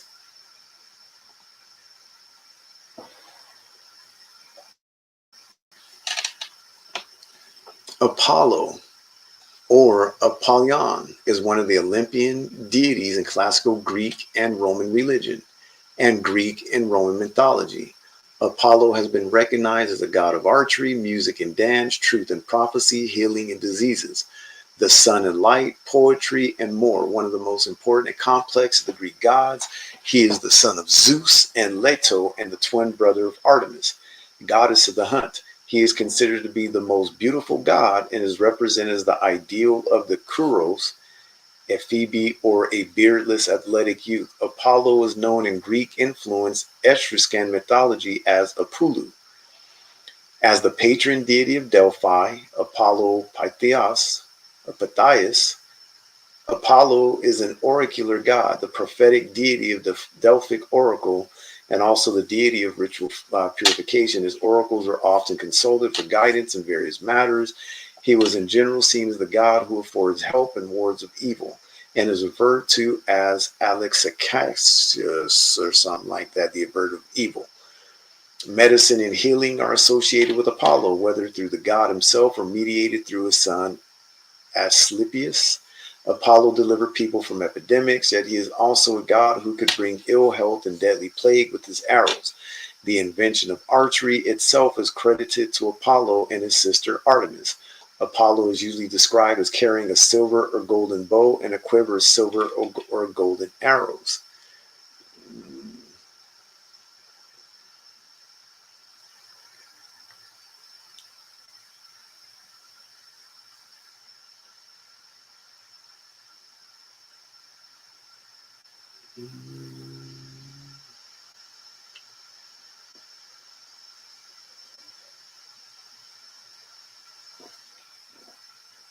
All right, Greco-Roman epithets. Apollo's chief epithet was Phoebus. It was very commonly used by both the Greeks and Romans for Apollo's role as the god of light. Like other Greek deities, he had a number of others applied to him, reflecting the variety of roles, duties, and aspects described to the god. However, while Apollo has a great number of appellations in Greek myth, only a few occur in Latin literature. All right, so it talks about his birth, his place of worship, um,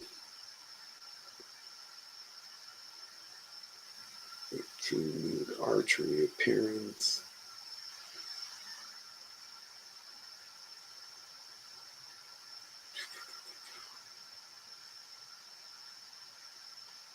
Yeah, there's so much you can read, about this stuff that, like I said, we could be here all day, all night, all week, all month going through all this stuff. Mm-hmm. The number of books, these Greek temples, going to the Roman temples,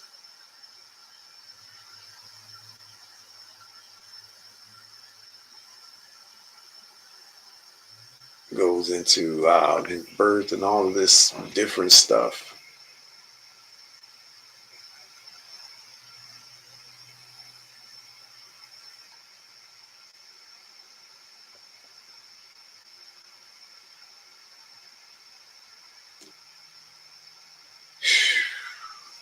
Trying to find on here that where it shows where it talks about how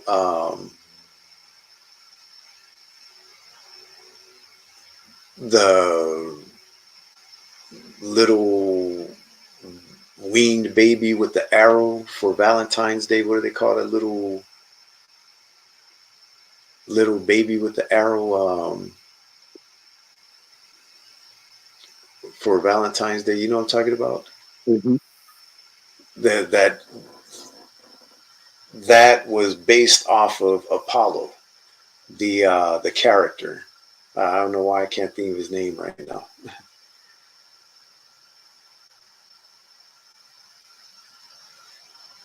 Let me see.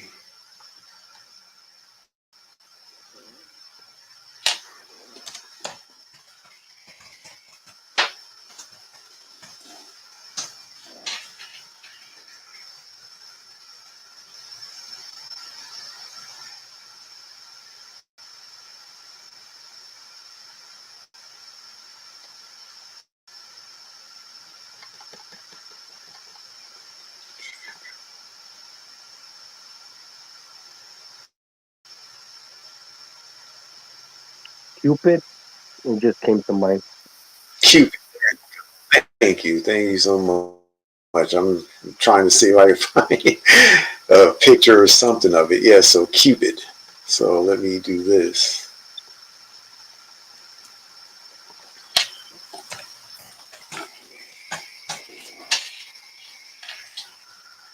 So in classical mythology, Cupid, meaning passionate, is the god of desire, erotic love, attraction, affection. He's often portrayed as the son of the love goddess Venus and the god of war Mars. He's also known as Amor.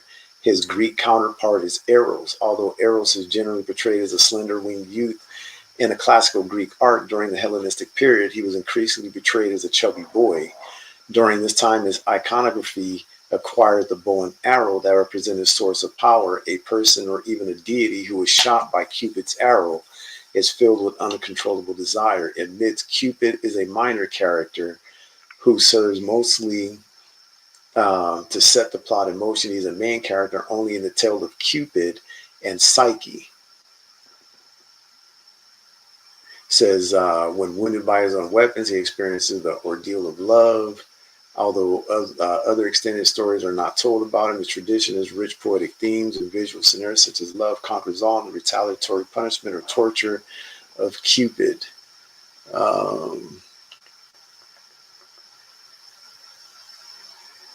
Cupid continued to be a popular figure in the Middle Ages. When under Christian influence, he often had a dual nature as heavenly and earthly love. In the Renaissance, a renewed interest in classical philosophy endowed him with complex allegorical meanings.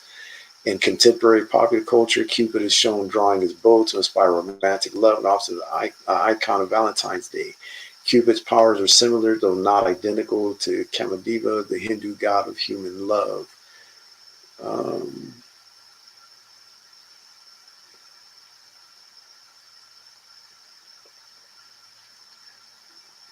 Man, where is that at?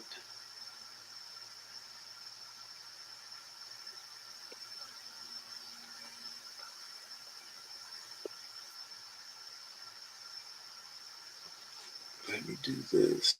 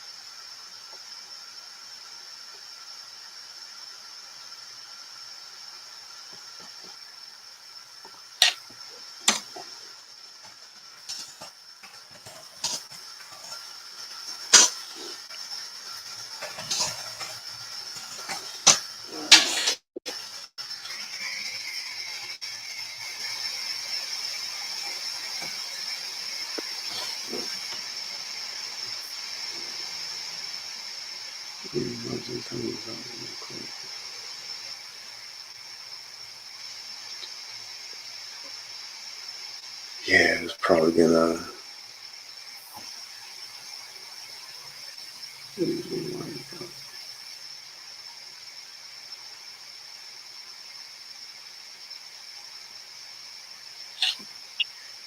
Does it sit here?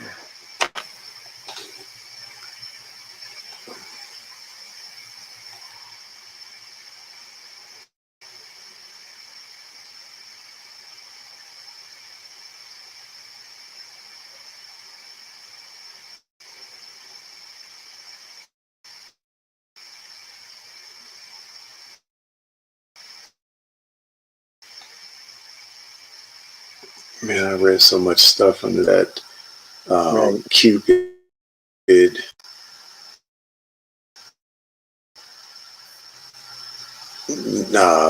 name for Apollo, and had also to do with Aphrodite.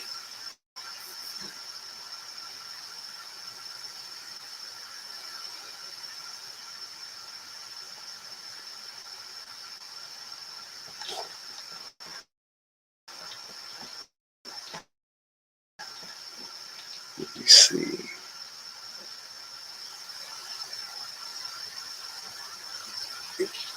Yeah, I might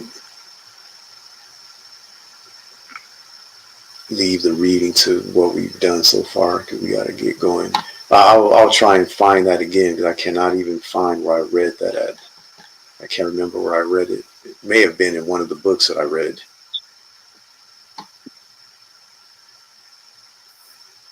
All right. So let me stop sharing. So let's hurry up and finish this lesson. All right. So basically, it should be clear though that the wedding ring is deeply rooted in Greek and Roman pagan deities, pagan customs, and we got to go back to the history. When did our people start picking up on these customs? Got to go back to the time of the Maccabees. That's what we're going to do is go to First Maccabees chapter 1 and 1 through 15 to show when our people started picking up on these Greek customs. The book of First Maccabees, chapter 1 and verse 1. And it happened after that Alexander, son of Philip, the Macedonian, who came out of the land of the Chittiums, had submitted the Darius, king of the Persians and the Medes, that he reigned in his stead, the first over Greece, and made many wars and won many strongholds, and slew the kings of the earth, and went through to the ends of the earth, and took spoils of many nations, insomuch that the earth was quiet before him, whereupon he was exalted, and his heart was lifted up. And he granted a mighty strong host, and ruled over countries and nations and kings, who became tributaries unto him. And after these things he fell sick, and perceived that he should die. Wherefore he called his servants, such as were honorable, and had been brought up with him from his youth, and parted his kingdom among them while he was yet alive. So Alexander reigned 12 years, and then he died. And his servants bare rule, every one in his stead, in his place. And after his death, they all put crowns upon themselves. So did their sons after them many years, and evils were multiplied in the earth. And there came out of them a wicked root, Antiochus, her name Epiphanes, son of Antiochus, the king, who had been a hostage at Rome, and he reigned in the 137 year of the kingdom of the Greeks. In those days went there out of Israel wicked men, who pers- Persuaded. persuaded many, saying, Let us go and make a covenant with the heathen that are round about us.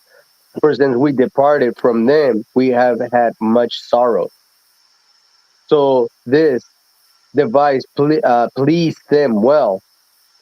Then certain of the people were so forward herein, that they went to the king, who gave them license to do after the ordinance of the heathen, whereupon they built a place of exercise at Jerusalem according to the customs of the heathen, and made themselves uncircumcised, and forsook the holy covenant, and joined themselves to the heathen, and were sold to mischief, to do And mischief. joined themselves to the heathen and were sold to do mischief, even after the scriptures told us that we were not to make any covenant with the other nations. Grab Deuteronomy 7 and 1 through 5. The book of Deuteronomy, chapter 7 and verse 1. When the Lord thy God shall bring thee into the land whither thou goest to possess it, and had cast out many nations before thee, the Hittites and the Girgashites and the Ammonites and the Canaanites and the Perizzites and the Hivites and the Jebusites, 7 nations greater and mightier than thou. And when the Lord thy God shall deliver them before thee, thou shalt smite them and utterly destroy them. Thou shalt make no covenant with them, nor show mercy unto them. Neither shalt thou make marriages with them. Thy daughters thou shalt not give unto his sons, nor his daughters shalt thou take unto thy sons. For they will turn away thy son from following me, that they may serve other gods. So will the anger of the Lord be kindled against you, and destroy thee suddenly. But thus shall ye deal with them. Ye shall destroy their altars, and break down their images, and cut down their groves, and burn their graven images. And burn their graven images with fire. So take your wedding ring, go in the backyard, light up that grill, throw it in there. Let's go to Joshua 23 and 11 through 16. Joshua, the book of Joshua, chapter 23 and verse 11. Take good heed therefore unto yourselves, that ye love the Lord your God. Else if ye do in any wise go back and cleave unto the remnant of those nations, even these that Mhm. remain among you, and shall make marriages with them, and go in and unto them, and they to you, know for a certainty that the Lord your God will no more drive out any of these nations from before you, but they shall be snares and traps unto you, and scourges in your sides, and thorns in your eyes, until ye perish from of this good land which the Lord your God had given you. So we were told that if we cleave to the remnant of those nations that were left around us, what would happen? And our people didn't listen. All right. So even today, we're still taking on the customs of these groups, of these nations. All right. Yeah. So let's go to First Maccabees chapter 1 and start at because I was gonna have you read the whole thing, but for sake of time, let's go to verse 41 and read verses 41 through 50. The book of First Maccabees, chapter 1 and verse 41. Moreover, King Antiochus wrote to his whole kingdom that all should be one people, and everyone should leave his laws. So all the heathen agree according to the commandment of the king. Yeah, many also of the Israelites consented to his religion and sacrificed unto idols and profaned the Sabbath. For the king had sent letters by messengers unto Jerusalem and the cities of Judah that they should follow the strange laws of the land and forbid burnt offerings and sacrifices and drink offerings in the temple, and that they should profane the Sabbath and festival days, and polluted the sanctuary and holy people, set up altars and groves and chapels of idols, and sacrifice swine flesh and unclean beasts. That they should also leave their children uncircumcised and make their souls abominable with all manner of uncleanness and Prof- profane, pro, profanation. profanate, Profanation. to the end that they might forget the law and change all the ordinances. And whosoever will not do according to the commandment of the king, he said, he should die. So if we didn't assimilate, if we didn't Hellenize into their customs, we would be killed. All right. So our people did what? A lot of our people consented and they gave in and they started following the customs. Just like today, we're here in America and these are the customs that they've taught us. You give the woman a very expensive engagement ring, you get engaged, you have a very expensive wedding, very expensive wedding rings, and all of this, and everything is just expensive, just over the top. And now that's what a lot of these young girls grow up into grown women, and they expect that they're supposed to have. And that's what's crazy, because a lot of these women nowadays, they want the ceremony, but they really don't want the marriage. They want to have that super wedding that they could invite all their family and friends to, but they really don't want to be married. They don't want a real marriage. All Mhm. right. Let's go to Sirach chapter 12. We're going to read verses 10 through 12. The book of Ecclesiasticus, chapter 12, and verse 10. Never trust thine enemy, for as iron rusted, so is his wickedness. Though he humble himself and go crouching, yet take good heed and beware of him, and thou shalt be unto him as if thou hast wiped a looking glass, and thou shalt know that his rust had not been altogether wiped away. Say him not by thee, lest when he had overthrown thee, he stand up in thy place. neither let him sit at thy right hand, lest he seek to take thy seat, and thou at the last remember my words and be prickled therewith. And we prick there with. So basically, what we're looking at is just as Antiochus did back in that time, where he went to our people, he spake peaceable words to them, but it was all deceit. That's the same thing we've got to see what's going on in American society today. They are the same people. They got us following after Roman and Greek customs all throughout our lifetime, and we do it gladly. And they speak peaceable words to us, but it's all deceptive. That's why it says, never trust thine enemy. We can never trust anything that they say to us, that they give to us, that they teach us. Because as it says, for like as iron rusted, so is his wickedness. So basically, as it takes iron a period of time to rust, that's the same thing that's going to happen. It's going to take a period of time before you actually open your eyes and see the wickedness of the enemy, or for his wickedness to actually manifest itself. All right. So we've got to be careful of that. It says, set him not by thee, lest when he hath overthrown thee, he stand up in thy place, neither let him sit at thy right hand. And that goes again to that mark of the beast, of what the right hand represents. That right hand represents power, it represents trust, honor. Because are you going to set somebody on your right hand and be your right hand man if you can't trust him? All right. So you got to keep that in mind. The right hand has a lot of different meanings in the scriptures. And it's up to you to go and read the scriptures, find the precepts, and put the precepts together so that it can make sense to you. So you need to stop listening to these people talking about the mark of the beast is a computer chip going in your right hand. Okay. Right. Um, let's go to First Maccabees chapter 6 and verses 1 through 9. A little bit more about how our people came to follow after Greek customs.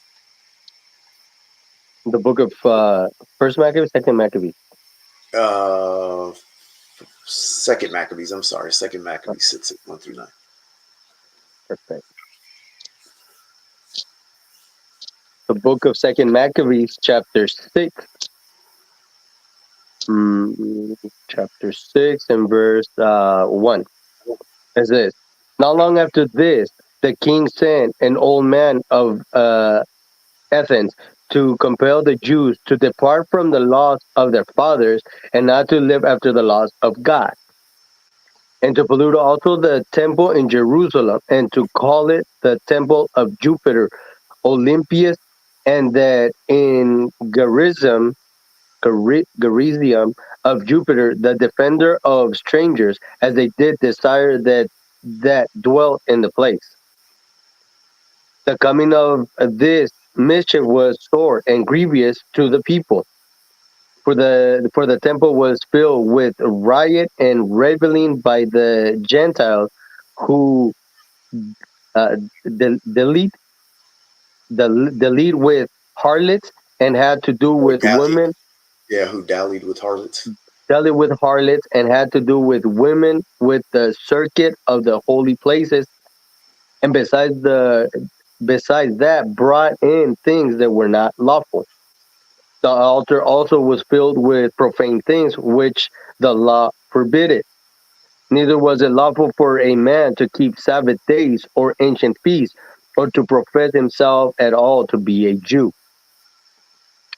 And in the day of the king's birth, every month they were brought by bitter consent to eat of the sacrifices, and when the feast of Bacchus was kept, the Jews were compelled to go in procession to Bacchus carrying ivy. Moreover, there went out a decree to the neighboring cities of the heathen by the suggestion of Ptolemy against the Jews, that they should observe the same fashions and be partakers of their sacrifices. verse 9. It says, "And whoso will not conform themselves to the manner of the Gentiles should be put to death. Then might a man have seen the present misery."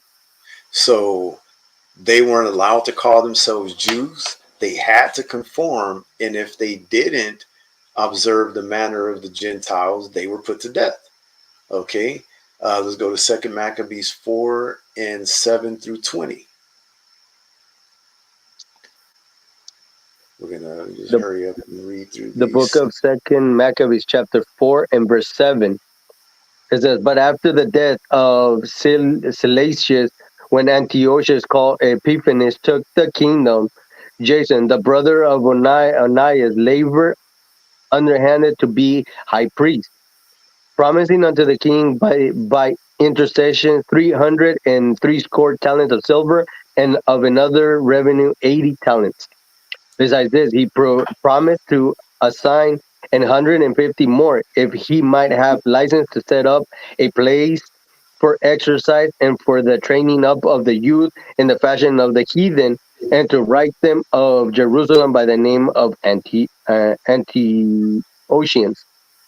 which when the king had granted and he had gotten into his hand the rule, he forthwith brought his own nation to the Greekish fashion, and the royal privileges granted a special favor to the Jews by the means of John, the father of Eupolemius, who went ambassador to Rome for enmity and aid. He took away and putting down the governments which were according to the law, he brought up new customs against the law. For he built gladly a place of exercise under the tower itself, and brought the chief young men under his subjection, and made them wear a hat. Now, such was the height of the Greek fashion and increase of heathenish manners through the exceeding profaneness of Jason, that ungodly wretched and no high priest. So it says, That now such was the height of Greek fashions and increase of heathenish manners. So our people were following after Greek customs. You know, they made them wear a hat, the chief young men. These are your athletes of today. We've talked about that many times. Go ahead and read on, though. that the priests had no courage to serve any more at the altar, but despising the temple and neglecting the sacrifices, hastened to be partakers of the unlawful allowance in the place of exercise after the game of discus called them forth, not setting by the honors of their fathers, but liking the glory of the Grecians best of all. And But that's, you could find that among our women, that our women love the glory of the Grecians and they can't stand the honor of our forefathers. They don't want to follow nothing our forefathers did. The other nations show that you get a big diamond ring. They'd rather do that than, oh, what you mean? I don't get to wear no ring? Being an Israelite? Well, I don't want to be no Israelite then. right, You mean I can't wear no jeans? I got to put on a dress? Well, I don't want to be no Israelite then. That's what's going on when it's coming to our people finding out the truth about who we are and not wanting to conform back to our heritage, but wanting to grasp on and keep hold of the Greekish fashions that we're still under today. All right. Go ahead. by reason whereof sore calamities came upon them, for they had them to be their enemies and avengers, whose customs they followed so earnestly, and unto whom they desired to be like in all things. Whose custom they followed so earnestly, and unto whom they desired to be like in all things. Our people still desire to be like Esau. Go ahead. For it is not a light thing to do wickedly against the law of God, but the time following shall declare these things.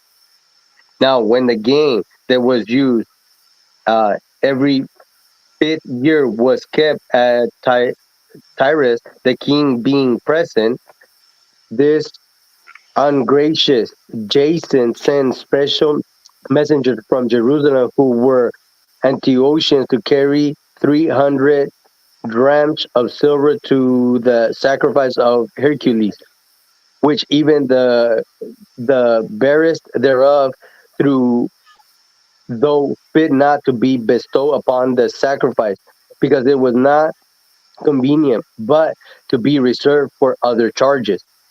This money then, in regard of the sender, was appointed to Hercules' sacrifice, but because of the bearers thereof, it was employed to the making of Galileo. Galileo? Galleys. So basically, what was going on here is the game of discus is talking about the Olympics that happen every 5 years. Now they have it every 4 years, and the Olympics is in honor of the Greek deity Hercules. But most people don't realize that. And what happens during the time of the Olympics? You have billions of people around the world tuning in, watching the Olympics, not realizing that what you're watching is a um, basically what's the word I'm looking for? An event that's basically in memory to Hercules, to glorify Hercules. All right. Um, and our people are still involved in this stuff today. They Right. don't want to give it up. All the sports, all the, the football, the basketball, the baseball, the running of track and field, and the throwing of the discus and the javelin, and boxing and all of this. Nobody, they don't want to give it up because what? Now they've allowed our people to make millions of dollars doing it. Remember, a gift destroyeth the heart. And Right. that's what they've done to our people. They've destroyed the minds of our people through allowing us to make money by breaking God's commandments. So we've got to remember what the scripture says. Grab Proverbs 3 and 31. The book of Proverbs, chapter 3, and verse 31. Envy thou not the oppressor, and choose none of his ways. So envy thou not the oppressor and choose none of his ways.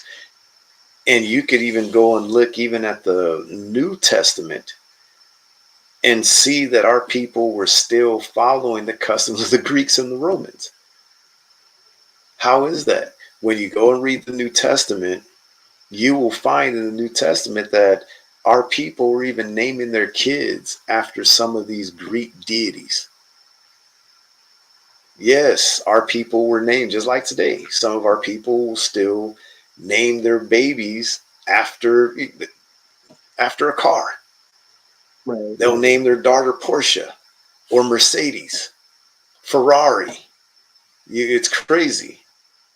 So when you go and look at the New Testament, um, grab Acts 18 and 24.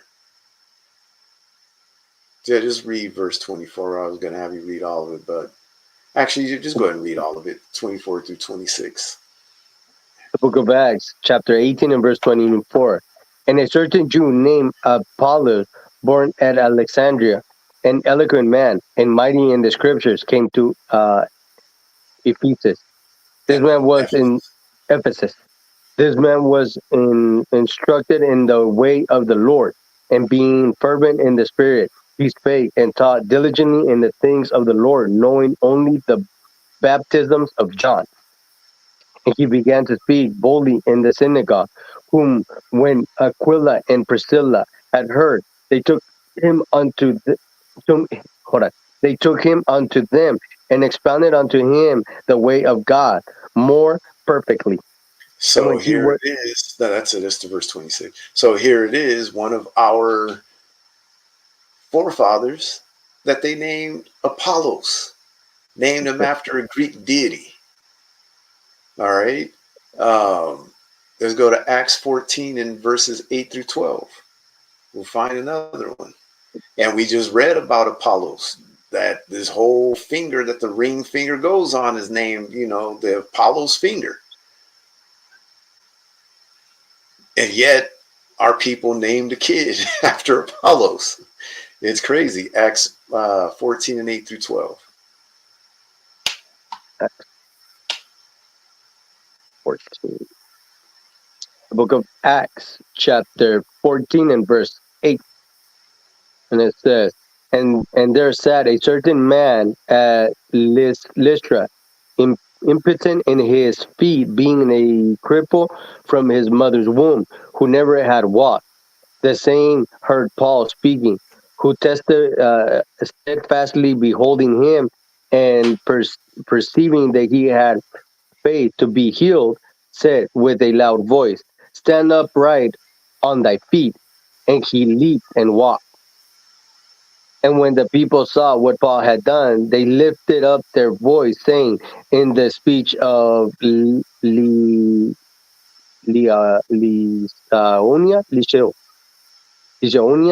the gods are come down to us in the likeness of men.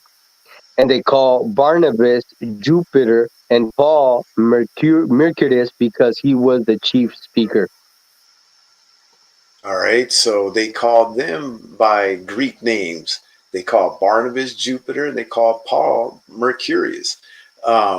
Mercury is the Roman name for the Greek deity Hermes, and Jupiter is the Roman name for the Greek god Zeus.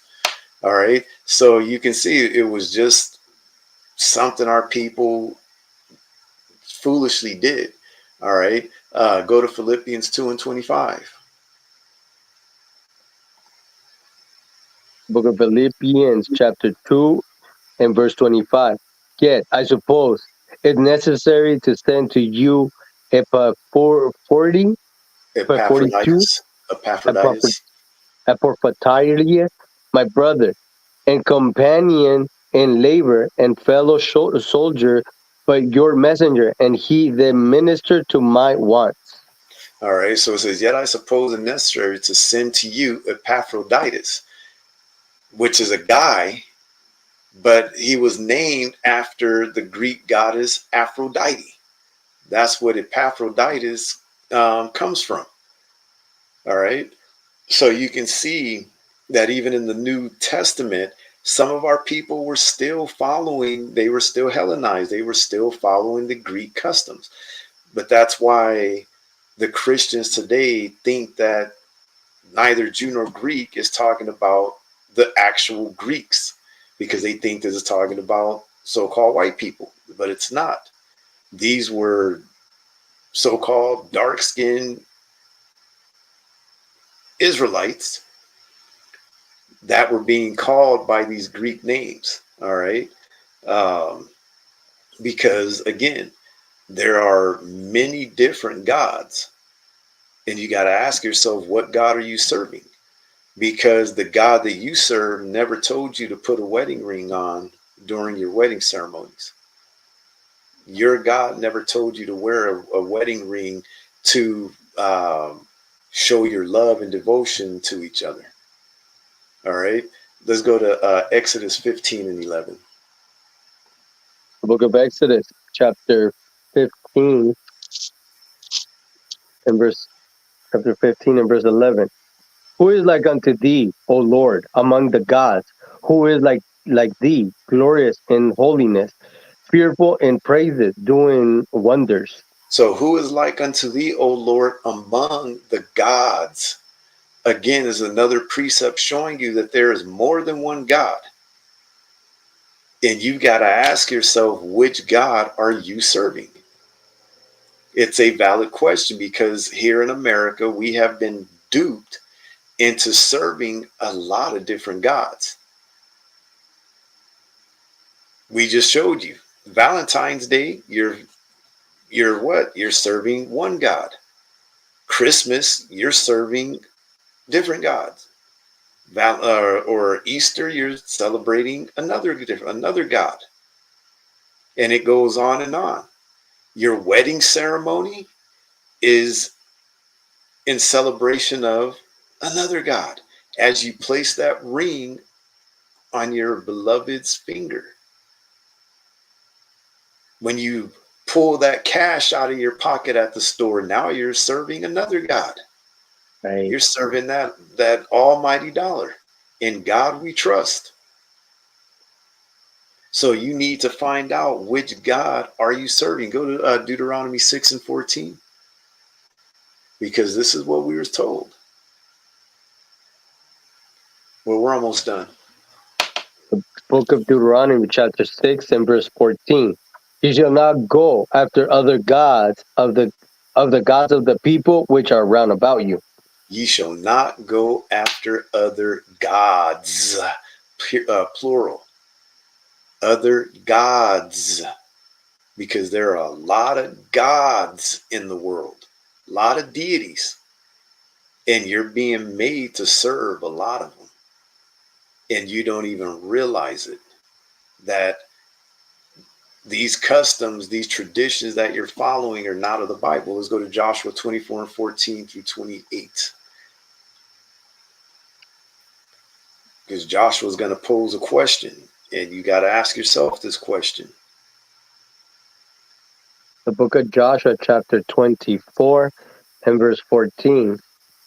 It says, now therefore fear the Lord and serve him in sincerity and in truth, and put away the gods which your fathers served on the other side of the flood, and in Egypt, and serve ye the Lord.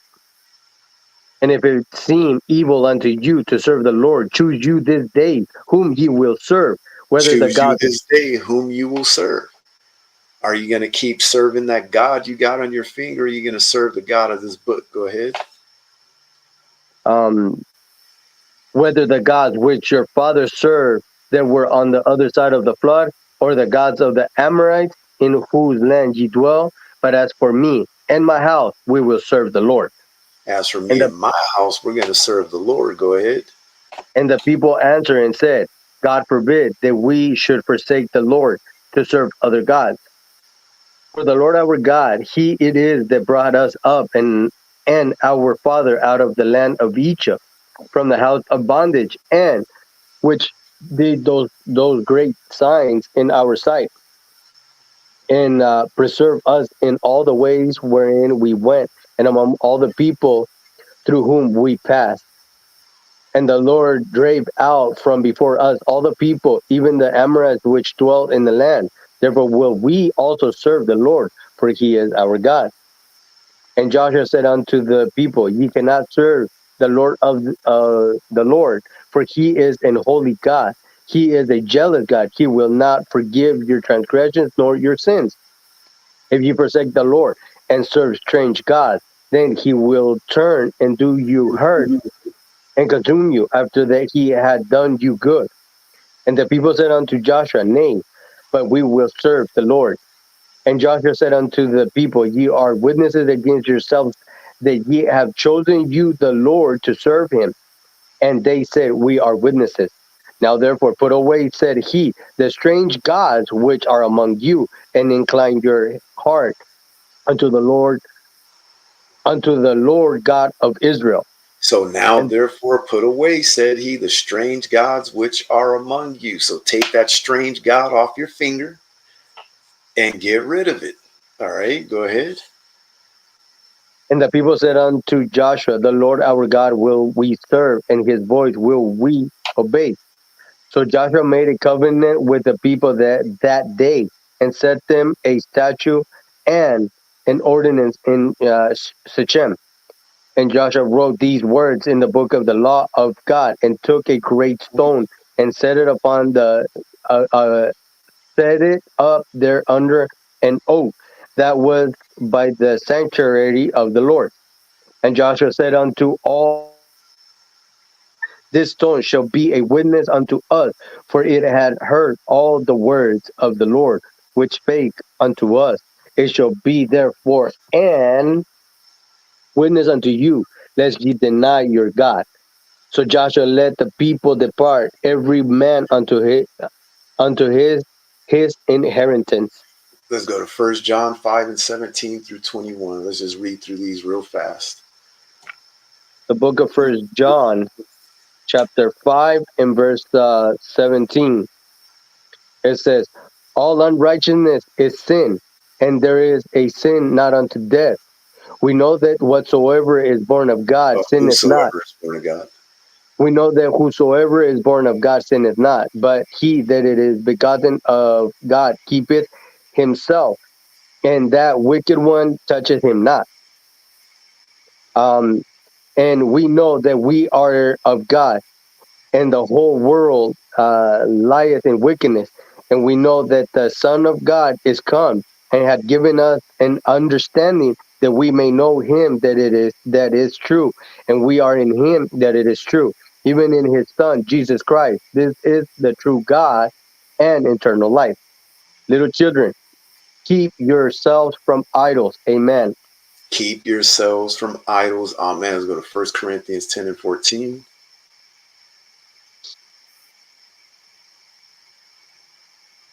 Um, the book of First Corinthians, chapter 10 and verse 14. Um, it says, wherefore, my dearly beloved, flee from idolatry. Flee from idolatry. Let's go to Colossians 2 and 8. The book of Colossians, chapter 2 and verse 8. Beware lest any man spoil you through philosophy and vain deceit, after the traditions of men, after the rudiments of the world, and not after Christ. After the rudiments of the world and not after Christ. That wedding ring that you will have on your finger is of the rudiments of the world. It's after the tradition of men. It's based off of philosophy and vain deceit. It's not off of Christ. Let's go to Colossians 2 and 20 through 23. Um, the book of Colossians, chapter 2 and verse 20. It says, wherefore, if ye be dead with Christ from the rudiments of the world, why, as though living in the world, are ye subject to ordinances? Touch not, taste not, handle not, which all are to perish with the using, after the commandment and doctrine of men, After the commandments and doctrines of men. Go ahead. um, which things have indeed a show of wisdom in will worship and humility, and neglecting of the body, not in any honor to the satisfying of the flesh. Not in any honor to the satisfying of the flesh. Don't satisfy your flesh. Go to Isaiah 29:13. The book of Isaiah,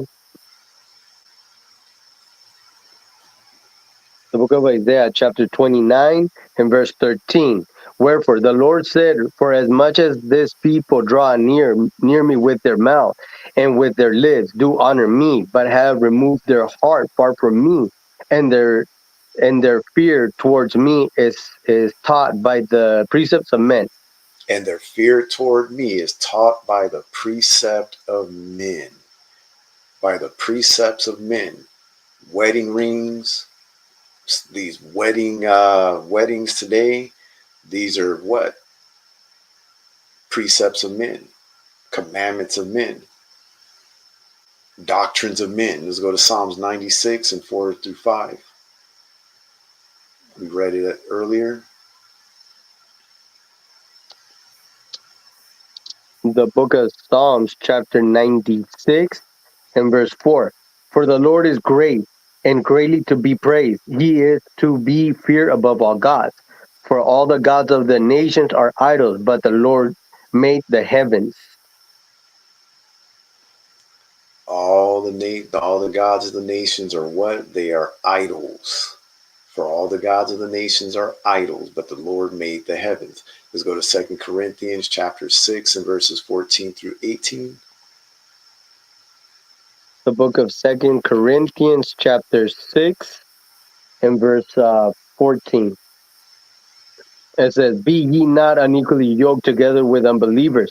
For what fellowship has righteousness with unrighteousness? And what communion has light with darkness? And what concord hath Christ with Belial? Or what part hath he that believeth with an infidel? And what agreement has the temple of God with idols? For ye are the temple of the living God. Living God. As God has said, I will dwell in them and walk in them, and I will be their God, and they shall be my people. Wherefore, come out from among them, and be ye separate, saith the Lord, and touch not the unclean thing, and I will receive you, and will Wherefore come be. out from among them and be ye separate, saith the Lord, and touch not the unclean thing, and I will receive you. Our people don't understand that these wedding rings are an unclean thing to the Lord. All right, go ahead.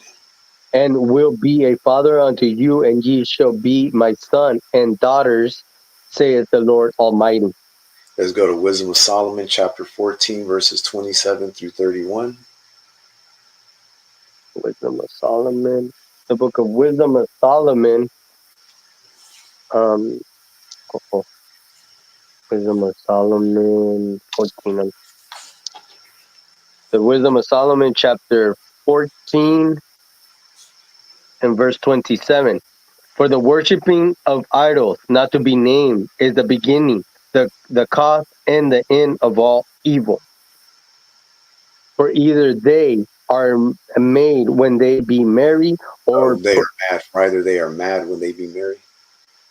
for either they are mad when they be merry, or prophesy lies, or live unjustly, or else likely forswear themselves.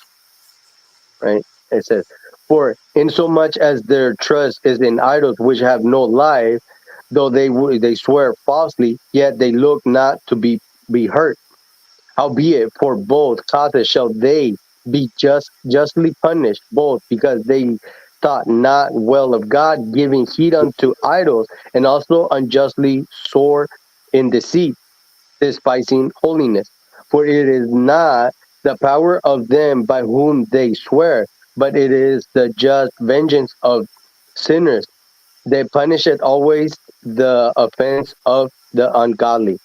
So it says, howbeit for both causes shall they be justly punished, both because they thought not well of God, giving heed unto idols, and also unjustly sworn deceit, despising holiness. So you got to be careful, put those rings on. Let's go to Sirach 32 and 17. You got just a few more. The book of Ecclesiasticus, chapter 32 and verse 17. A sinful man will not be reproved, but findeth an excuse according to his will. A sinful man will not be reproved, but findeth an excuse according to his will.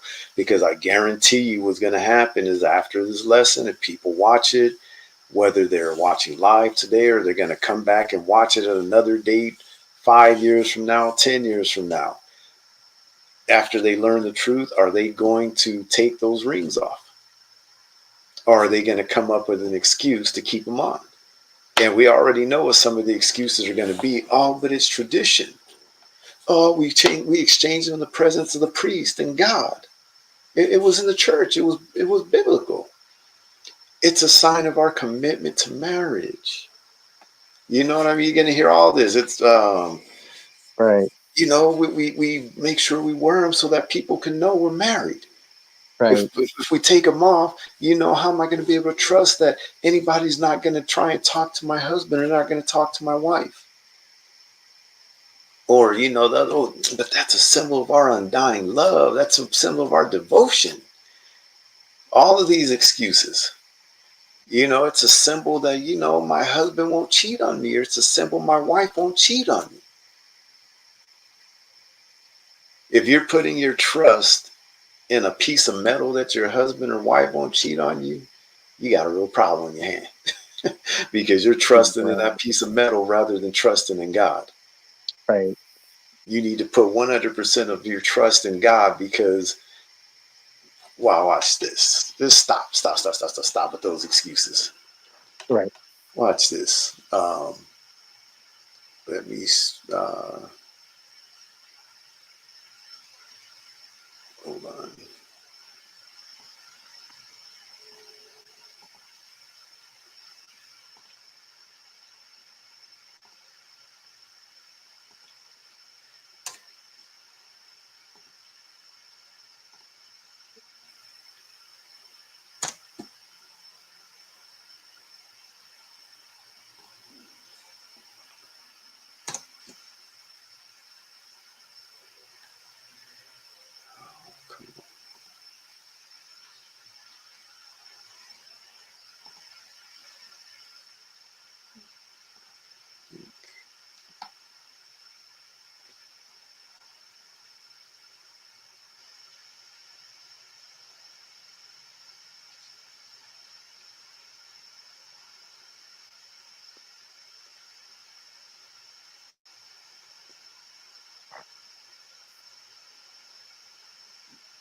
Just give me a second.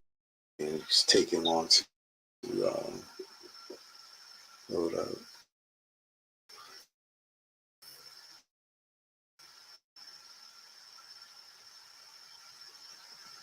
All right.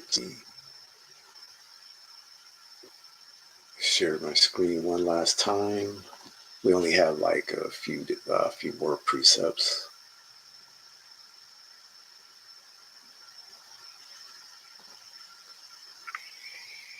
But as usual, you know these lessons are going to be long, especially one as important as this. Can't skimp out on the precepts with this, because you know people are trying to say,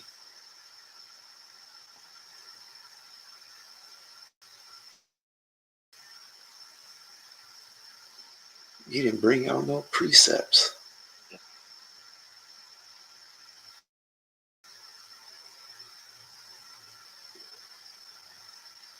Let me know you can see. It's coming. There it is. It's coming. You can see it clear. Yeah, it's there. You can see it clear. Okay. Yeah. So I'm not going to play this whole video. I'm going to point a couple of things out. So if you haven't seen the TV show Cheaters, you must be living under a rock. Because this show came out back in like 2004 or 5 or something like that. It first showed up on the scene. Um, but you could watch many episodes of this show and see, what does this dude have on right here? What is that? You see that, Ezra? No, it doesn't show the video. It's not showing. Oh Not man, the come on. video. No. Well, what is it showing? Us. Oh, come on. Let me see. Let me try it again.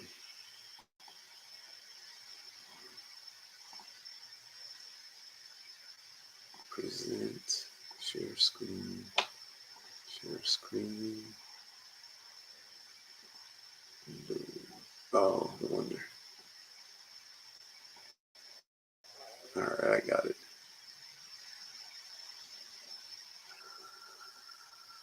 There There you go. it is. There we go. You see it now? Yep. Okay, now say it again. The Cheater Show. What's that right there? Right. You see what I'm talking about? Yeah, the ring. So he's got a wedding ring on. Yeah, he's got a wedding ring on, which I'm sure, because he's not the one that got cheated on. It's his wife doing the cheating. So I'm sure if he's got his ring on, guess what his wife's supposed to have on her ring, on her finger, right? You're probably not going to hear no sound because I don't know why we're having problems with sound. Can you hear anything? Yeah, the sound's there now. All right. Coming up on this episode of Cheaters, we only noticed that there was one head in the passenger side. In spite of everything that's going on to the side of the pitch right here, I have made up for the past 2 months of the crap that you've been doing.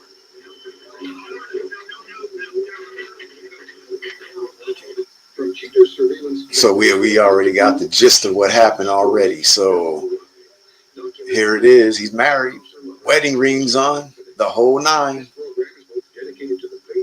and apparently this guy is somebody she works with.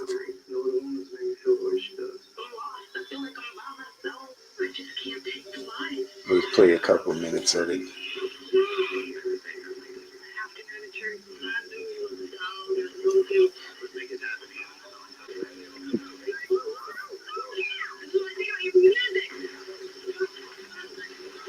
You don't hear much about this show anymore. Not like when it first came out and it was new.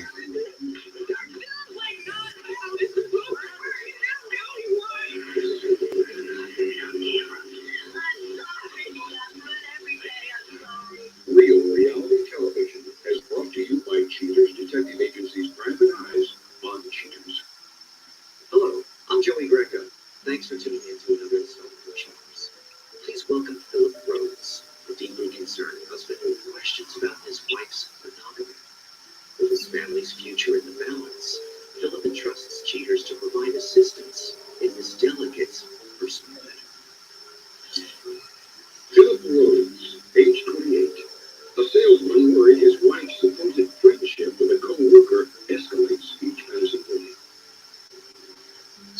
She's at work with a coworker.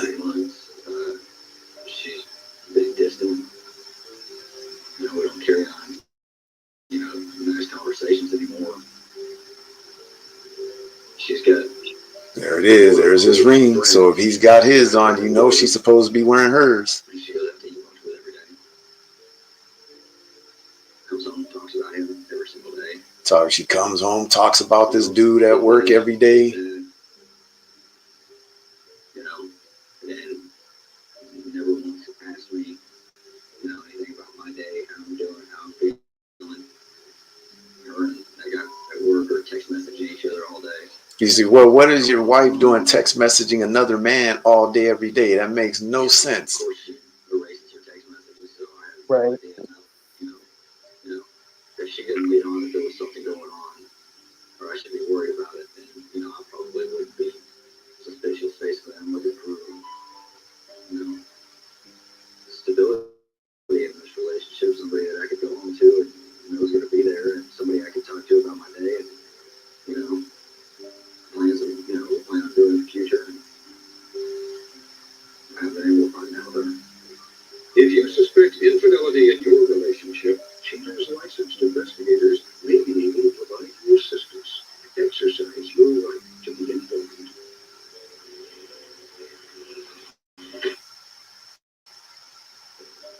Confirming the extramarital affair, Cheaters delivers all details to Philip. Just skipped it forward a little bit. Concerned with the future of his family, Philip anticipates immediate answers from the investigator team. Philip, thanks for being here this afternoon. Would you be interested in finding out what our detectives were able to uncover? Absolutely. On this particular day, our detective, wife, this was shortly after you had lunch together. When she went by her office, was met out in the parking lot by this gentleman, which I'm assuming is the gentleman that your friend may have spoken. And look at that. She's got the baby and everything. She's loading the kid up in the car, and she's sitting there talking to this dude. Were able to catch up with your wife and the same gentleman outside of the place of their employment. They sit down, share a cigarette, and after a while, get into her car, and then our detective was able to follow them. So they went to a park. We only noticed that there was one head in the passenger side of the cab. We weren't certain if that was just circumstantial or not. On this day, our detective followed the two of them as they left work. Now we can see that there's a large mass that's sitting in the driver's side. But the detective did stay there, and shortly thereafter now, we can see that that large mass was actually two heads. That's enough. I'm going to call the detective right now, just see if he can give me an update. So you see, he got the ring on his finger. Look at his left hand. All right, so she hasn't come out yet. All right, we'll be on standby. Good. We have detectives on location right now. They haven't left the building yet. As soon as there's any movement whatsoever, they're going to call us. Until then, we're just going to be on standby. Okay, we'll move into a better position, and then we'll just be on standby. All right, ready to go. Yeah. They're at Burger Street. Okay. Let's go. I don't know what he's doing to sign the cross for her, because that ain't gonna help him. Check us out.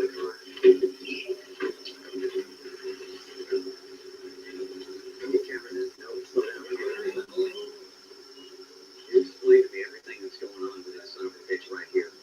Excuse the language. I didn't know that was. And look at her. She just casually still eating her fries. She still just grabbed some fries and stuffed them in her mouth. My family. Ever. Look at you, little son of a bitch. And for you doing the. Oh, we're just friends. What do you have to say about yourself now? No, it's not. We're not going anywhere. This is bull. You talked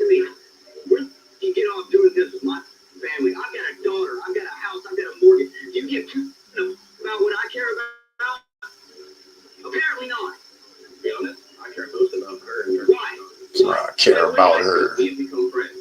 So you've been there to walk me through everything. And through what? Through what? Through a child? Were you there in the delivery room when we were having a baby? Were you there walking down the aisle with us when we devoted ourselves to one another? Were you there? Coming up, the conclusion.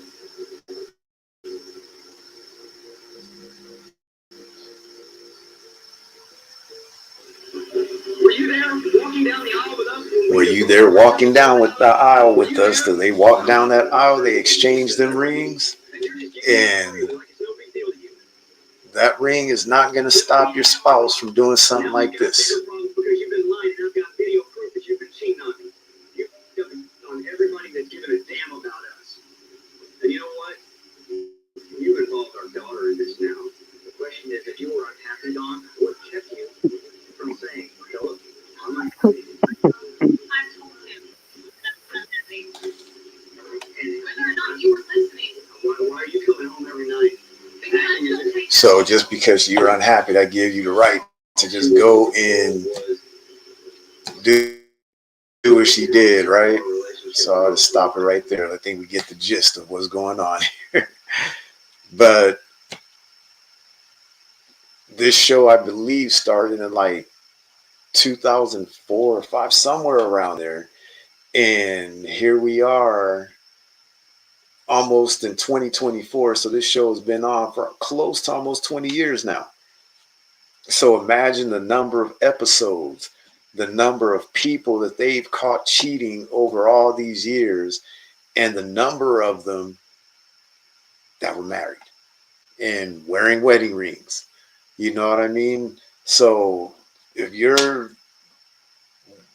putting your trust in a wedding ring, that a wedding ring is going to keep your spouse from doing what she just did, you just delusioned yourself. All right? You're delusional.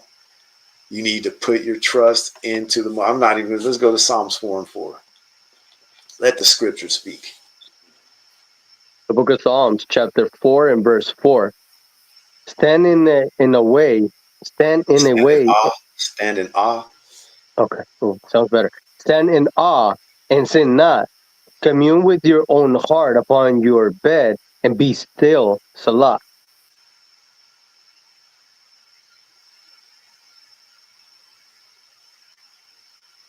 Oh, I'm sorry. We want you to read verse 4 and 5. We start again, verses 4 and 5.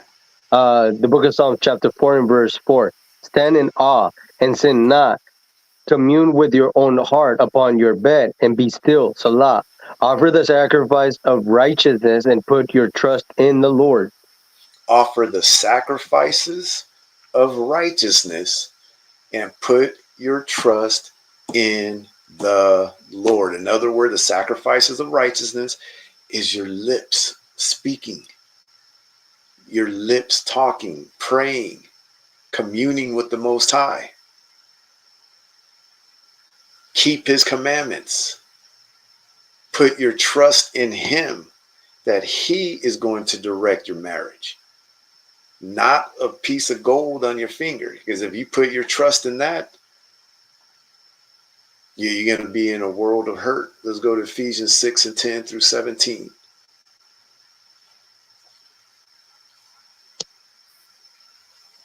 The book of Ephesians, chapter 6 and verse 10. Finally, my brethren, be strong in the Lord and in the power of his might. Put on the whole armor of God, that ye may be able to stand against the wiles of the devil. For we wrestle not against flesh and blood, but against principalities, against powers, against the rulers of the darkness of this world, against spiritual wickedness in high places. Wherefore, take unto you the whole armor of God, that ye may be able to withstand in the evil day, and having done all to stand. Stand therefore, having your loins girded about with truth, and having on the breastplate of righteousness, and your feet shod with the preparation of the gospel of peace. Above all, taking the shield of faith, wherewith ye shall be able to quench all the fiery darts of the wicked, And take the helmet of salvation and the sword of the Spirit, which is in the Word of God. Praying And the always. sword of the Spirit, which is the sword of God. Just stop right there, verse 17. So it says, and take the helmet of salvation and the sword of the Spirit, which is the word of God.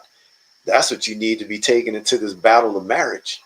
You need to be taking the sword of the Spirit with you, which is the word of God, not a ring. All right. Let's go to Ecclesiastes 12 and 13 through 14. The book of Ecclesiastes, chapter 12 and verse 13. Let us hear the conclusion of the whole matter. Fear God and keep his commandments, for this is the whole duty of man. For God shall bring every work into judgment with every secret thing, whether it be good or whether it be evil. So remember, marriage is honorable in all, but that ring on your finger is not a God. And with that, we're going to say shalom, Most High in Christ blessed. Enjoy the rest of the Sabbath, and we will see you next Sabbath.